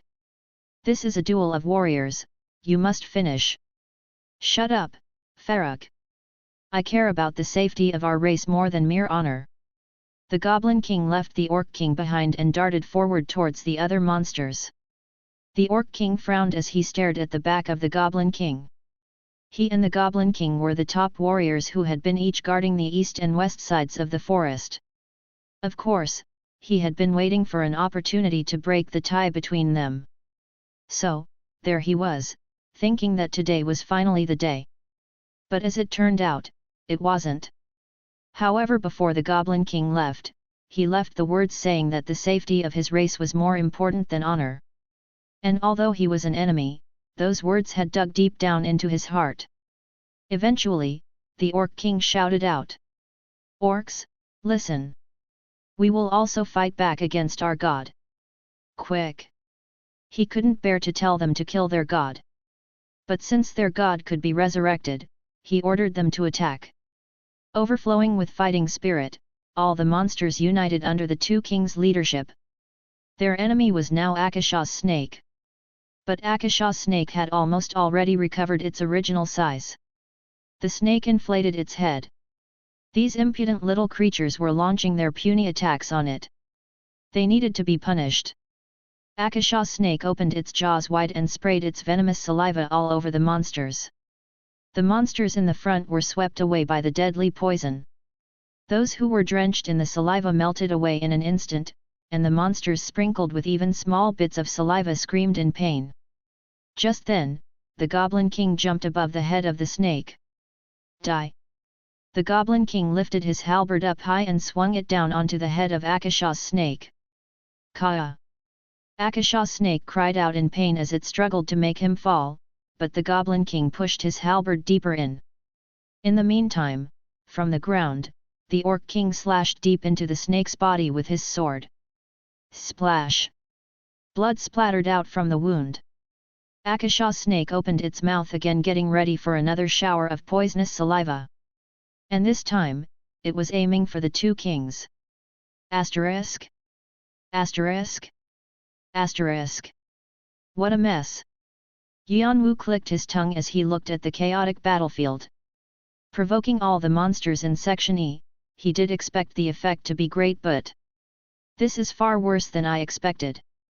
There was only a tenth of monsters left fighting Akasha's snake. As a result, Akasha's snake was now 1.5 times bigger than its original size. Its body was as grand as a great mountain and was as long as a river. It seemed almost impossible to kill such horrific monster. There were still two monster kings pouring out their attacks on Akasha's snake, and some other monsters steadily damaging the snake with what little power they had. Well, it won't last long. It was very obvious. The Goblin King and the Orc King, they both were as strong as Tarragon, but it seemed they were running out of energy. They were desperately trying for the sake of their races, but their health wasn't infinite. The Goblin King had already lost an arm, and had half of his face melted by the venomous saliva, making Yeon-woo wonder if he could see properly with his eyes. The Orc King was in much worse shape. As he had been hit by the snake's tail, his whole body was full of bruises. Several parts of his body were swollen up, he had fractures all the way from ribs to the end of his spine. They were holding out due to being the kings of their races, but they were on the verge of collapse. And the same was true for Akasha's snake. It's because it ate too much food. You should have known that overeating is bad. Not a long time had passed since Akasha's snake resurrection ceremony. With its unstable body, the snake put tons of monsters into its belly, and now had a size much larger than it had prior to its death. He doubted its body could handle it. Although Akasha's snake was half spiritual energy, the other half was still in the material world. This meant that it needed some time to digest and absorb the nutrients of the food it had eaten. But Akasha snake took too much life energy at once, skipping such process. It would be strange if it didn't get sick. Nevertheless, its instincts drove its body and continued to prey on monsters. In addition, the two monster kings had been steadily chipping away the snake's health. In the end, the monsters and Akasha's snake, they were all dancing in the palm of Yeon-woo's hand. And now was the time to wrap up the show. Yeon-woo activated Mana Circuit, and brought it down to his feet. Mana Circuit skill proficiency has increased 0.7%. Shunpo skill proficiency has increased 12.4%. Kwang. Swish. With the ground underneath his feet caving in, Yeon-woo sprang up in the air. Above the head of Akasha's snake, the place where the orcs had pulled its brains out from, and where the wound left by the halberd of the Goblin King was, there now was Yeon-woo getting ready to unleash his attack. Devour. He spread out his left hand and put it on the wound. Jaws full of saw teeth appeared from his hand and stuck into the snake's head. Ka! Akasha's snake struggled in pain, feeling like its whole head was being pulled out. It twisted its tail, sweeping away nearby monsters as its scream echoed around the forest. The monsters were busy backing away from the sudden situation. But despite its struggle, Yeon-woo clung to its head and pushed his hand deeper into the snake's head. Bathory's vampiric sword won't be enough to kill it. I'll have to do something else. Fortunately, Yeon-woo was already aware of the biggest weakness of Akasha's snake. The brain. It was the part where its soul was contained. Ka! The brain was sucked into the serrated jaws. Yeon-woo didn't let go of his hand until the brain had completely disappeared. Bathory's vampiric sword skill proficiency has increased 6.4%. Bathory's vampiric sword skill proficiency has increased 8.2%. Your strength has increased by 3 points. Your health has increased by 2 points. Your magic power has increased by 5 points. After catching such a big prey, countless messages continued to pop up, filling his retina. At some point, he felt something weighty being absorbed through his hand. A soul. Or an essence. It was the source of Akasha's snake. And it was then when the light completely disappeared from its eyes. Kong. The snake's massive head collapsed helplessly onto the floor. You have slain the boss monster, Akasha's snake. Additional karma will be provided. You have acquired 5,000 karma. You have acquired 3,000 additional karma. Hidden quest, Resurrection Ceremony, completed. You have made an achievement that is not easily accomplished. Additional karma will be provided. You have acquired 3,000 karma. You have acquired 2,000 additional karma. Rewards. Sudden quests, Monster Outbreak. Being one of the hardest quests in the tutorial, Akasha's snake provided the largest amount of karma ever given through a quest. It was enough to raise a few ranks. Killing the snake also counted as clearing the sudden quest. Plus Akasha's snake was the ultimate goal of the tutorial that Yeon-woo had in his mind even before entering this world. And that goal had finally been achieved after many complications. Yeon-woo, however, drew Karshina's dagger with a blunt expression. He could appreciate his victory now, but he was going to wait until the end of the tutorial. Schlicked. As he sliced under the snake's head, a golden orb about the size of a human head rolled out from the cut. It was the Akasha snake's Neodon. The original Neodon was said to be the size of a fist, but it seemed to have expanded to its current size due to overeating. Grin. Yeon-woo gave a content smile. Devour. And he pushed the orb into Bathory's vampiric sword that was still screaming from hunger. Volume 2, Chapter 17. Chapter 42. Akasha's Snake, 10. Akasha's snake had a venom gland attached next to its Neodon. A gland that oozed out poison that could melt any monsters that came in contact with it. It was a kind of self-defense mechanism that Akasha's snake developed in order to protect its Neodon. Therefore, it would have required a specialized skill to remove the gland from the neodon. It's not a problem if I can absorb it. Bathory's vampiric sword devoured anything that contained energy, even if there was a venom gland right next to it. Thanks to this skill, it was a piece of cake for Yeon-woo to absorb the neodon. He separated the venom gland and stored in the bag with Undine's goblet. It would be of great help if I absorbed the venom from the gland. But it's also the main ingredient for crafting Gaiji's eyes. Bathory's vampiric sword skill proficiency has increased 6.2%. A huge amount of spiritual energy, Akasha, is pouring into your body. It will be converted into magic power. A huge amount of poison is flaring up inside your body. It will be converted into magic power. Your status half-dragon body is influencing the absorption process. Your magic power has increased by 8 points. Your magic power has increased by 6 points. Mana circuit skill proficiency has increased 2.1%.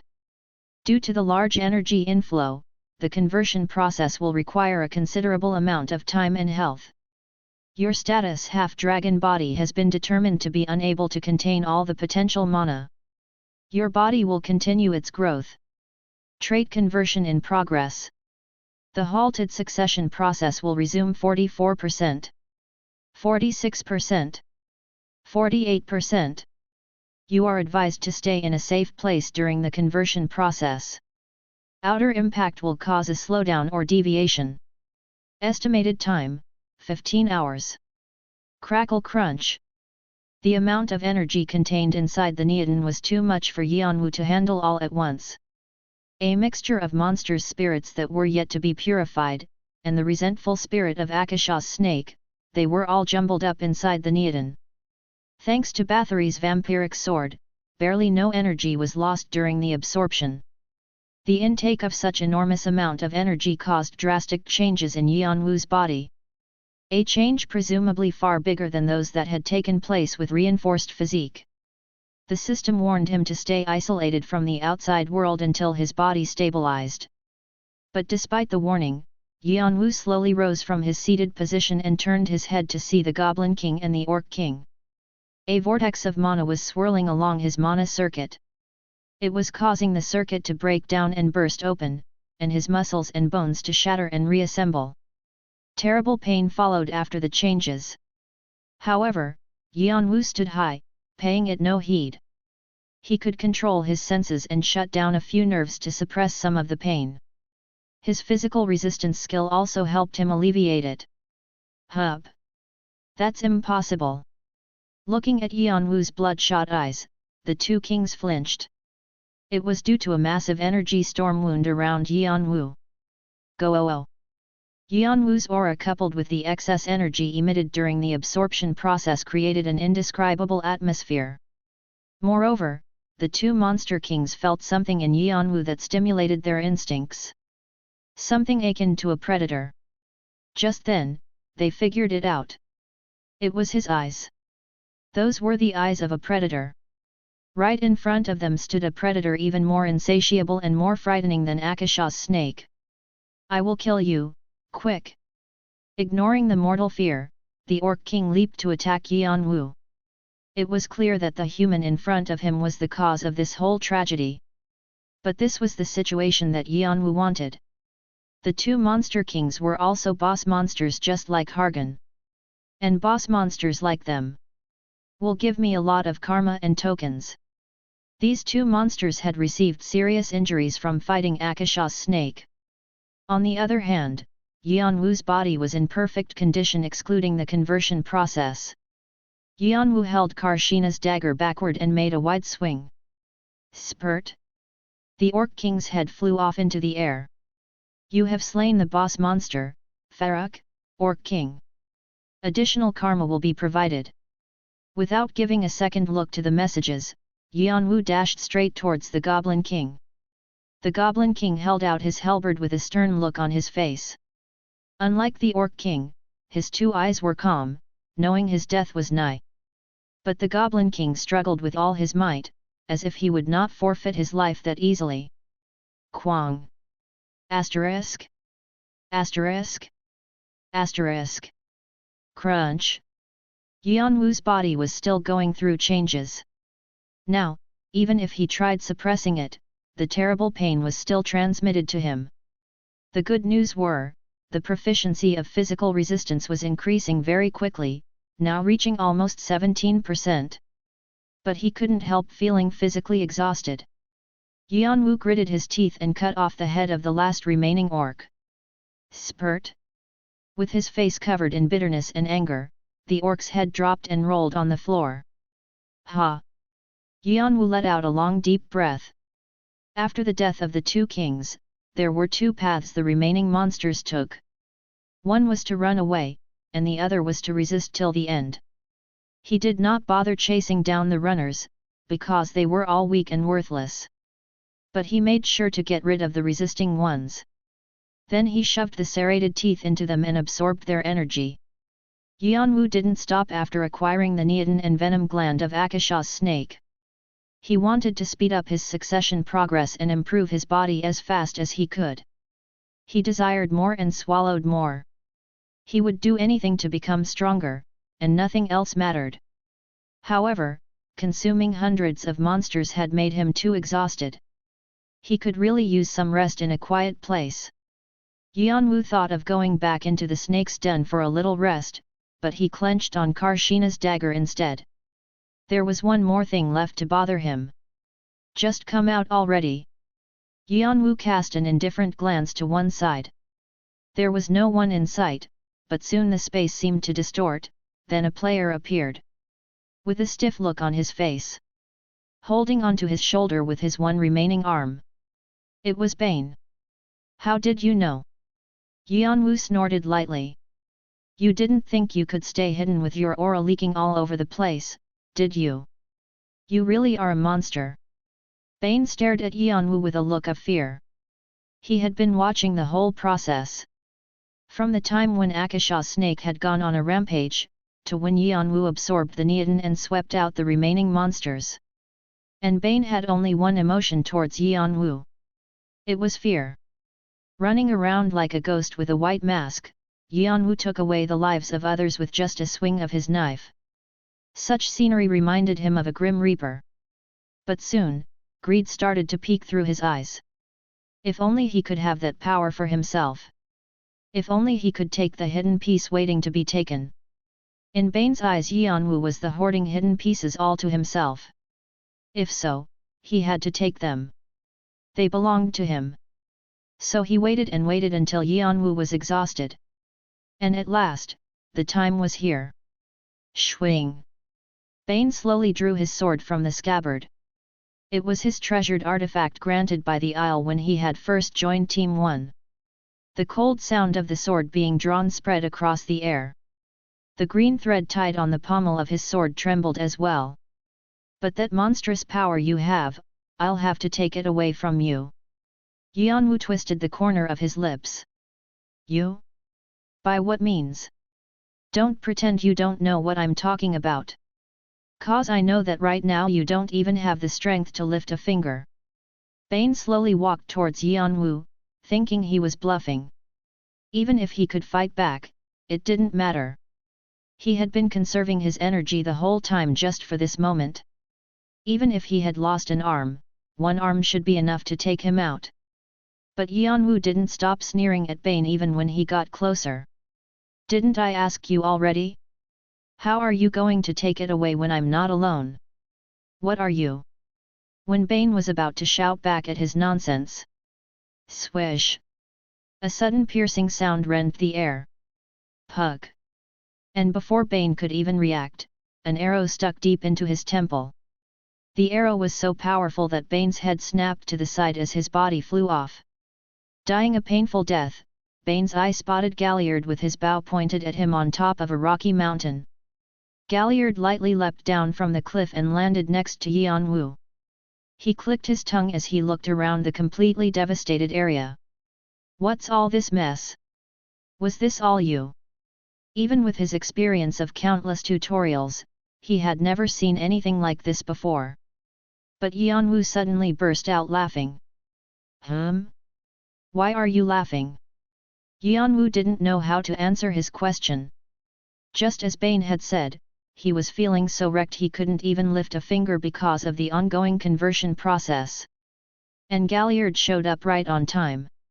He didn't know whether to call it a coincidence or fate. But it didn't matter, because with him on his side, he could finally take a rest. Galliard. What? I brought you a gift. What? Wait, you. Yeon-woo took out the pendant from his pocket and threw it at Galliard. The sudden throw took Galliard by surprise, but he managed to grab it. And as he realized what it was, he looked back to Yeon-woo with strained eyes. So many questions flashed through his mind, but he couldn't get them out because Yeon-woo was already falling unconscious before he could continue speaking. Galliard quickly came forward and held Yeon-woo from falling. There will be no this inserted audio clip if you buy the software license key or activation key. Looking at Yeon-woo, his eyes were shaking. He didn't know what to make of this mysterious man. But one thing was certain. He was asking for help in return for the present. Galliard noticed his body was unnaturally hot. It didn't seem like he was sick. He could only guess there was something happening inside his body. You're leaving me no choice. Galliard shook his head. With Yeon-woo on his back, he headed back to his cottage. Asterisk? Asterisk? Asterisk. It was a long time before Yeon-woo woke up. The first thing that came to his sight was the ceiling of a familiar cottage. And also, the messages crammed in his retina. Trait conversion has been successfully achieved. Your trait reinforced physique has been changed into diamond physique. 92% of the energy has been converted to magic power and absorbed into the body. Body improvement has been confirmed. The vessel is strong enough. The halted succession process had resumed its progress. Current progress, 92.5%. Your current status will be changed from half dragon body to near complete dragon body. 92.5%. Yeon-woo checked his now almost complete succession process and clenched his fist tightly. At that moment, it seemed that all of his painstaking effort had finally paid off. But on a second thought, he was surprised at the fact that the succession process was still incomplete despite the massive amount of energy he had absorbed. It seemed his understanding of dragon body was still lacking. He was getting very curious about how strong he would be when the succession process was completed. Yeon-woo then went ahead and checked his status window. Player, Yeon-woo Cha. Traits, cold-blooded, diamond physique. Strength, 121. Dexterity, 133. Health, 129. Magic power, 208. Skills, Draconic Eyes, 11.2%, Sense Strengthening, 32.5%, Foresight, 0.0%, Physical Resistance, 20.3%, Combat Will, 10.5%, Bathory's Vampiric Sword, 9.5%, Shunpo, 19.5%, Magic Circuit, 10.9%. Several parts of the status window had changed a lot since he last checked. All of the attribute points were over 120, and magic power, the stat that was lacking the most before, was now the highest of all four. His skills had grown a lot too. This was accomplished through continuous battles and growth. Most surprising was that Mana Circuit, a skill he had acquired the day before, had grown by far the fastest in a single day.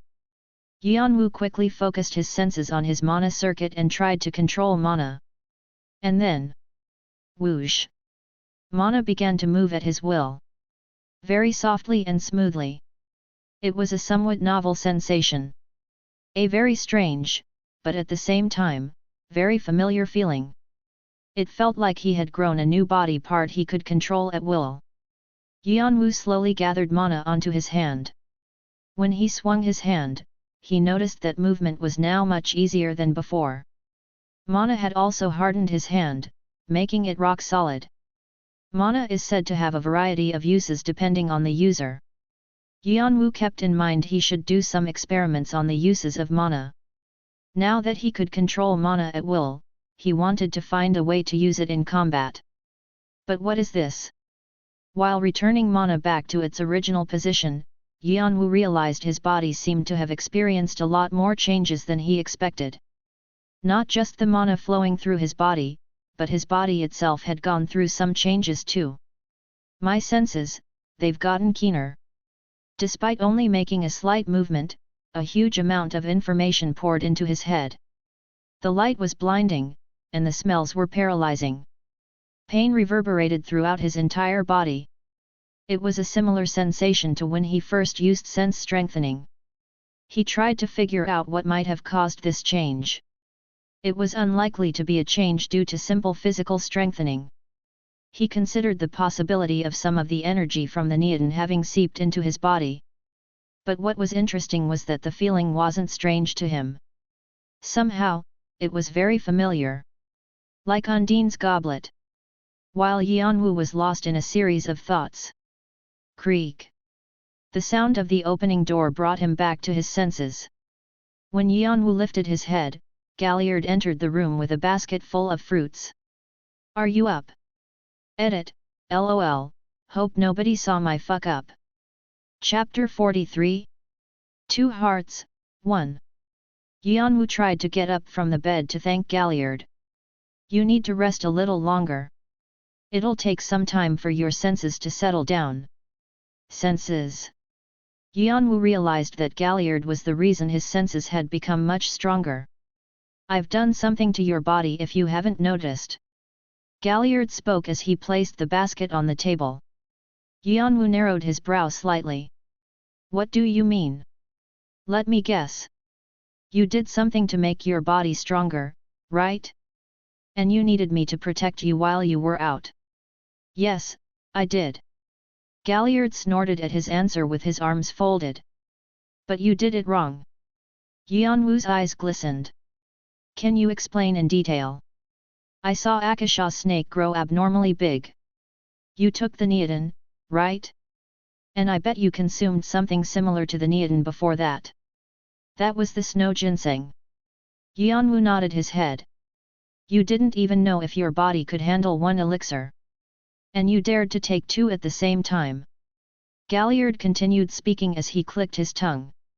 I don't know if you thought you could handle it or you had something prepared, but the energy in your body was either going to explode or go out of control. Yeon-woo understood why Galliard said he had done something to his body. He must have thought Yeon-woo would end up dying if he hadn't settled the energy in his body. Apparently, Galliard was a well-known hunter within the Dark Elves tribes. Yeon-woo thought it wasn't strange at all for someone like him to have one or two secret skills. For now, I've got you covered. By the way, it was only possible because you had little mana in you, otherwise you would have been in big trouble. So, if you get your hands on several elixirs like today, don't you ever chug them down like you did this time. You're really gonna die unless you're something like a dragon. I did make a contract with a dragon. Yeon-woo almost said that out loud. You really didn't have to do that though. Yeon-woo desperately fought the urge to laugh. His body was fundamentally different from an ordinary player's. He not only had reinforced physique, but also had the succession process already underway. His body should have been enough to accommodate all the energies by itself. But Galliard couldn't have the slightest idea of what kind of body Yeon-woo had. Moreover, he was indebted to Yeon-woo for finding his long-lost pendant. He couldn't stand there and watch him die. Is that how this thing in the mana circuit was made? Yeon-woo then asked Galliard. So you modified my mana circuit to stop the mana from deviating, right? Galliard grumbled as if something bothered him. It's the same way I used to make Undine's goblet. Besides, I had to use the one you had to calm the deviation. Do you have any idea how much work that is? I appreciate it. Whoa, you're not getting off that easy, are you? I'll pay you back later when I get the chance. Like hell you will. But looking at you running your mouth off like that, I guess you're okay now. Galliard left the cottage leaving Yeon-woo to rest in the room. And just before closing the door, Galliard said in a small voice. "Oh, and, thank you. Asterisk? Asterisk? Asterisk." Galliard called his secret skill Undine's Divine Water. And he said he had applied the skill on his body, just like when making Undine's goblet. The human body can be used like Undine's goblet. I didn't know he could do that. But just as Undine's goblet was used to contain Akasha, he figured the human body, which was a vessel that could hold mana, could also be used that way. Still, it would take a lot more effort to make that work. Galliard said because there was too much mana deviating inside his body, he had to use the Undine's goblet Yeon-woo had. As a result, not only did he absorb mana much more easily during his sleep, but his body and senses had also been upgraded by more than one level. It was a stroke of good fortune. As soon as Yeon-woo got somewhat attuned to his senses, he came out of the cottage and started to stretch his body. Galliard came beside him and grumbled with an annoyed look. "I told you, you'll need to rest at least 3 more days to heal up completely. Swish! Unless you have a great healing factor." Galliard ended up mumbling his words as he watched Yeon-woo freely running over the Rocky Mountains. He stared at Yeon-woo in bewilderment. How was that the movement of someone who just left his bed from a serious injury? Moreover, he was using Shunpo so well now. It looked like it was his skill from the very beginning. It wasn't just Galliard who was in for a shock. Is this what it feels like to conduct mana? Yeon-woo had never used mana properly until now. Even if he did, he used the least possible amount for casting his skills only. However, it was different now that he could handle his mana at will. All he did was to wrap mana around his legs, which made Shunpo incomparably better than before. With it, he could jump higher and run faster. Unlike the time when he had to climb up the mountain to get to Galliard's house, he now could get there with just a few jumps. His body was so light to the point that he almost felt weightless. However, it wasn't because there was a big growth in proficiency, after all he had only increased it by 1%. Maybe all the skills and movements I've known so far have been inefficient. From what he heard, most of the players in the tutorial knew how to handle mana. They said it's the minimum requirement for players to be able to achieve something in the tutorial. And the criterion for joining the ranks of the strong was also magic power. However, Yeon-woo hadn't been able to handle mana up until now. He did not know neither the concept nor the theory behind it. All he could do was walk the bumpy road, constantly working to build up his stats. And still, only relying on what he had, he advanced through the tutorial all the way to Section E, killed several boss monsters and became a match for other top rankers. All of that was done with a sheer physical strength. And now, he had mana. The fuel that he had been lacking until now. It was time for him to soar. Tack! Yeon-woo soon landed on the ground after doing some flips in the air. He didn't have to gasp for air even after that intense workout, with only tiny drops of sweat appearing on his forehead. He actually felt refreshed as if he had just gotten up and stretched. All the fatigue from lying on the bed seemed to have melted away. If there's this much improvement at 92%, how will my body change after completing the remaining 8%? Yeon-woo wiped the sweat off his forehead with the back of his hand as he examined his mana circuit again. A smile appeared on Yeon-woo's face. Asterisk? Asterisk? Asterisk. After he finished checking up his body, Yeon-woo opened the quest window to claim his reward. It was obvious that the more items he had, the better. I completed 2 quests before fainting, right? Resurrection Ceremony, the hidden quest, and Monster Outbreak, the sudden quest. The rewards for both quests had all been granted to him, as both had been cleared by Yeon-woo. Fortunately, nothing was lost because the rewards required the player to confirm the completion of the quest for them to materialize. Let's check the hidden quest first. The reward was covered with question marks in the quest window, so he had no idea what it was. The moment he pressed the receive button, a black bracelet fell on Yeon-woo's palm. You have obtained black bracelet as a reward. What is this? Why can't I see its name? A frown formed on Yeon-woo's brows. The artifact given as the reward was an old, simple-looking bracelet. Compared to good artifacts that usually had classy looks, this one was almost too crude. Besides, the aura radiating from the bracelet was that of a common ordinary artifact. Still, it was a reward from defeating Akasha's snake. Not losing hope, he tried identifying the item. Black bracelet. Classification, wrist guard. Rating. Description, a bracelet cherished by the owner of Akasha's snake. Akasha's snake always misses its great master, so it keeps the master's belonging in its stomach in hopes of his return. Soul bind. Fixed chance of reaping the soul of the killed target. The reaped souls lose their memory and become corrupted, left with only deep resentment. Black blade. Consumes the reaped souls and converts them into dark property energy. If imbued to a weapon, it will inflict curses upon hit. Ability locked. Sealed. Ability locked. Sealed. Ability locked. Sealed. This is a unique artifact. No same artifact exists in the tower, and it will be bound to its owner. It cannot be transferred or traded between players. Some of the abilities are sealed. You must meet the qualifications or conditions in order to lift the seals. Some information cannot be accessed. You must meet the qualifications or conditions in order to view the information. If it's a unique artifact, it must have great abilities. Only if I can unlock them. The options embedded in Black Bracelet were quite peculiar even among unique artifacts. Soul Bind and Black Blade. So it reaps the soul of the killed target. Seems like someone had a bad taste. Even in death, the souls weren't allowed to rest in peace. Souls bound by this bracelet could only wait to be used as disposable tools. This kind of options were rarely seen in the tower. The original owner, was he a demon? He needed to find information about the previous owner in order to make proper use of this unique artifact, but the information was completely blocked.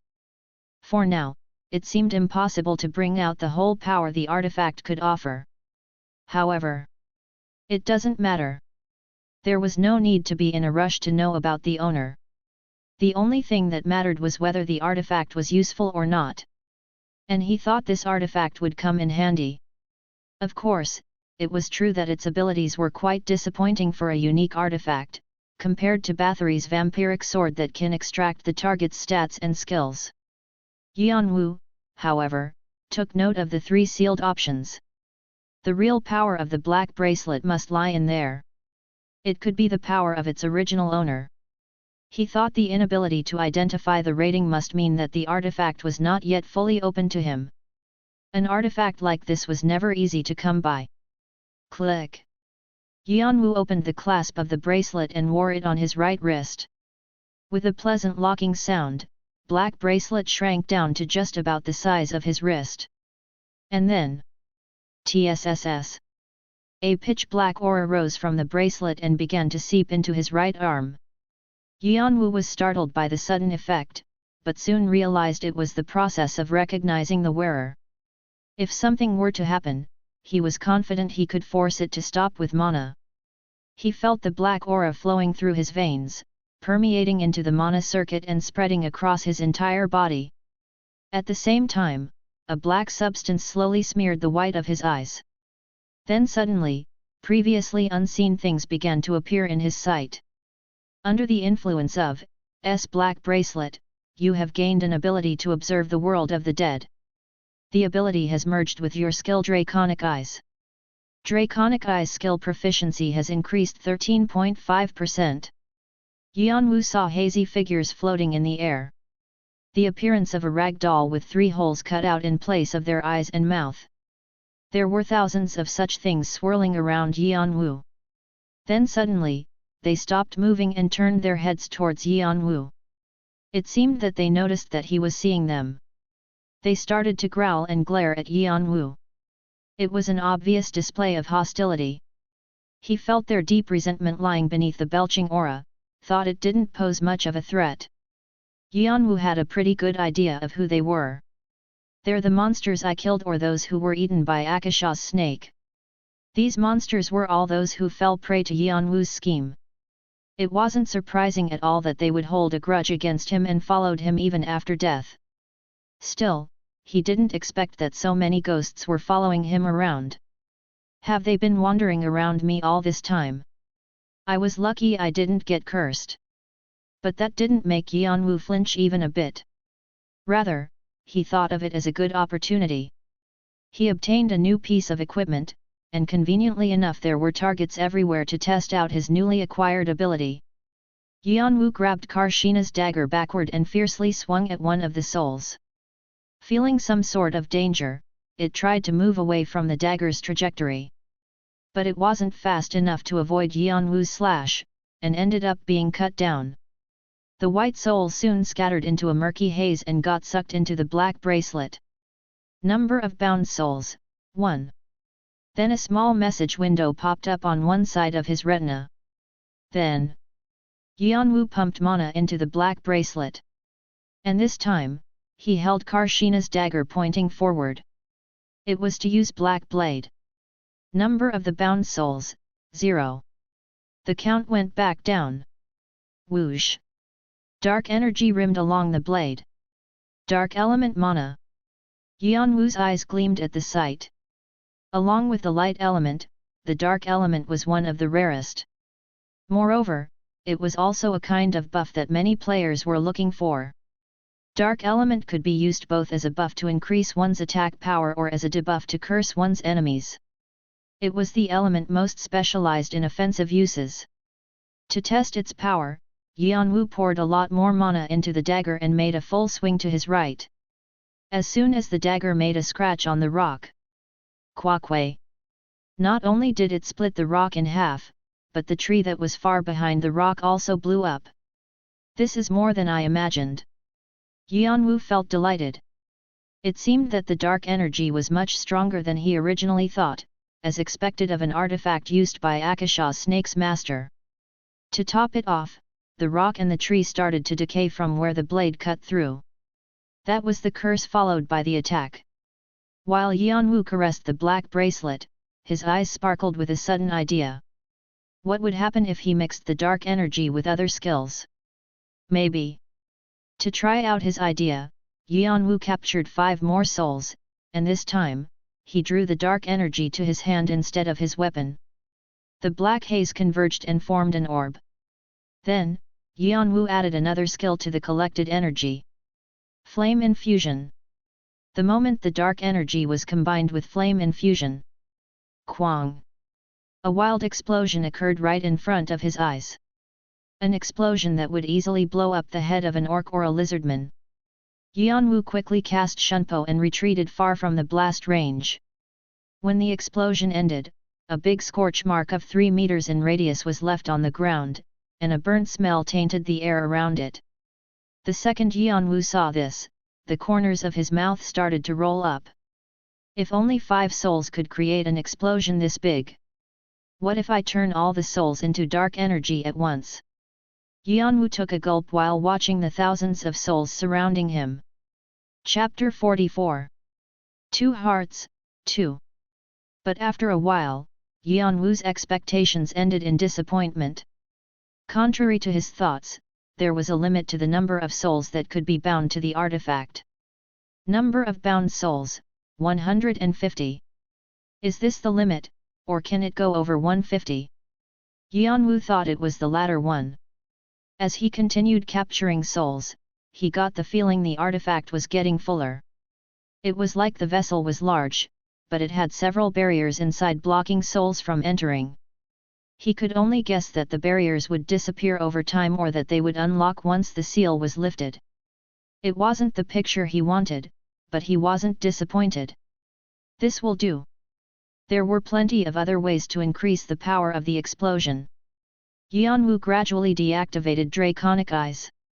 He noticed that the souls had gone far away from him, as if they were afraid of being sucked into the black bracelet. But they didn't seem to be completely avoiding Yeon-woo. Rather, they were banding tightly together and following him around like a tail. Do other players also have souls following them? Yeon-woo took a look around Galliard, but he didn't seem to have any kind of soul following him. He didn't know whether he could only see souls that were following him or it was only him who had these souls around. But his interest ended right at that point. It looked like souls couldn't interfere physically or put a curse on him. If so, it was fine if he didn't pay attention to them. And next, Yeon-woo checked the rewards from Monster Outbreak. I had 4 rewards pending in the quest window. When he pressed the receive button, several messages started to pop up in succession. You have acquired the title Monster Hunter. Your strength has increased by 10 points. Your dexterity has increased by 15 points. You have acquired Goblin King's Eye. You have acquired Monster's 5-colored jewel. You have acquired 3000 additional karma. 1 title and 2 artifacts. Yeon-woo quickly checked the title. Title, Monster Hunter. A title given to a player who has driven countless monsters into chaos. The owner of this title will inflict greater damage when hunting monsters. However, the monsters killed by the player possessing this title will turn into ghosts and follow the player even after their death. Effect, plus 10 strength, plus 15 dexterity. Plus 15% chance of inflicting critical damage to monsters. Better chances of provoking monsters. So that's why. Yeon-woo was getting a vague idea as to why so many souls were following him. It seemed to be the penalty in exchange for granting such outstanding options. But of course, that wouldn't stop him from using the title. Next, Yeon-woo identified the remaining 2 artifacts. Both were jewelry-type artifacts. One was the eye of a monster. Lots of veins were sticking out on the surface of the eye as if it had just been cut out from its socket, its pupil staring back at Yeon-woo. And the other was a strange gem that shone in different colors depending on the angle from which it was viewed. Goblin King's Eye. Classification, Jewelry. Amulet. Rating, B. Description, an eye left by the Goblin King, Cranum. He left this eye so as to not lose track the enemy who killed him even after its death.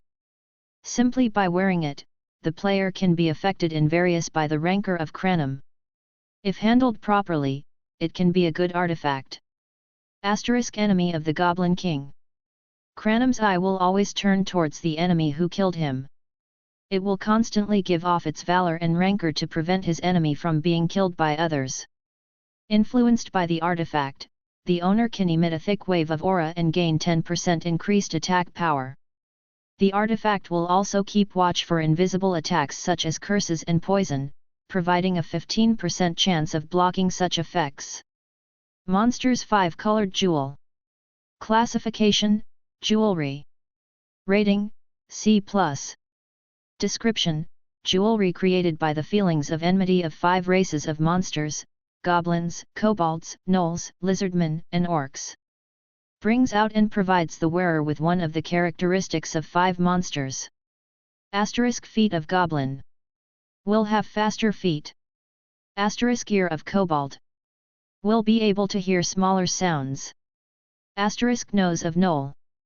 Will be able to smell fainter odors. Asterisk eyes of lizardman. Will be able to see further into the distance. Asterisk hands of orc. Will gain stronger physical power. Why do I only get things like these? Yeon-woo burst into laughter in spite of himself. It seemed that the impact the monster outbreak had on them must have been enormous. Because every single one of them had expressions like rancor or enmity in their description. Their options were mostly based on those emotions, making them well suited for Yeon-woo. Excluding the unique items, Goblin King's Eye was in fact the best artifact available in the tutorial. It had a rating of B. Considering the fact that the lowest grade of artifacts available in the tower was C, it was quite high. In addition, the artifact had the ability to protect its owner from curses and poison. Thanks to this, Yeon-woo could now be shielded from attacks that he couldn't feel with his senses, especially those from a distance. And the thing he liked most about the Goblin King's eye was the aura it emitted. It goes so well with the black bracelet. To state the obvious, negative emotions like rancor and magics like curse were effective in enhancing dark elemental power, meaning that he could increase his attack power with them. The same goes for the 5-colored jewel. It would be a little inconvenient to have to go through each option to disable one and select another option whenever he wanted to switch, but still, he liked the fact that he had obtained another way of enhancing his senses. The eyes, ears, and nose could support him when using sense strengthening, whereas the hands and feet could enhance Shunpo. It's like everything was prepared just for me. Yeon-woo couldn't stop his laughter from coming out of his mouth. But it was not unusual for this to happen. The system of the tower tended to give players things that would suit them as much as possible when handing out rewards. The larger the achievement players made, the greater such tendency got. It was a system designed to help players to enhance their characteristics. Yeon-woo finished checking his rewards. He packed up the quest rewards and headed back towards Galliard's cottage. ******. A chain. Yes. Anything that can be fastened will do. Galliard narrowed his eyes at the Yeon-woo's sudden request, but soon gave a smile. Did you get something like a jewel or a rune as a reward? Something similar. I'm also a blacksmith, so I could help you make it into an artifact if you want, but you don't have much time left, do you? Yeon-woo nodded gravely. Players usually preferred to get jewels or runes as quest rewards. The reason was because they were not only easy to carry, but could also be attached to their artifact as ornaments. They would have the same effect as wearing them, while reducing the hassle of actually wearing it. However, the combination required a blacksmith with metallurgy or alchemy skills, one with a high level of proficiency. If they were to be left to a poorly skilled blacksmith, the option could be lost, as was often the case, or in the worst-case scenario, both the material and the artifact could be destroyed. Moreover, Yeon-woo could not immediately combine the jewelry with an artifact even though he met a somewhat skillful blacksmith named Galliard, because of a simple reason: he didn't have much time left in the tutorial. For the time being, Yeon-woo had to convert it into a necklace or a bracelet in order to get its effects. If that's the case, wait here for a second. Galliard entered the warehouse and began to rummage through a pile of items. Soon, he came out holding something in his hand. It was a steel chain commonly used as necklace. It had a thorny part protruding right in the middle of the chain, presumably used to hold a jewel tightly onto the necklace. Take it. Galliard handed the necklace to Yeon-woo. It can hold a jewel on that. Thank you. When Yeon-woo asked the price, Galliard waved his hand in denial. It was rotting in the warehouse anyway. Just take it. Seriously, that is nothing compared to what you've done for me. Yeon-woo once again expressed his gratitude and attached the Goblin King's eye to the steel chain. Click. Strangely enough, the eye fit perfectly in the socket. Whoosh. When attached, the necklace gave off a red flash as a sign of completion. Yeon-woo hung the necklace on his neck. At that moment, the eyeball fixed on the necklace came alive and rolled madly in every direction. It seemed to be trying to find Yeon-woo. Galliard burst out laughing at the sight of a familiar eye. That's Cranham's eye, isn't it? Yes. That monster, as smart as he is, he would never let go of his enemies. But I've never seen his eye moving like that even after death. Yeon-woo nodded his head along, as he hung Monster's 5-colored jewel on his belt with another small chain. Once I get inside the tower, I'll have to go there. Yeon-woo looked back at Galliard as he grabbed his backpack currently packed with parts of Monsters. Thank you so much for your help. You're leaving now? Yes. You're going straight to Section F, then? Yeon-woo silently nodded without saying a word. Well, you got everything there was left to get from this section, so I guess that would be the natural thing to do. Galliard gazed at Yeon-woo with a strange look. It was something he had been feeling since the time Yeon-woo had seen right through his shunpo, but he seemed to be a guy who refused to be normal with every fiber of his being. He couldn't tell who exactly, but this guy reminded him vaguely of someone he had known in the past. When Galliard saw his eyes showing behind the mask as white as the face of a ghost, one question arose in his head. What kind of past does this kid have? Galliard tried to take off Yeon-woo's mask when he cured his body with Undine's goblet, but the mask didn't let go of his face. There will be no this inserted audio clip if you buy the software license key or activation key. That must have been the option of the artifact.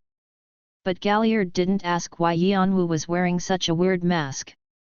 If he were to talk about weird, he knew he was by far the weirdest one by staying in the tutorial for several rounds.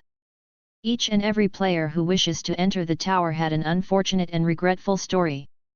And such regret becomes their motivation, driving them to climb up the tower. However, it was a whole different story for players who have let go of their regrets like Galliard. Without their motivation, most of them didn't know what to do next. As for Galliard, because of all those years he spent looking for the lost pendant, he had already lost the desire to climb up the tower. And without someone to welcome him, he didn't feel the need to go back home. However, he also knew he couldn't stay in the tutorial forever wasting his time. But still, it was something he should think carefully about, so he decided to rest a little longer and take his time making his decision. Oh, I almost forgot. Here, take this. When Yeon-woo turned back to see what Galliard was giving him, he saw a sword thrown towards his head. He quickly dodged by twisting his upper body and snatched the sword. A sword that was a meter long and as narrow as the length of a finger. The green thread tied into a unique knot at the end of its hilt made it look impressive. What is this? Remember the guy that came for you? It's the weapon he had with him. It's a pretty decent sword, and I thought it's a shame to let a good sword go to waste, so I brought it here.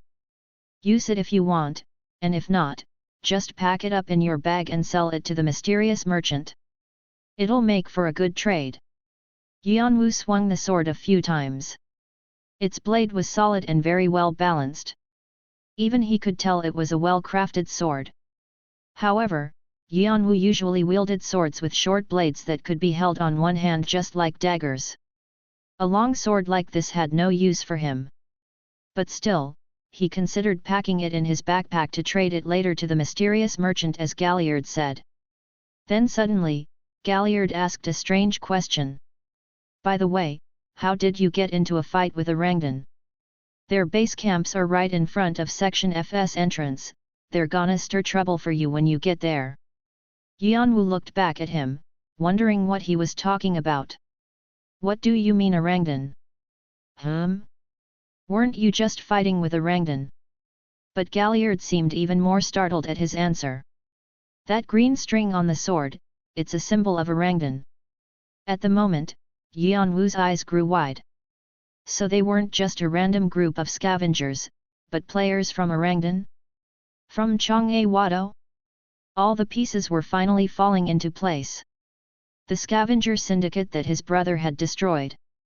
The sudden appearance of Orangdan in the tutorial. A human farm with an organized system. And Conan Doyle, who left abruptly. If Orangdan was the force behind the scavengers, and they had been deceiving all the other players under the cover of justice. And if the reason Conan Doyle had left him was to stop this injustice.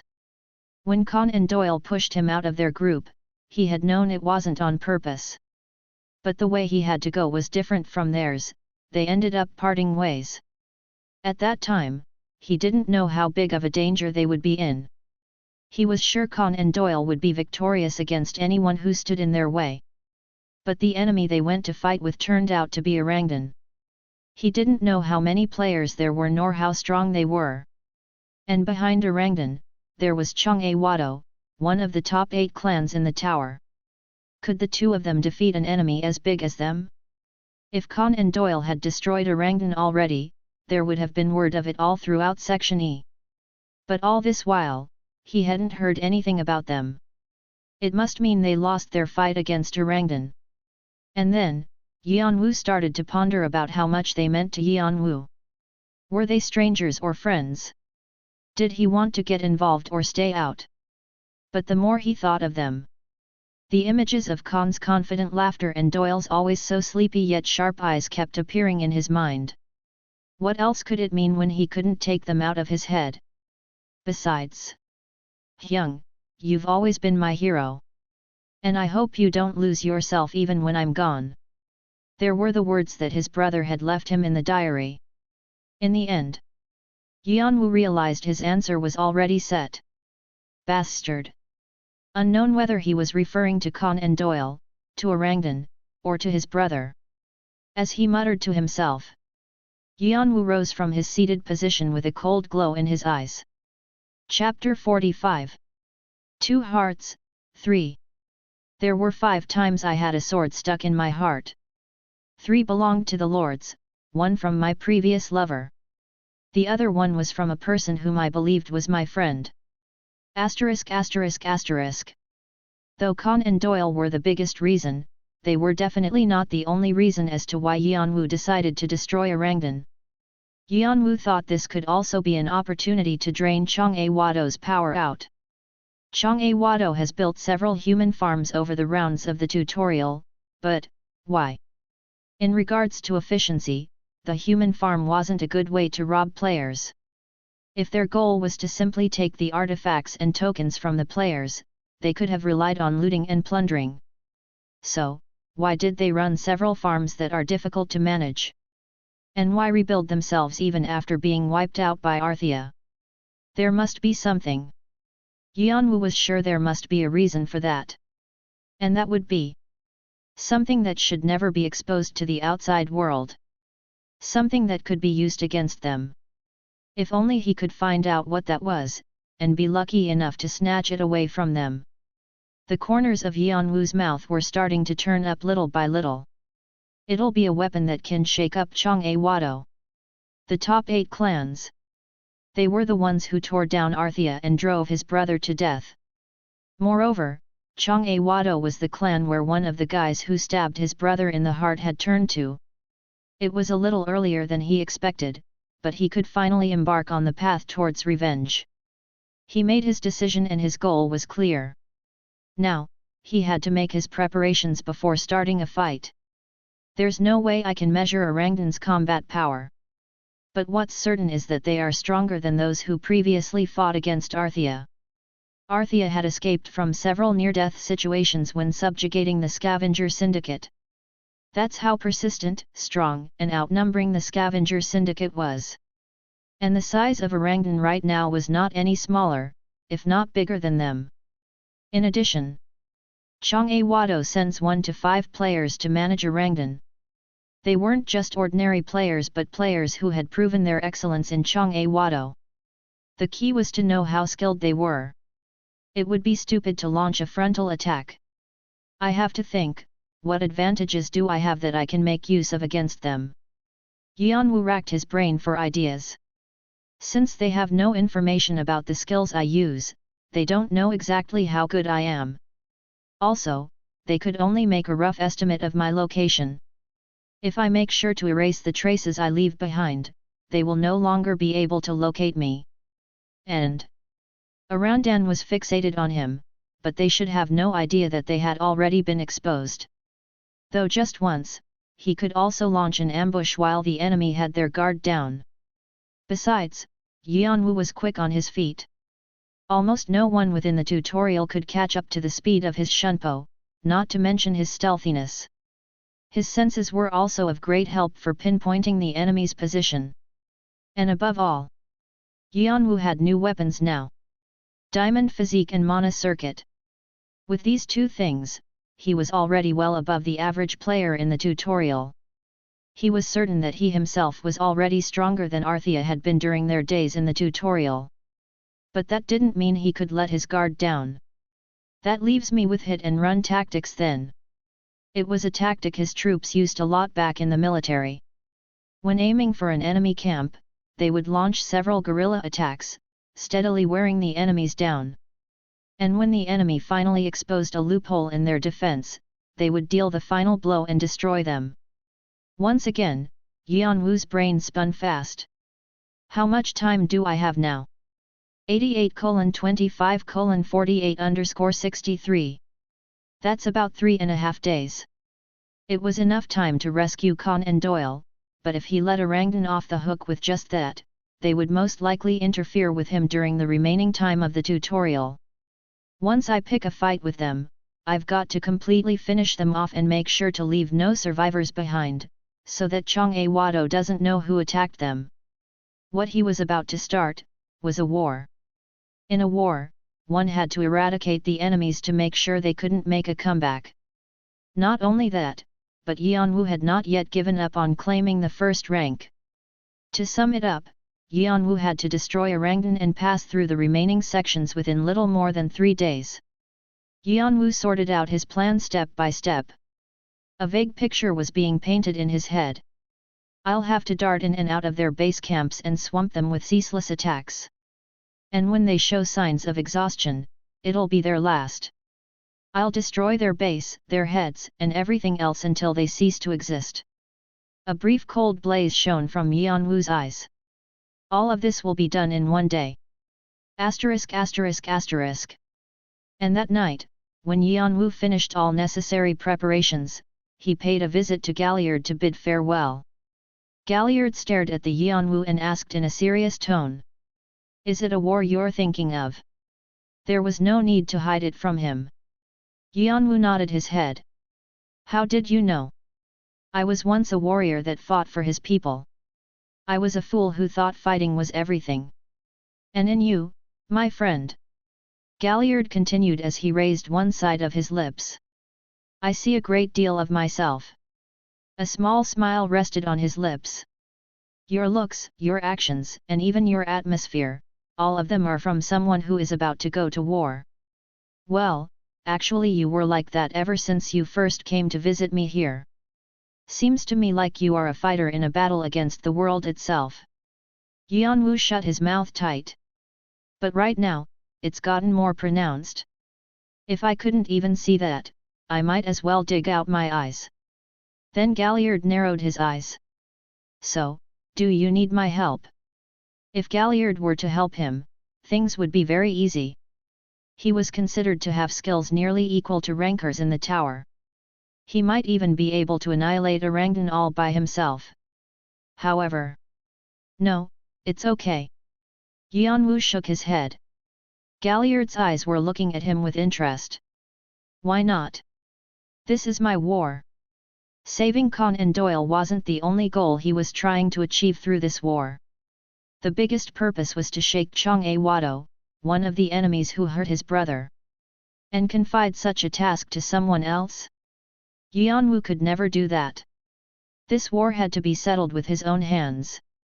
It was a commitment he had made to himself even before crossing through the gate to this world. It's gonna be hard. Nothing is easy in this world.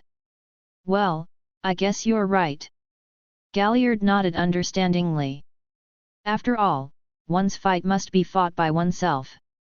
Okay then, I wish you good luck. Yeon-woo nodded in response as he slung his backpack over his shoulder. After confirming his daggers were fastened to his belt, Yeon-woo left Galliard's cottage. It was the beginning of a new war. Asterisk asterisk asterisk. Did you find him? A subordinate standing in front of Bild bowed his head at the question. We still haven't found him yet. The whole section E was razed to the ground. What a walking disaster. Bild had to swallow his boiling anger. After an unexpected monster outbreak swept by, around 70% of Orangdan's main combatants were annihilated. He had lost contact with Team 1, whom he had fostered to be the leading force in Jeong-woo, and the Scavenger Syndicate, which he had reorganized so laboriously after its fall, had completely fallen apart. Not just that, but as all the other members of the Orangdan were swept away, Orangdan's entire network in the tutorial also evaporated along with them. Except for some hidden bases located in Section F and in the inner area, Orangdan was practically done for. What Bild had built over the past few years was blown away within a few days. And then, it was also a death sentence for Bild. By all means possible, I must rebuild Orangdan. Before the Isle gets word about this. Bild tried to calm down his heart that was thumping with tension.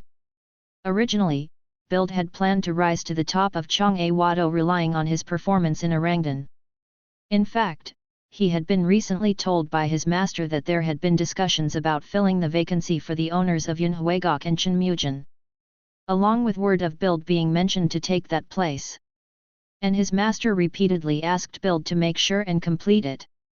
After its completion, his master could soar into higher ranks in Jeong-woo.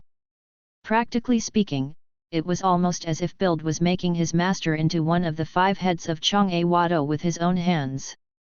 However, things had come down to this point. Contrary to Bild's wishes, now there were only about 3 days left until the tutorial ended. It meant that it was virtually impossible to rebuild Orangdan. Once the tutorial was over, the Isle would eventually find out about this, and Bild wouldn't be able to avoid taking responsibility for poor his management. However, there was one way he could pull himself out of this crisis. To complete it. Is it possible? Bild licked his lips several times at the boiling tension. It wasn't going to be easy to complete it. If it were, why would the progress be at only 60% despite having poured large sums of money and having ran several scavenger organizations and human farms over the past few years? And now, he had to finish the remaining 40% in just 3 days. It would be strange if it didn't break or go out of control. But as nervous as he was also somewhat confident about it. The reason why he hadn't been able to complete it was not just because of the difficulty of its process, but also because of the poor quality of the materials he had used, which were players and monsters. Bild's expression sank deeply. For that to work, I will have to push all the top rankers into it. Bild hadn't relied on such method up till now, because most of the top rankers had big clans behind their backs. He couldn't let the making of it be known even to the Isle. Because it had to remain hidden, he had been trying to pick out players whose disappearance wouldn't cause much trouble. But now that things have come to pass, Bild was in no position to be choosy. Therefore, the first person he thought of as a sacrifice was presumably the cause of this situation, Kane. He wanted to make him pay for what he'd done. Judging by his route, we can only speculate he's in Section F. Then get your ass out, search every single corner of Section F and bring him here. Now.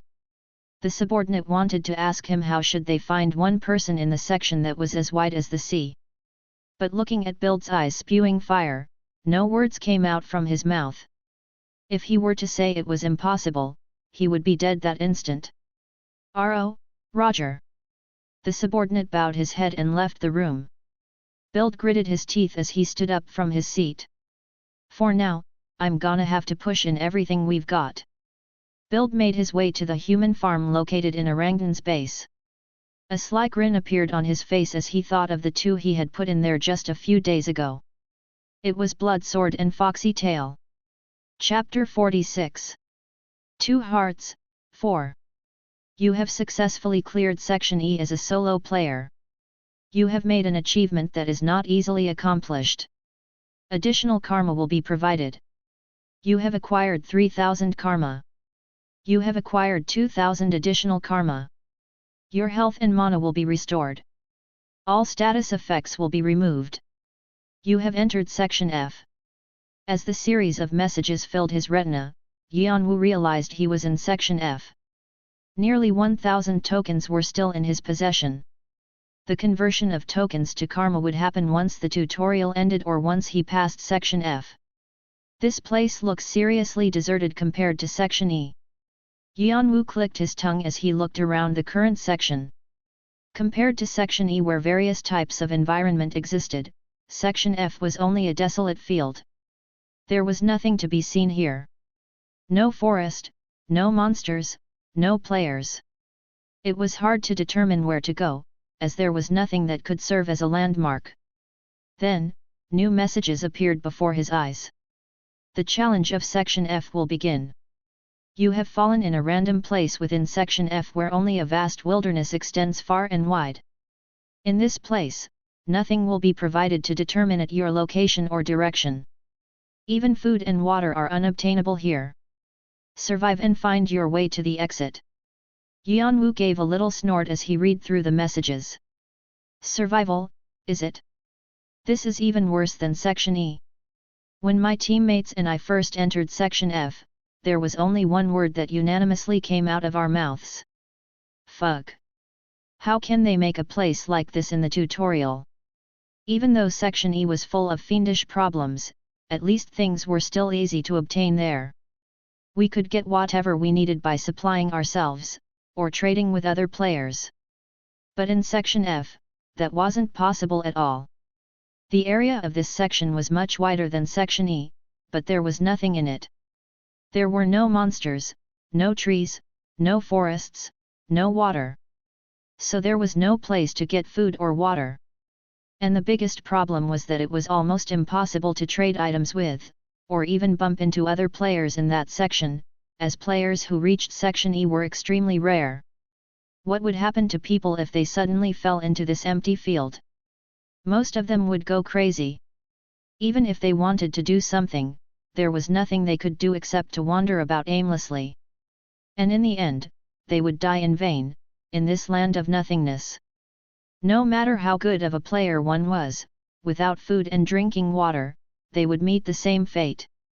If so, it would be better to conserve energy and find a place like a cave where they can lie down and wait for the tutorial to end. However, these characteristics were not necessarily bad for some. It's a perfect place for anyone who wants to hide themselves from the outside world, like Orangutan or the Scavenger Syndicate. For players, it was just another section where all they could do was to walk around, but for a clan with a sturdy backing like Orangutan, it could serve very well as a hideout. But little did they know, that the confidence they had about their cover, could actually end up being what strangled their neck. Their confidence will make them pay less attention to their defenses. With a cold smile on his lips, Yeon-woo began to strengthen his senses to their fullest extent. Finding a way within Section F was obviously a difficult task. However, he knew that the tower would never put players through an insurmountable challenge, and that there was a solution no matter how impossible it seemed. Yeon-woo lowered his posture and touched the ground. Then, he silently closed his eyes and directed all his focus down to the ground. The monster's 5-colored jewel he hung on his waist also let out a brilliant glow. Ears of Cobalt has been activated. Just like there was nothing above ground, barely anything could be felt underneath. All he felt was rock, another rock, soil, more soil, sand. And then, he heard a faint trickling sound of groundwater flowing along the solid layer of rock. The stream was so weak it almost made him think it was stagnant. Moreover, as he remained focused on the ground, rumble. He once again heard a small trembling sound deep under the ground. Something was approaching the groundwater. It was a monster that had the shape of a mole. Its front legs were digging its way through the soil and its hind legs were pushing itself swiftly. Only, its leather was covered in what felt like hard scales. It was 2 meters in size. Spiny mole.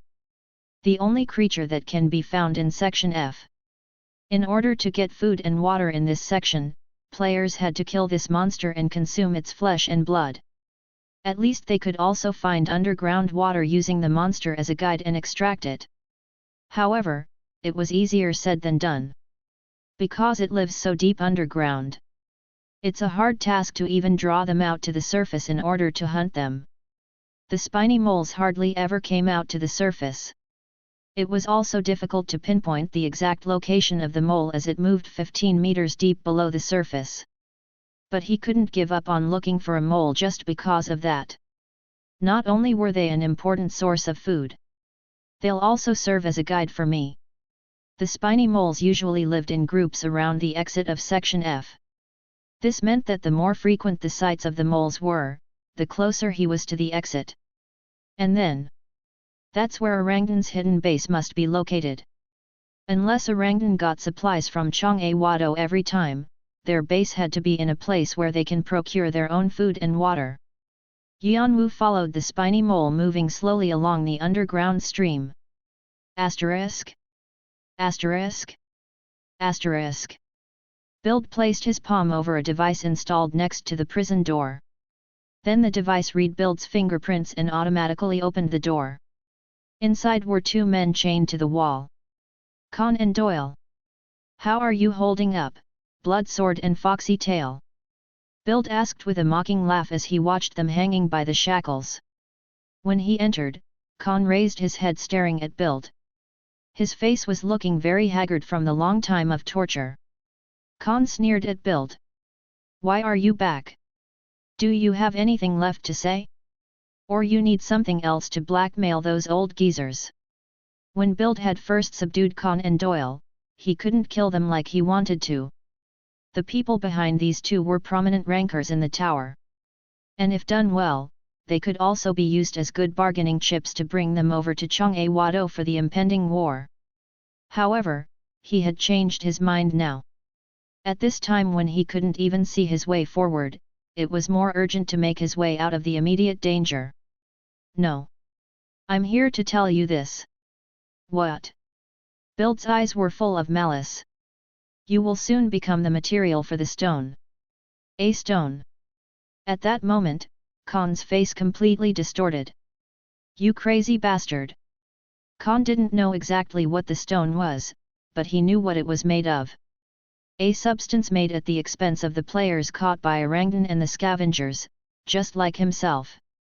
It was the main product and the result of an abominable experiment. An experiment that should have never been conducted. Originally, we were going to slowly extract the energy out of your bodies, but there will be no this inserted audio clip if you buy the software license key or activation key. Unfortunately, we're in a hurry now. I'd say it's good news for you guys. 'Cause it's gonna end your pain right away. Build took a step back and gestured at his subordinates with his chin. It was the signal to start. Khan clenched his teeth as he watched the men approaching him and Doyle. It was okay if he were to die alone. It was the consequence of his impulsiveness. But he was distressed at the thought of Doyle having to die with him. He was a good kid who had been following him solely out of trust, but Khan had ended up leading him to a bad end. If possible, he wanted to set him free in exchange of his own life. But he was helpless. And powerless. This is just like last time, I can't. In this irreversible situation, a painful memory from the past flashed through his mind. The men were reaching up to them. Khan gritted his teeth. Asterisk. Asterisk. Asterisk. There it is. After wandering from place to place following the spiny mole, Yeon-woo finally found the place he was looking for. A place that appeared to be no different from the wilderness of Section F. But draconic eyes. The moment he looked through his enhanced eyes, a whole different scenery came into his view. Countless flaws were repeatedly being tangled and untangled in the sky above, and beyond the flaws dozens of buildings spread across the wide plain were revealed. It seemed the entire forest of buildings was concealed under a wide area invisibility magic. But even that couldn't fool Yeon-woo's draconic eyes. As he examined the composition of the magic, he swiftly dug into the gap between the flaws. Originally, there was an alarm that should have sounded when an intruder broke in. However, Yeon-woo could bypass the alarm thanks to his skills. When Yeon-woo sneaked inside Orangutan's base, the whole place was plunged in confusion as if they were in a state of emergency. There, he had seen several players busily running from one building to another. Fucking hell, of all time, why does it have to be now? Quit your whining and get back on your feet. We don't have much time left. The damage is too big. We'll be all dead if the Isle sends an inspector now. Damn it. Yeon-woo overheard their conversation while hiding behind the corner of a building and inferred about their current situation. They must be talking about the monster outbreak. Clearly, most of Orangutan's power and their information network were concentrated in Section E. The monster outbreak must have destroyed those along with Section E. What a windfall! It wasn't something he had meant to happen, but now that he had decided to go to war with Orangdan, he could definitely make good use of the current situation. Shall we start then? With a sneer on his face, Yeon-woo came out and blocked the way of two players. What the hell? Wait, I don't think I've ever seen him before. You, identify yours. Without knowing he was an intruder, the two tried to inquire Yeon-woo. However, the player had to stop before he could finish his sentence. Yeon-woo was already swinging Karshina's dagger with mana imbued on the blade. Swish! On contact, the mana created a big explosion. Kwang! Like a massive tidal wave, everything in front of him was swept away by huge gusts of wind, including the two players and also the buildings. Asterisk? Asterisk? Asterisk. Rumble. The building suddenly trembled. What was that? Bild raised his head up. Some crushed rocks poured down from the ceiling. This building was designed to withstand earthquakes. What's going on outside? The players who were about to take Khan and Doyle looked back at Bild. Bild's expression also turned into a frown. The moment he ordered a subordinate to check the outside. Kwang! A door swung open and another one rushed in. Bild! We've got a big problem. Someone has broken into our base again. What? Bild answered with a stiff expression. Ever since Orangdan was established, it wasn't as if there hadn't been intruders before. Some had grudges against them, others smelled something fishy from them, and others just wanted to pick a fight. They all came for different reasons, but there had been at least one intruder in every round of the tutorial. Khan and Doyle were also one of them. And every single one of them had ended up becoming material for the stone. So normally, he shouldn't be worried no matter how strong the intruder was. But why now? Bild's heart began to flutter with an incomprehensible tension. So he turned towards the subordinate and shouted out loud. Where is this intruder? Chapter 47. 2 Hearts, 5. Ding ding asterisk. The sound of an emergency alarm echoed through Orangdan's base because of a single intruder that had dropped from the skies. Quackway! Waves of mana swept through the surface, leaving only destruction behind.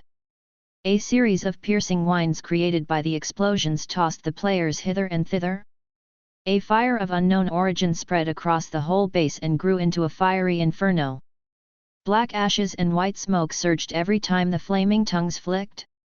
In an instant, Orangdan's base had turned into a madhouse. Stop him! Damn it! Where the hell did he come from? The players of Orangdan struggled very hard to stop the intruder. They stood in formation, enhanced themselves with numerous buffs, and surrounded the intruder in an effort to subdue him. But the intruder was too strong. With every swing of his dagger, he produced a burst of mana, and with every stamp of his foot, the ground blew up and the explosions shattered their formations. He was a wolf, or more precisely, a lion slaughtering a flock of sheep. Die! A sword was approaching his neck. Feet of Goblin! With the intruders, or Yeon-woo's command, the monster's 5-colored jewel glowed red. At the same time, Yeon-woo's legs emitted a red glimmer and his feet grew lighter. He lightly lifted his body and skillfully avoided the attack. Yeon-woo then grabbed his foe's forearm and spun inwards, narrowing the gap. Hands of Orc! This time, the jewel and his arms shone with a blue glimmer. His whole body was brimming with power. Crack! The opponent's arm snapped in an abnormal angle. Pug! Then he drew Karshina's dagger and stabbed his head, heart, and stomach in that order. Gurgle! A mixture of froth and blood came out from his mouth as he fell onto the ground. Yeon-woo found it a little bothersome to have to change the monster's 5-colored jewel's function manually whenever he wanted to enhance different parts of his body during combat. Focusing one's attention onto such little things in the middle of brawl where everything happens so fast and nobody knows what kind of unexpected variable will appear? For others, it would be just throwing their lives away. But Yeon-woo had a special skill called combat will. With his accelerated thought process, he could quickly make the right decision in regard to the function needed for each circumstance he was in. And once he was well versed in this cumbersome task, his combat style became something completely different. He activated Hands of Orc right when he struck an enemy, and quickly shifted back to Feet of Goblin to dodge the enemy's counterattack. Not just that, but he also mixed Ears of Kobold, Nose of Gnoll, and Eyes of Lizardman into his combat. And thanks to that, his attacks were more skillful and diverse. Among the several artifacts he had, nothing was as convenient as this jewel for combat situations like this brawl. However, the benefits of his artifacts did not just end there. Goblin King's Eyes has detected danger around you. Hanging from a chain on his neck, Cranham's eye suddenly rolled around and spotted 3 presences approaching from his blind spot. As soon as he checked the message, Yeon-woo quickly cast Feet of Goblin and jumped away from the spot. Right in the place where he stood, 3 swords pierced the now empty space. Thinking it would be the end of the intruder, the 3 players were seized with bewilderment. At that moment, Yeon-woo once again activated Hands of Orc and swung Karshina's dagger. Number of bound souls, 115. At the same time, the number of souls bound in the black bracelet decreased. Whoosh! Black blade infused into Karshina's dagger released its energy with a burst upon contact. Quack! Kook! 2 had their heads flying off in the air, and 1 rolled on the floor clutching tightly onto his neck. The skill Black Blade had a sharpness that could easily cut through most armor. And those who were wounded by this attack were inflicted with curses that ate away at their bodies.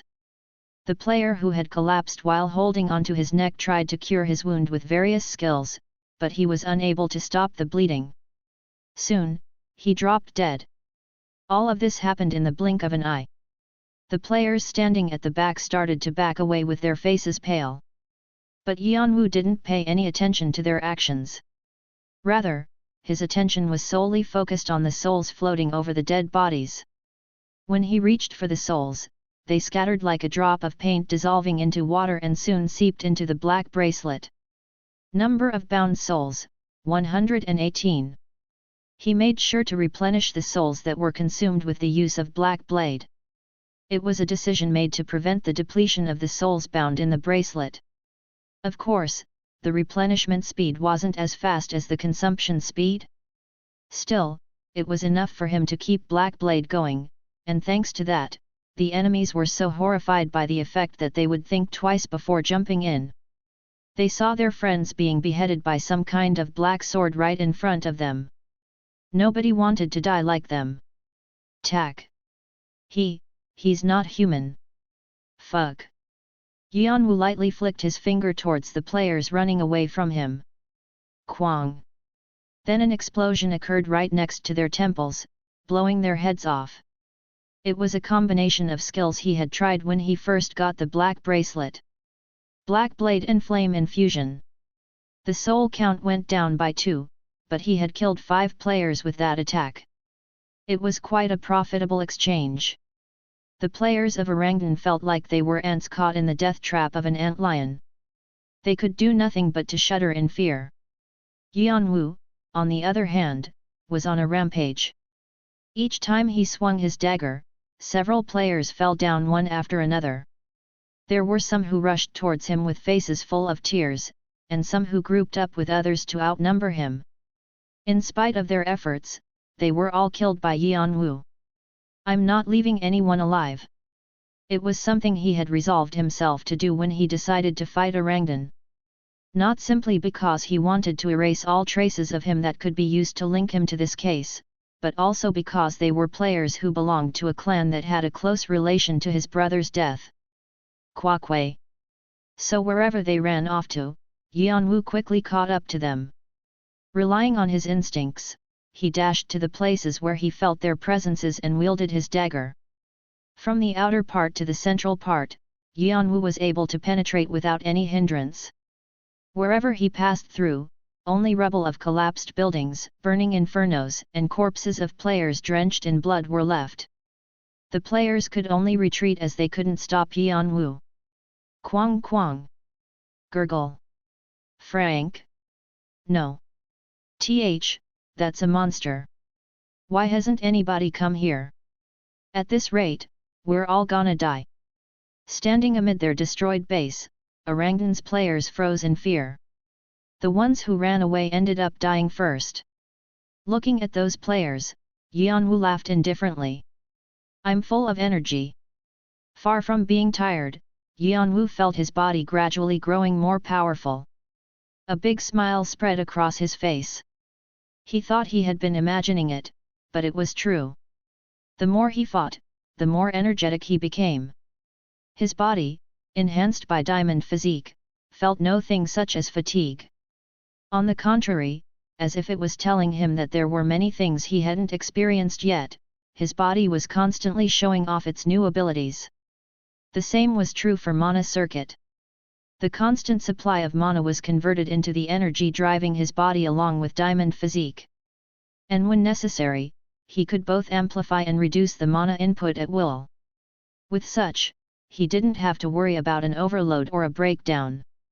Yeon-woo felt like he could do this all day long without a break. And the artifacts such as Black Bracelet, Monster's 5-colored jewel, and Goblin King's Eye did their job as auxiliary equipment. Whistle. The wind blew around Yeon-woo. The air waved with intense heat. Yeon-woo was aware that he had gotten stronger. But it was well above his expectations. With this power, with skills as powerful as these, I can do anything. Kong. Yeon-woo took one step forward. Thanks to his skills, he could revise his plan altogether. There's no need to stick with the hit-and-run strategy. I can just keep going like this and face them head-on. Then, I can devour them all. An intense light shot out from his eyes. Startled by his look, the other players took a few steps backwards. In their eyes, it was no different from a predator's eyes gleaming at the sight of its prey. Ugh! How can he still be unfatigued? None of them had the guts to jump at Yeon-woo. When they had first heard there was only one intruder, they had regarded it as a trifling matter. But over 80 players had already died, and a lot of them had died without even leaving a corpse. They finally realized that they had walked into the depths of hell on their own feet. Yeon-woo took another step closer. If you're not coming to me. Unable to withstand Yeon-woo's aura, the players stepped farther back. Then I'll come to you now. Yeon-woo smiled coldly and bent his knees to get ready to dart forward. The players' faces turned even paler in horror. Yeon-woo's feet kicked the ground and stormed his way into the crowd of players. Swish! It was then. Stop! When suddenly, a voice echoed like a thunderbolt across the sky. Yeon-woo stopped halfway and raised his head. A group of 10 players dropped down from the building across from Yeon-woo. Tack! Every single one of them seemed stronger than those he had fought so far. Especially the one at the front, he gave off dangerous aura undeniably stronger than that of all the other players present combined. The 2 swords hanging crossed on his back gave a very strong impression. It was built. And the 9 players behind him were the players from the tower sent by Jeong-woo. Ah, finally, he's here. We're saved. Hope appeared on their faces for the first time. Build's eyes, however, were filled with only anger. So you're the White Mask? All this time, you've been hiding like a pesky little rat, and now you've finally decided to show your face. But do you have any idea where you are? Build saw the players' dead bodies and the debris of the collapsed buildings lying everywhere around him. The last bit of Orangdan's barely remaining power had been destroyed. There were only about 30 survivors left after the incident. Considering that there had been more than 100 people just before he left, more than 80 players had died in his brief absence. This was all done by only one player. From the beginning to the end. This was the culprit who had screwed up everything for Orangdan. Whoosh! A rush of intense aura blew around Build. It was an aura as hot and intense as the resentment he was feeling. And on the other side, Yeon-woo was looking at Build with a frown on his face. What is this familiarity I'm feeling? Clearly, he was a player dispatched to the tutorial by Jeong-woo, a player Yeon-woo couldn't have met before in the tutorial. Therefore, he had been dealing with small fries up until now in order to draw a big fish like him out of their base. But even after achieving his goal, Yeon-woo couldn't make even a small smile. Because he experienced a strange déjà vu the moment he saw Build. He had memories of him, but Yeon-woo couldn't point out from when or where. His head tickled trying to search his memories. The energy he radiated, it was too familiar. I'd never forget someone with such a strong aura, but have I really seen him somewhere? At that moment, a phrase in his brother's diary flashed across his mind. There were 5 times I had a sword stuck in my heart. 3 belonged to the lords, 1 from my previous lover. The other 1 was from a person whom I believed was my friend. His brother had a friend he believed was the only person he could lean on when he was in danger. And his friend had a few players he called brothers that he took along.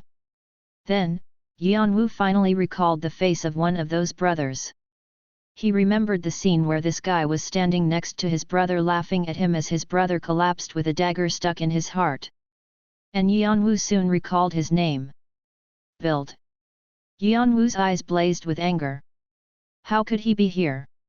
Players rarely returned back to the tutorial once they started to climb up the tower.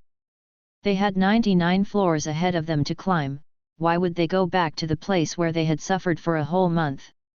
And as far as Yeon-woo knew, Build was one of the players who focused on climbing the tower. Why is a player like him in the tutorial, and even in Arangdan? Just then, all the questions that had been lingering in his head became so clear. Arangdan. The scavengers. Jeong-woo. Human farm. The real purpose they had been hiding. And then, the identity of the guy behind Build. It wasn't perfect, but he could sketch the barest outline of their plan in his head. This place wasn't just another hideout of Jeong-woo. Fire spewed out from Yeon-woo's eyes. Liant. He made this place in order to hide something from Jeong-woo. Chapter 48. 2 Hearts, 6. Liant. He who was once his brother's most trusted friend had turned his back on his brother and stabbed a sword into his heart. In return, he was invited to Jeong-woo as an executive. However, Liant had always been dissatisfied with his position. What he wanted was the position of Wushan, the very head of Jeong-woo. What if he still harbored such ambition? And what if Arangdan was the cover used to hide his plans? Everything seemed to make sense. Ha ha, ha ha ha. Yeon-woo burst out laughing with his hands placed over his mask. He couldn't hold back his laughter at all. He laughed so hard even tears started to well up in his eyes. After all, he happened to find a lead to his target in such an unexpected place. Who would have thought that Arangdan was Liant's creation? It was like finding a hidden treasure. Without knowing the reason behind his laughter, Build's face was distorted with anger. He couldn't understand how could Yeon-woo laugh instead of being scared in front of him. You must have a death wish. Kwakwe. The air began to stir as Build emitted his aura. The whole area shook violently. Arangdan's players collapsed onto the floor as they coughed up blood. Some looked up at Build with imploring eyes that begged him to stop. All of a sudden, Yeon-woo stopped laughing and lowered his hands as if it never happened. Then he slashed in front of him with Karshina's dagger. Splash! At that moment, the aura that was pressuring the whole area vanished. Yeon-woo had cut through the flaws. When Build saw this, the expression on his face quickly froze. Underneath the white mask, Yeon-woo's eyes flashed like a couple of will-o-wisps. Stop acting so affected. If you want a fight, just come at me now.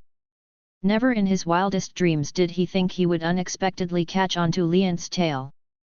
Build was one of the many sidekicks that Liant had. If Yeon-woo could subdue him now, he could put the screws on him to find out what had transcurred following the memories from the diary up till now. Jeong-woo, I think this will be the first gift I can give you. The look that Yeon-woo showed towards Build changed. It was like that of a predator, hungry for food. Build's face burned with shame and rage. No one had ever looked at him like this. That attitude was supposed to be his. Grank? Yes, sir. One of the 9 players behind Build bowed his head. Send a signal to the aisle right now. Tell them that we have a weird guy that came to fight Orangdan.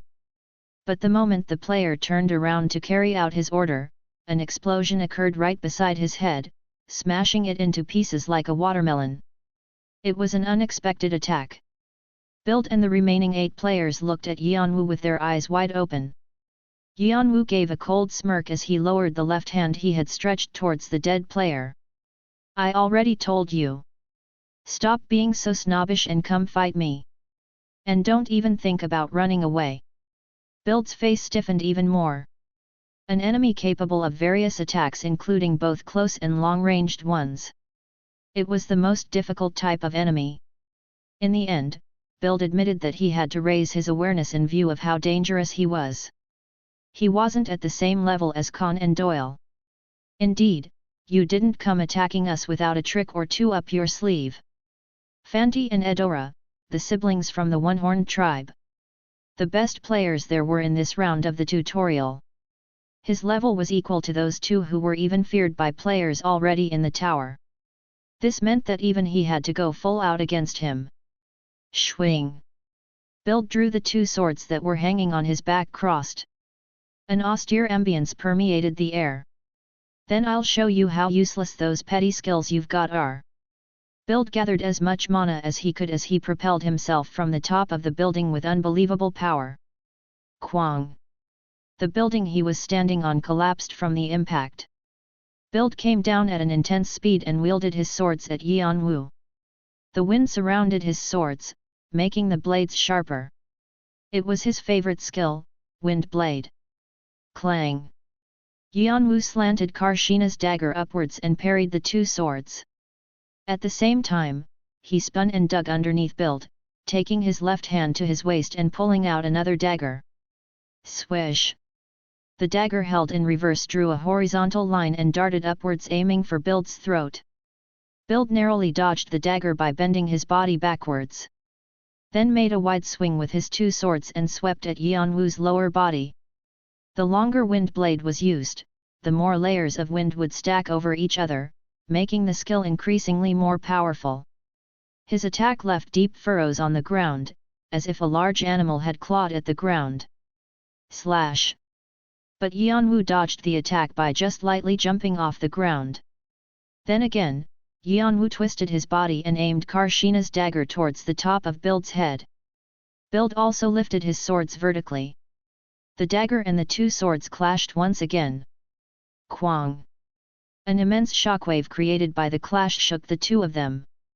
The ground caved down, and clouds of dust spread from side to side. The surrounding area except for where the 2 were standing was filled with clouds of dust. It was a tense battle in which neither of the 2 were being pushed back. The players watching their fight took a big gulp. Cold sweat broke out from their tightly clenched fists. Yeon-woo also felt like he was really fighting, unlike when he was facing the other players who were hardly worth dealing with. A fight where their head could fall the moment they made a single slip. A fight where a minor mistake could result in a great defeat. His breath came in short gasps. His muscles heated up. His back was tightly strained from the tension. A rush of adrenaline made him feel like he was floating in the air. The feeling he got on his first mission in Africa. It felt like he was living that moment all over again. And it came to Yeon-woo with a sense of indescribable thrill. The thrill of a savage beast being freed from the depths of the abyss and rushing over the mountains showing off its teeth and claws. So Yeon-woo approached closer to Build. Closer and closer. As if he didn't care about getting wounded. Swish swish. Clang clang.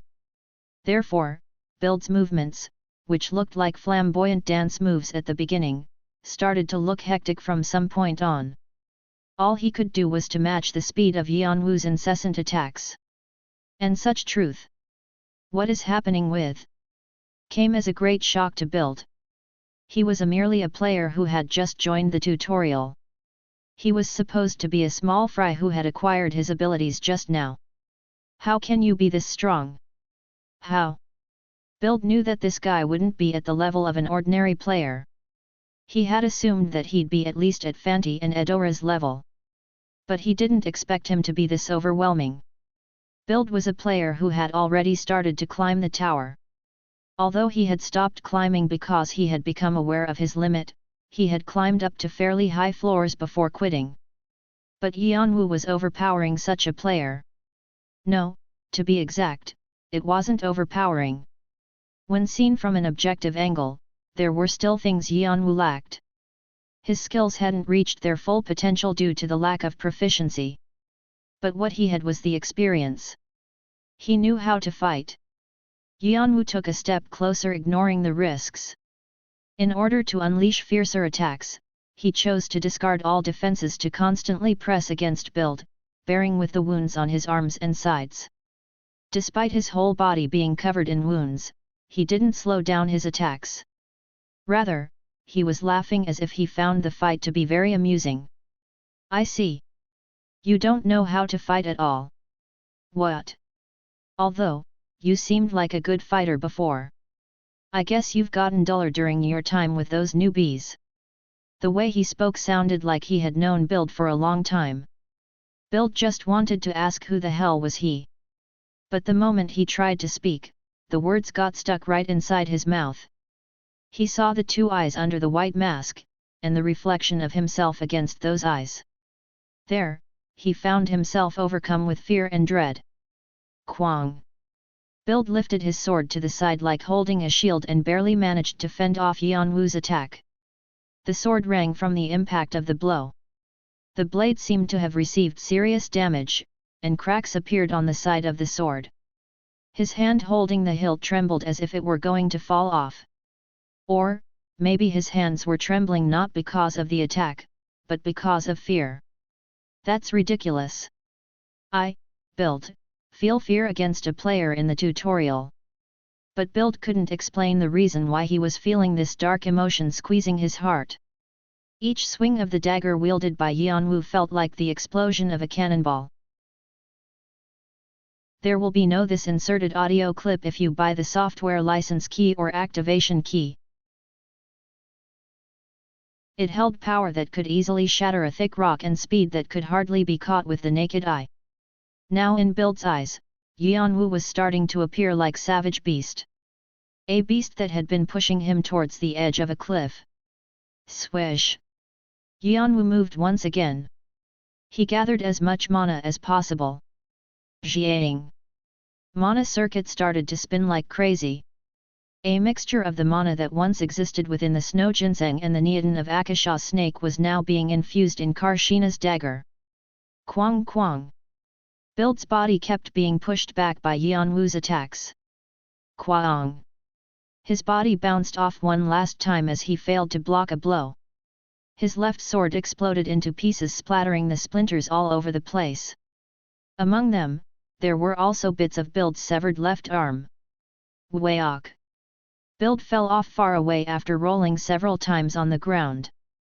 Blood was gushing out from his left shoulder. As he tried to get up, he bent down several times to vomit out blood. His broken ribs left him short of breath. Red veins were visible in his eyes. The whole world looked like it was spinning in circles. The pain in his left shoulder spread across his whole body, making his remaining right arm shudder. Tap! Build heard Yeon-woo's footsteps approaching him. To him, it sounded louder than thunder. Protect Build! Stop! Just then, the 8 players who had been standing back rushed in to save Build. However, splash! Yeon-woo consumed several souls to create a black blade, and slashed his dagger in a diagonal line. A black energy traversed through the air across the field. Soon, the bodies of the 8 players dropped onto the floor with their upper and lower bodies separated. Flesh and blood splattered all over the place. Everyone around was left with a huge shock. No one dared to approach Yeon-woo anymore. No, their fear was far beyond that point. Overtaken by fear and dread, nobody on site could think of running away. And such a scene came as a greater fear for Build. Now in his eyes, Yeon-woo was no longer a beast. He was a demon. A demon approaching him with a sneer on his eyes. Fuck. Jay, just stop him. Don't let him approach me, god damn it. Build desperately screamed at the other players, ordering them to stop Yeon-woo from approaching. Then, there was a change in the players who had been shaking in fear. Their eyes rolled back as they revealed only the whites in their eyes. Their minds went blank, leaving behind what felt like an aura of madness. Whoosh! Puppet mastery. It was a skill that allowed him to take control of other players that had been previously planted with a medium item specially created with the skill. Puppet mastery was originally Liant's innate skill. However, Build had formed a submission contract with Liant, so he was able to borrow part of Liant's skills. For a long time, Build had been secretly planting the medium items into the players who joined Orangdan in order to batten down the hatches. And this was the first time Build had used this skill. Unlike his master Liant, Build's incomplete skill made it impossible to restore the players back to their normal state once he triggered it. But right now, he was in no condition to take things into consideration. He had to hold Yeon-woo back as much as possible. Crore. Rar. Dozens of players rushed towards Yeon-woo all together. Without their sentience, they only followed Build's order. In the meantime, Build managed to get up and started running the other way in order to get the weapon that could turn the tables. Stone. I need the stone right now. That will be enough to kill him. According to their plan, its power should have been offered to his master, who had been wanting to become the Wushan. But that didn't matter to Build right now.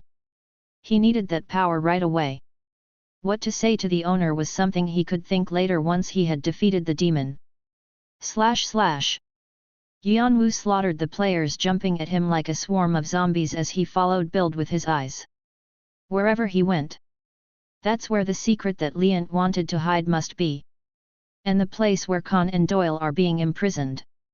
Chapter 49. 2 Hearts, 7. Gurgle. Yeon-woo pulled Karshina's dagger out of the neck of the last remaining player. Froth mixed with blood oozed out from his mouth until he collapsed onto the floor. The surrounding area was filled with corpses of the players who were controlled to attack Yeon-woo.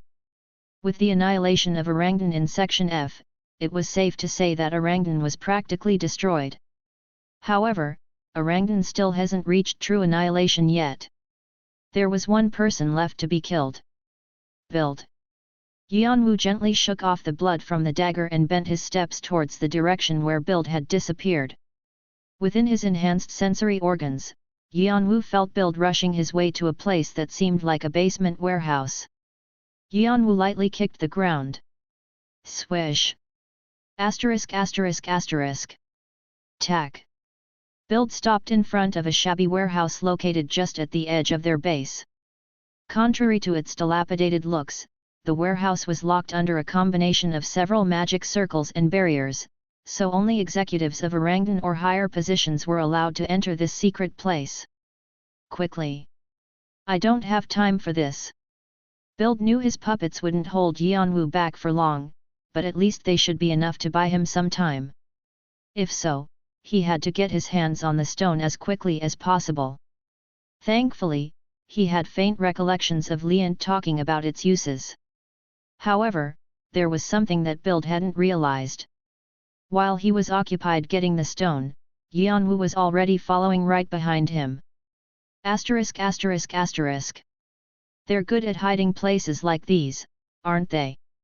Yeon-woo clicked his tongue as he looked at a spiral staircase he discovered inside the warehouse.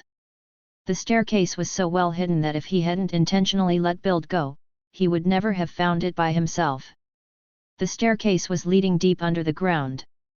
Yeon-woo carefully descended the stairs as he kept a fair distance from Build. Along his way down the stairs, he found a countless number of doors.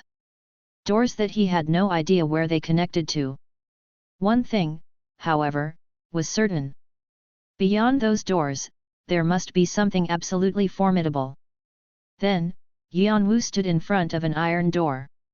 It looked unusually worn compared to the others. "I sense people in here." He could feel the presence of people from the inside. The presence of two people. Yeon-woo looked down the stairs towards where Build was. "This is the only way leading up to the surface. I should be able to catch him at any time." After finishing thinking, Yeon-woo opened the door without further delay.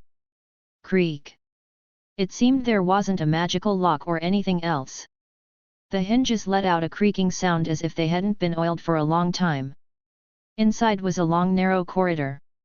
Metal bars lined up on both sides along the corridor, looking very much like a prison of some sort. The place stank of rotten bodies as if to prove there had been people locked up in there until recently. Bloodstains, nail scratches, and several other marks were seen at the place. Woo! Woo! Also, quite a lot of ghosts were hovering around the corridor. Even at a rough guess, they were at least thousands in number. Was this a human farm? Yeon-woo gritted his teeth. He did have the impression that it would be big, but its real size was way above his estimation. And when thinking of the doors he saw as he walked down the stairs, he couldn't even guess how many people had been caged up in this underground prison. He tried expanding his senses to cover a wider area, but he felt no particular survivors other than the two people deep inside the corridor. But what bothered him the most was that he was seeing signs of habitation inside several prisons. There must have been some kind of event that took place here not long ago. Yeon-woo's eyes sank deeply. In his eyes, there was a mixture of irritation and resentment. When he reached the deepest part of the corridor, Yeon-woo clearly saw it. The haggard look of Khan and Doyle tightly bound with chains to the walls. Asterisk asterisk asterisk. The only players locked up in the immense jail were Khan and Doyle. Fucking hell, what the hell's going on up there? Khan raised his head with an irritated face. Build and his minions had hurried away when they heard they had an intruder. Judging from their looks, something serious must have been happening outside. But since he couldn't just go out and see the situation outside, it was getting more and more frustrating for him. Still, there was one thing that he could guess. That the building they were in would soon collapse, because the whole building had been shaking wildly for some time now.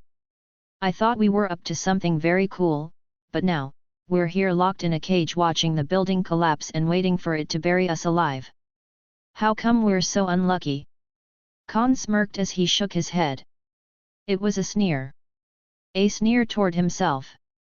"Hyung, you can't just put it like that." Then Doyle, who had been slouching next to him, slowly raised his head. Despite being hurt all over his body, his eyes were still looking sleepy. "You're the one who's unlucky." "But I'm not. I was just following you around and ended up like this." "So what? Your luck is being stuck in here with me." "If it is, that's just a rotten piece of luck. You're being sassy today, you know that." "Well, there's something I've been meaning to do. If I'm gonna die, I'll die after I talk back to you." "You're talking like you've always been an obedient brother." The two were busy squabbling at each other even on the verge of death. They were able to come all the way up to this point because they were so special to each other. Sigh. "Let's just stop fighting. We aren't getting anywhere anyway. By the way, what do you think Kane might be doing right now?" Khan suddenly recalled a friend, or maybe not a friend, who had gone and defeated Hargan with them. Even though he was blunt, the three of them had really fit well together. "Well, he was fine without us. I think he might be in Section G by now." "Yeah, maybe." Khan let out a smirk as he continued talking. "Ha, if I knew we would end up like this, I should have told him about that hidden piece. At least it wouldn't have gone to waste." Khan shook his head as he thought of the hidden piece he and Doyle had been wanting to get. The secret weapon that would let them catch up to the siblings. He couldn't help feel a little regret. But just then, "You can tell me now." A familiar voice rang from above. Khan and Doyle raised their heads with looks filled with surprise. From the corridor shrouded in darkness, a white mask stood in a spot where light barely reached. It was Yeon-woo. How did you? Kane. Kan shouted in disbelief as he looked at Yeon-woo. Doyle's eyes grew big along with it.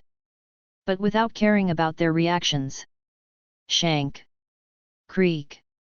Yeon-woo easily sliced away the metal bars by slashing at their flaws and entered the prison. You guys look like crap. Yeon-woo grinned as he looked at them up and down. Kan had a complex mix of expressions on his face. Pleasure, confusion, remorse, and gratitude. But then, he quickly turned his head to the side. Last time they were together, he had been very harsh on Yeon-woo. He didn't want to show his weak side like this. Instead, Doyle spoke with teary eyes. How did you get here? Yeon-woo swung Karshina's dagger and severed the chains that had been restraining Kan and Doyle. Clank clank. Then he answered as he shattered the remaining mana shackles on their wrists. The scavengers kept bothering me. It turns out they were actually part of Orangdan. Yeon-woo said it as if he had just been passing by. Doyle opened his eyes wide but soon smiled timidly. He didn't ask about how he had found this place. Because he didn't need to. Kan broke his silence after watching Yeon-woo freeing them from the rest of the restraints. Thank you.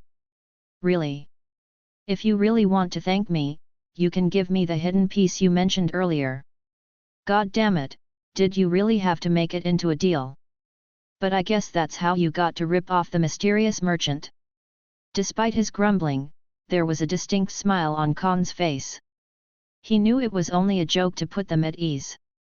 He was so blunt he would die before he could say nice words. Once all the restraints were gone, Kan tried to circulate mana. Every nerve of his body was screaming in pain, to the point that he started to wonder if he could make an escape in his current condition. He could tell for sure how messed up was his body, so he began to feel stuck and hopeless. After getting out of this prison, he would be nothing more than a burden to Yeon-woo. Doyle was slightly frowning as if he was thinking the same. So Kan made up his mind. He was going to tell Yeon-woo to leave them there. That he was already very grateful that he came to release them from the prison, and that they alone would find a mean to escape the place. However, as if Yeon-woo had read his mind, he gave out a slight snort. You don't have to worry about Orangdan. They're all gone now. Kan and Doyle were startled at Yeon-woo's remark. Orangdan is gone? What do you mean?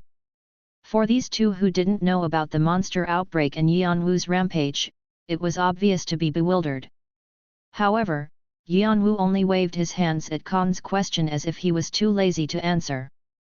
Kan narrowed his eyes for a moment and soon let out a deep sigh. Once he showed that attitude, he wouldn't tell him easily. Only, Doyle was still smiling.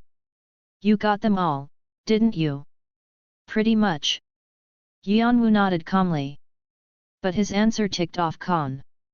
Hey! You just answered his question, why did you ignore mine? Yeon-woo stared back at Kan, but once again, he answered with a snort. Ugh! Yeon-woo's cheeky attitude made him clench his trembling fists. How sad was to be powerless at times like this.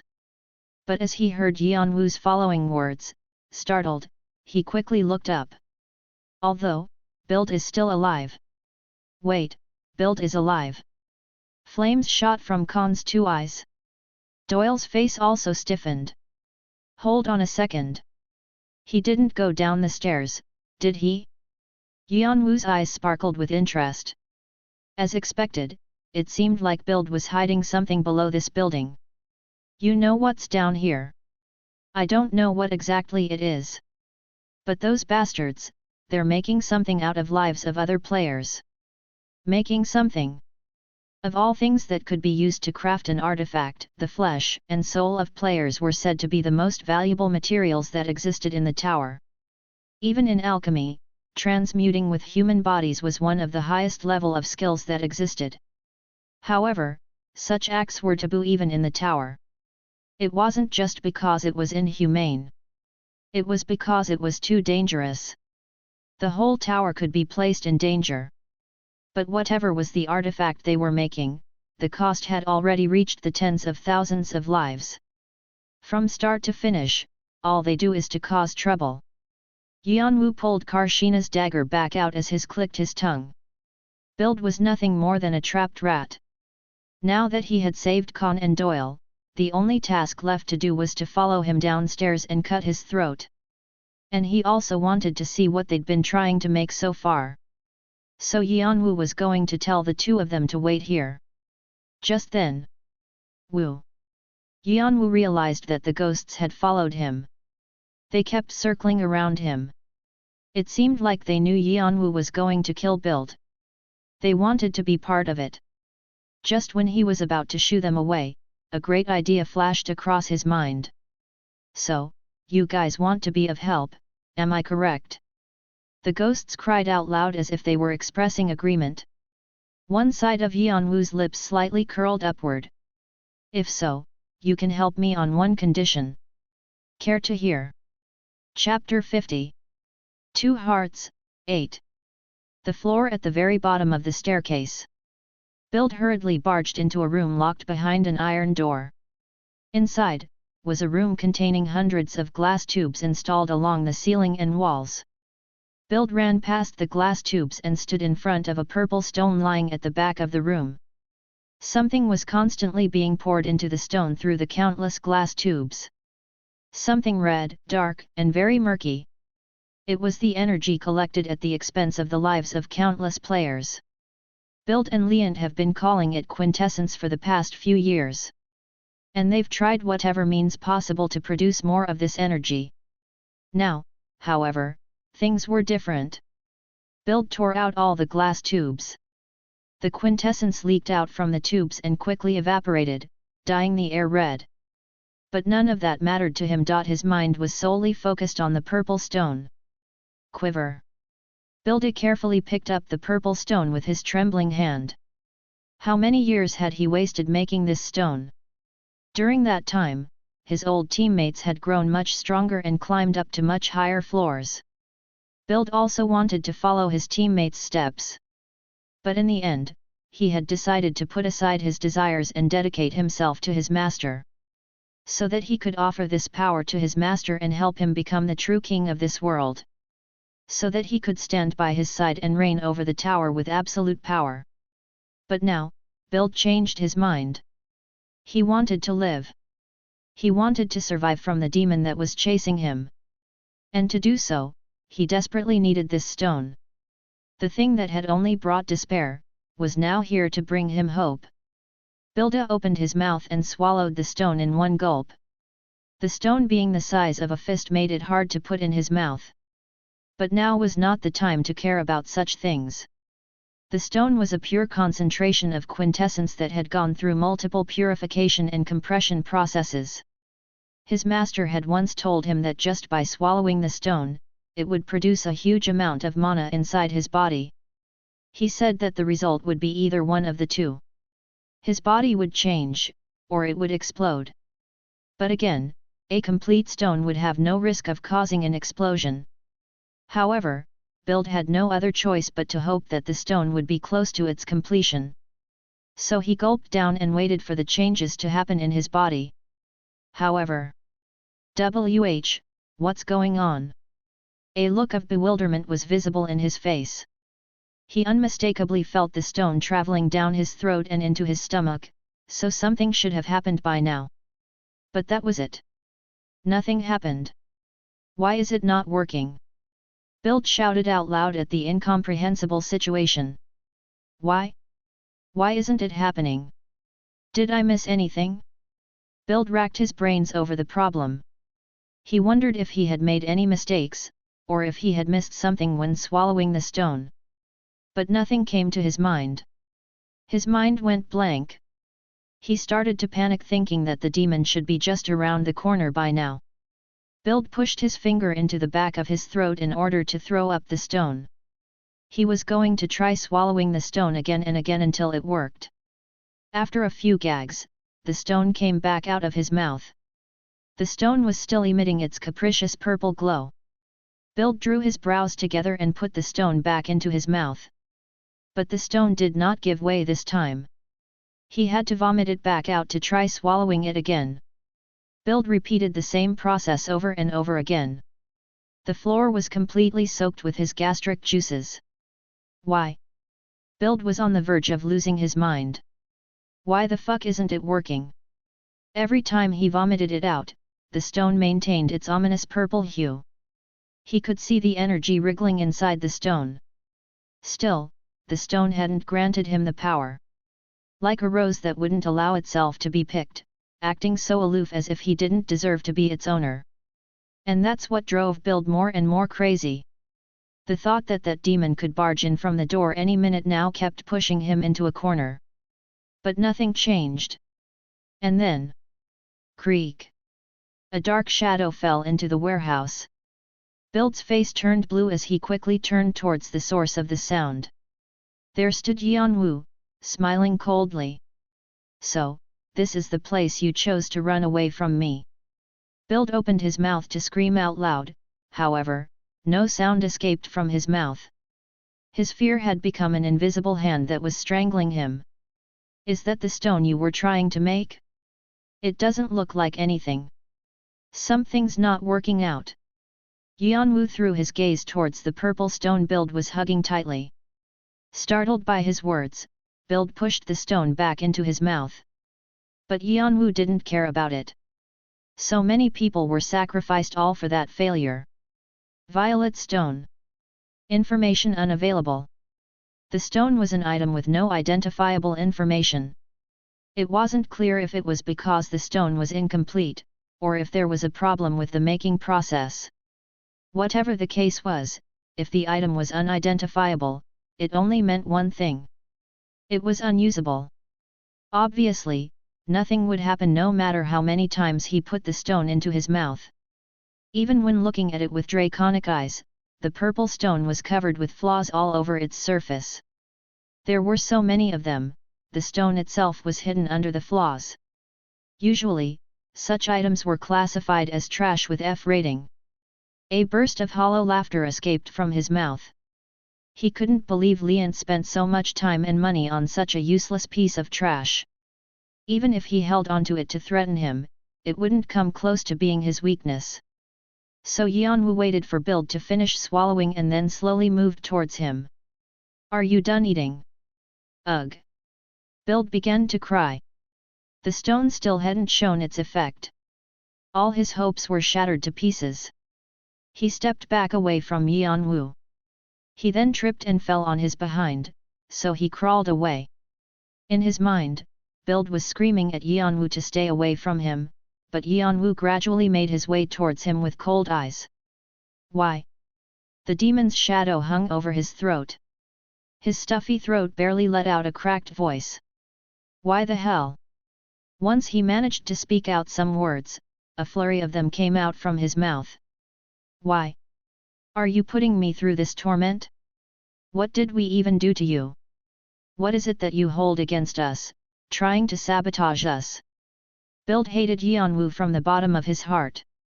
If it weren't for him, everything would have worked out smoothly. His master would have gotten the stone, and Build would have had the authority he wanted. Only success would have been waiting ahead of him. If only he went on his way without intervening into their business. If only he were like other players. But Build didn't give the slightest thought to the fact that he himself had also tried to kill Yeon-woo many times. After all, humans tend to only recall what they had suffered, not what they had committed. Just then. Sneer. Why, you ask?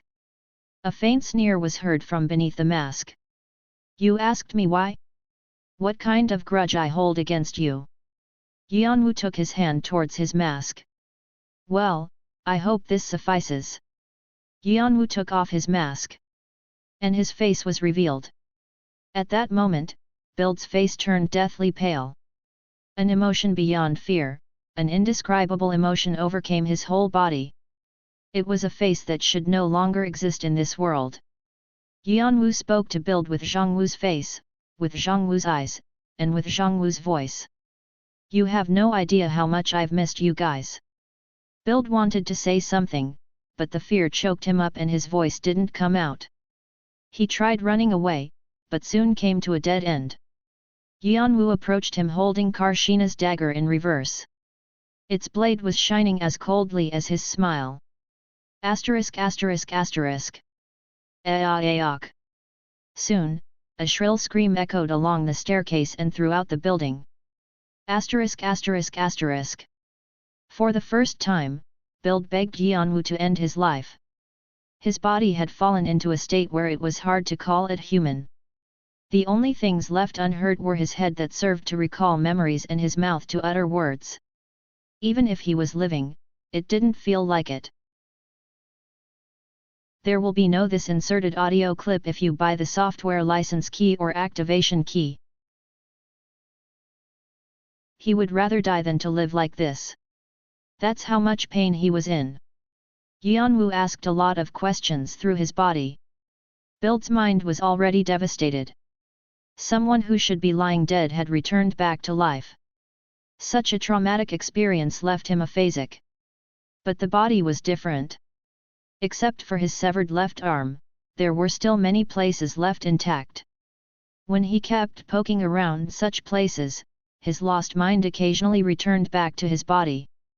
And thanks to that, Yeon-woo was able to figure out a lot of things regarding the time after Jeong-woo's death and after Arthea's disbandment. The tower had undergone a great change. There had been a transition of power, and the old members of Arthea had sought their own way to survive in various places. Each of them was able to get their hands on the things they wanted.